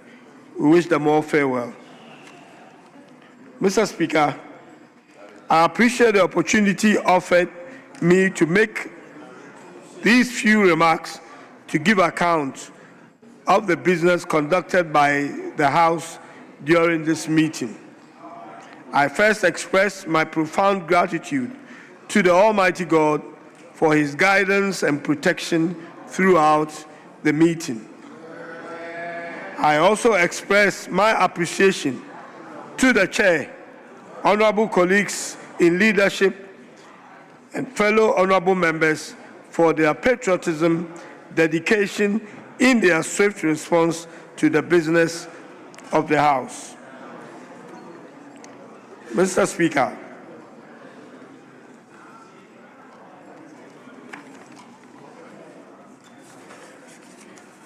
Speaker, over the 11-week period that the House met, we have demonstrated why the Parliament remains the foremost institution through which the sovereign will of the people are fully expressed.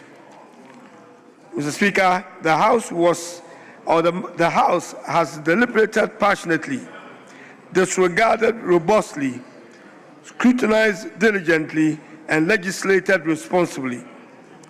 This has helped reinforce the understanding that democracy is strengthened not by the uniformity of opinion, but by maturity with which different opinions are debated and ultimately reconciled.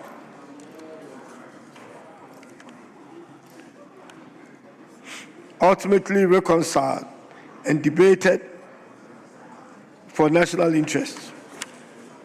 Mr. Speaker, throughout this meeting, Parliament has remained faithful to its constitutional mandate of legislation, deliberation, representation, and oversight. The business before the House has been extensive, demanding, and consequential. Yet, throughout the collective commitment of members on both sides of the aisle, we have discharged our responsibility with dedication and a deep appreciation of the trust reposed in us by the people. Mr. Speaker, this meeting has been characterized by an intensive legislative agenda that reflects the commitment of government to strengthen our legal framework while responding to the evolving aspiration of the nation.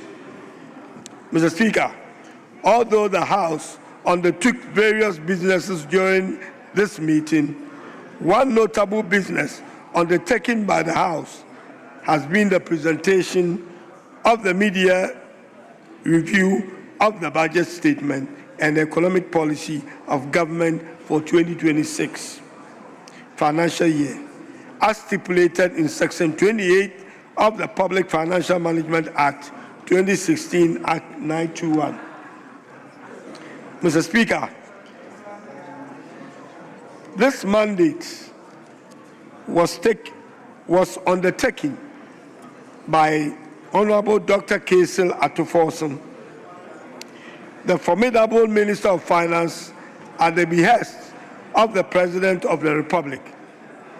The media review clearly demonstrated that under the leadership of His Excellency President John Dramani Mahama and Dr. Atuforson, the country's economy has moved from macroeconomic stability to sustained economic growth while maintaining fiscal discipline.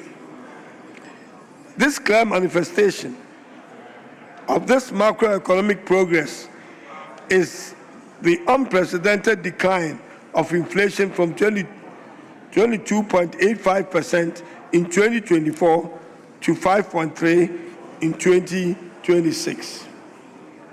The government has also successfully concluded the extended credit facility program with the International Monetary Fund and met all the international financial commitments and obligations, making it attractive to international investment. The presentation of the mid-year fiscal policy review and the rigorous debate that followed demonstrated the unwavering commitment of Parliament to prudent fiscal oversight and responsible economic governance. The constructive contributions made by members from both sides, majority and minority caucus, enriched the national discourse and reaffirmed the central role of Parliament in safeguarding the economic future of our republic. The mid-year fiscal review presented to this House reflected the continued effort of government to strengthen domestic revenue, manage public expenditure responsibly, and create conditions necessary for sustained economic growth. Recent improvement in macroeconomic indicators, the gradual moderation of inflationary pressures, increasing investor confidence, and renewed optimism with the business community provide further evidence that Ghana's economy is steadily regaining its footing. Mr. Speaker, while much work undoubtedly remains, these positive developments should encourage us all to remain steadfast in our shared commitment to economic transformation. Mr. Speaker, legislative productivity remained at the heart of our work. During the meeting, 16 bills, including 4 private member bills, were introduced before this House. The House successfully passed 8 bills while carefully considering several others at various stages of the legislative process. Among these legislative milestones that the House achieved were the passage of the following important bills. 1. The Community Bill 2026, which introduced more restorative approach to criminal justice. Number 2, the Maritime and Related Offences Bill, which strengthens Ghana's maritime security architecture. The National Defense University Ghana Bill 2026, which reinforces our national security and defense education framework. The 4th one, Mr. Speaker, the Tribunals Bill 2026, which advances judicial administration. The 5th one, the Customs Bill, which strengthens customs administration, safeguard national revenue, and facilitate legitimate trade and enhance the efficiency and competitiveness of our ports and borders. The 6th one, Income Tax Amendment Bill 2026, that enhances revenue generation and mobilization. Value Added Tax is the 7th one, Amendment Bill, which simplifies VAT administration, improve tax compliance, and enhance domestic revenue mobilization and reduce cost of doing business. And 8th, not the least, the Excise Bill, which seeks to modernize the country's revenue administration and improving our fiscal management systems. Taken together, Mr. Speaker, these legislative achievements are not isolated enactments. At a time when global economy continues to present significant uncertainties, this government, under the leadership of His Excellency John Dramani Mahama, has demonstrated remarkable foresight for enacting reforms that will strengthen the resilience of our economy, modernize key public institutions, enhance revenue mobilization, and improve the administration of justice, and reinforce the security architecture of our nation. These legislative accomplishments, Mr. Speaker, will stand as lasting pillars upon which Ghana's next chapter of inclusive growth and sustainable development will be built. Parliament continue to discharge its oversight responsibility with diligence and purpose. During this meeting, 173 parliamentary questions, were scheduled for response by ministers of state, comprising 168 oral questions and 5 urgent ones.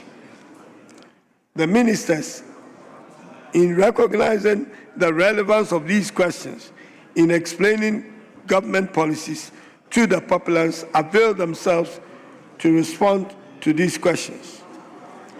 These engagements also provided members with valuable opportunities to demand accountability, seek clarification on government policies, and ensure that concerns of their constituents were addressed.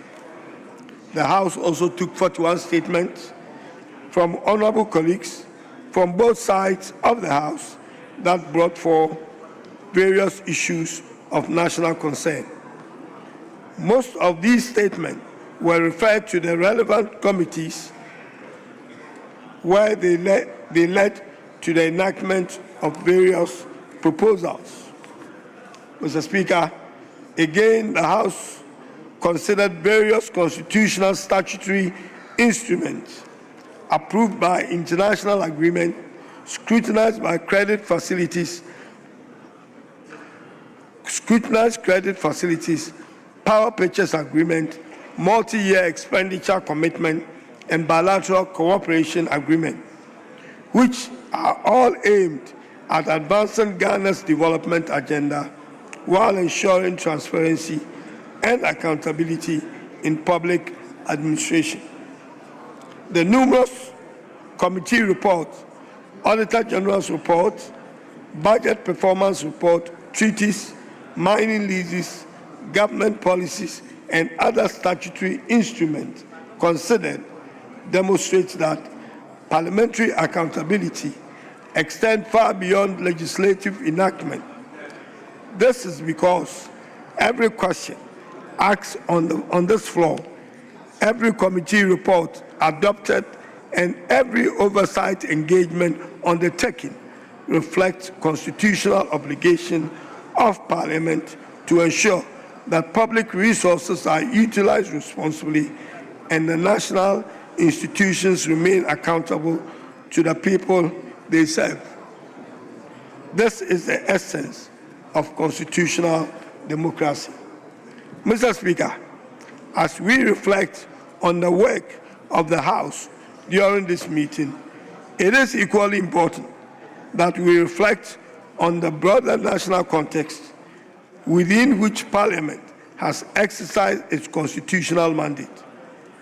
The strength of every Parliament lies not merely in the number of bills it passes or the hours it spends in debate, but in the extent to which its work improves the lives of ordinary citizens. Ultimately, the success of our deliberations must be measured by the hope they inspire, the opportunities they create, the confidence they restore in the institutions of democratic governance.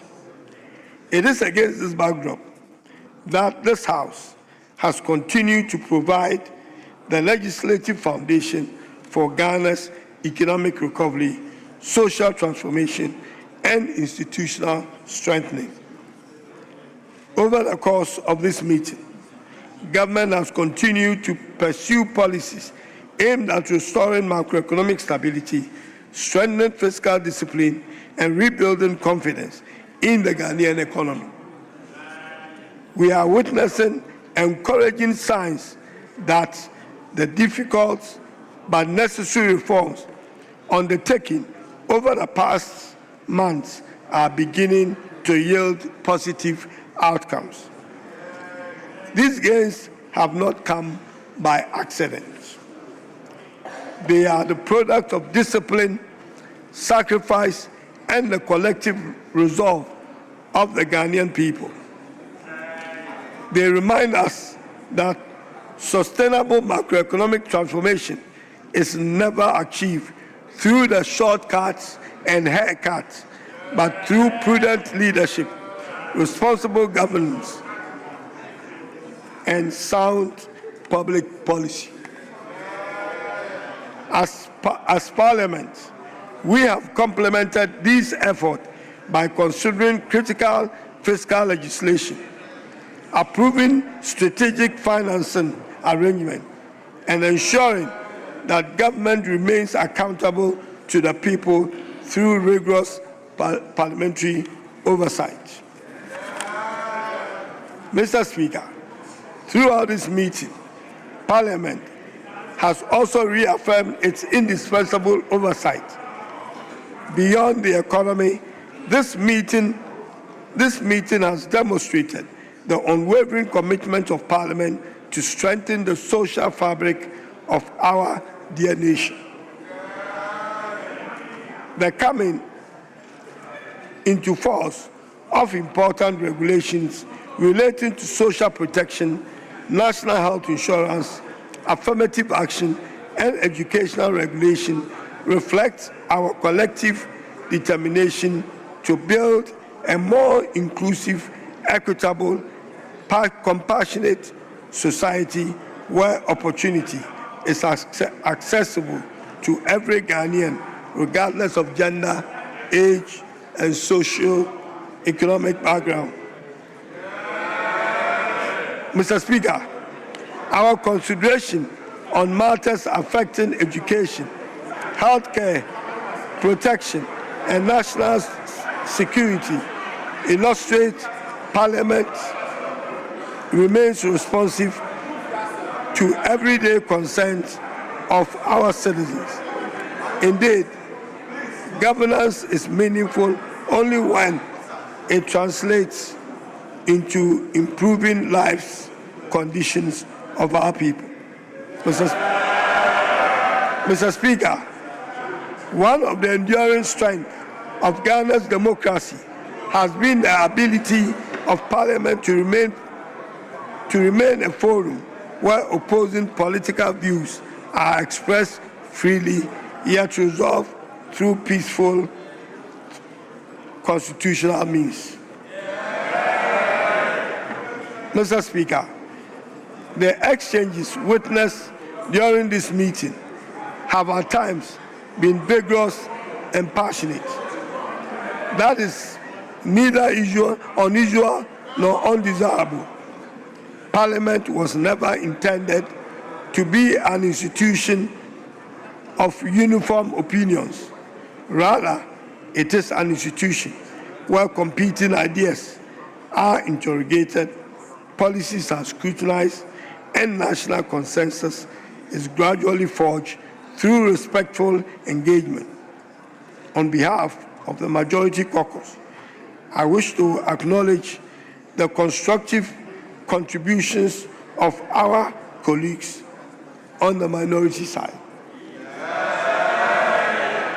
While we may not always agree on everything or every issue before this House, our shared commitment to constitutional governance and democratic accountability continues to unite us as representatives of one people with one destiny. I am pleased that throughout this meeting, despite our political differences, Parliament continues to function effectively in the national interest. Mr. Speaker, kindly indulge me to express our deepest appreciation to you for the exemplary leadership you have provided throughout this meeting. Mr. Speaker, your ability to steer often difficult proceedings with wisdom, patience, and impartiality deserve gratitude of every member of this House. I equally commend Honorable First and Second Deputy Speakers for their invaluable support in presiding over the business of the House. Our appreciation will be incomplete without recognizing the invaluable work of the Clerk of Parliament and the able staff of the Parliamentary Service. Much of what the nation witnessed on the floor of this chamber is made possible by our tireless work behind the scenes. Mr. Speaker, you remain the institutional memory of Parliament and the guardian of its operational excellence. On behalf of the leadership of Parliament, I express our profound gratitude for your professionalism and dedication. I also wish to acknowledge the Parliamentary Press Corps and the broader media fraternity. Through your reporting, the work of Parliament reaches every corner of our republic, strengthening transparency, accountability, and public confidence in our democratic institutions. Mr. Speaker, as we rise today, let us remember that the work of nation building does not end when Parliament adjourns. Our constituents expect us to return not merely as politicians, but as servants of the people. They expect us to listen, lead, and solve problems and inspire hope. The Ghanaian people have entrusted us with a sacred responsibility. We must never allow partisan interest to eclipse the national interest. We must continue to demonstrate that leadership is not measured by political victories alone, but by the positive difference we make in the lives of our fellow citizens. This meeting has once again shown that Parliament can rise above division when the national interest demands it. May that spirit continue to guide our work. May we continue to strengthen the democratic institutions that generations before us sacrificed to build. May we continue to legislate with wisdom, oversee with courage, and represent with humility. Above all, we may continue to place Ghana first. Together, let us build a Ghana where opportunity is expanded, justice is upheld, institutions are strengthened, and every citizen has confidence in the promise of our democracy. May the Almighty God continue to bless this august house, and may God bless our homeland, Ghana, and make our nation great and strong. Thank you very much.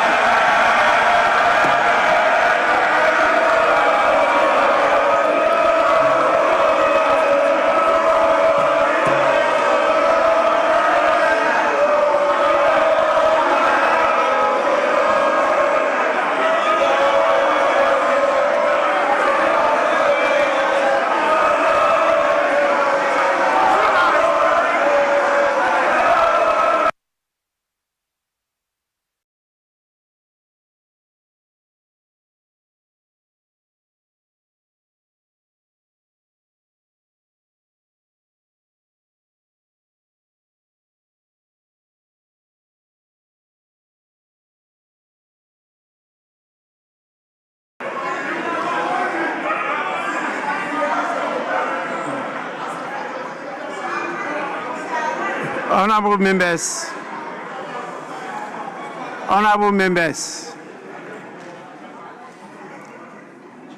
before I adjourn the sitting until further notice, I want to share this important information with you. The third edition of the Democracy Cup, one of the flagship initiatives of this House, aimed at promoting sportsmanship, strengthening democratic values, and fostering national unity is due to come on Friday, 28th August 2026 at the Baba Yara Sports Stadium, Kumasi. There will definitely be curtain races. One will be between members of parliament and members of the executive. The main match is between Kumasi, Asante Kotoko, and Accra Hearts of Oak.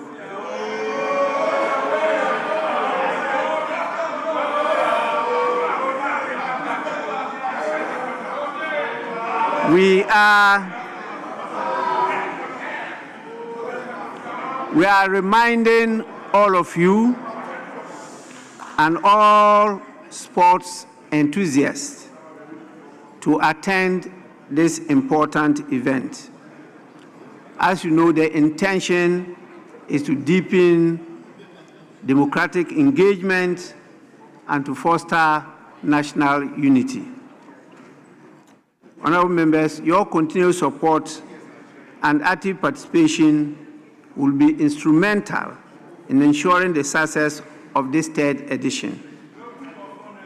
As you are aware, we are already having serious discussions with a club in the UK. It is Cotton, and many want us to have formal engagements, signs on agreements, and every year we are expecting to send young talents to. Why? You are doubting it?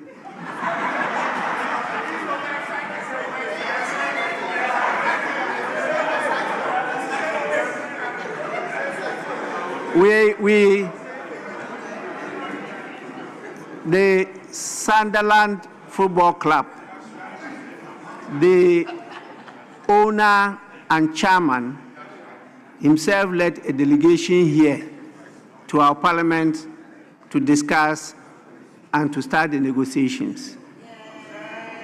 So they have an academy referred to as the Academy of Light. And that is where light, not life, light. And that is where Baby Jet and others were groomed to become the stars that you have. So we are entering into a formal engagement with them, and we also use it for tourism, where we are trying to get them to, in all their paraphernalia, put Visit Ghana. And so you see in their jerseys, Visit Ghana. We've gone far with the discussions, and therefore they are usually showing interest, and some may be around to see whether they can get some talents, because they are looking at the 2026 to 2027 season to take a few young people over there to attend the academy. So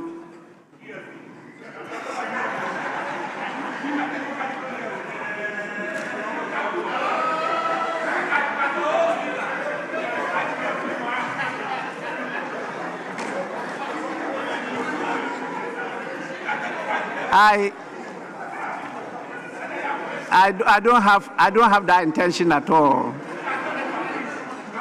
The GFA is very supportive. The Ministry of Finance and the Ministry of Sports and Recreation, together with some private sector participants. In fact, the main sponsor is from the private sector. It's not being sponsored by Parliament.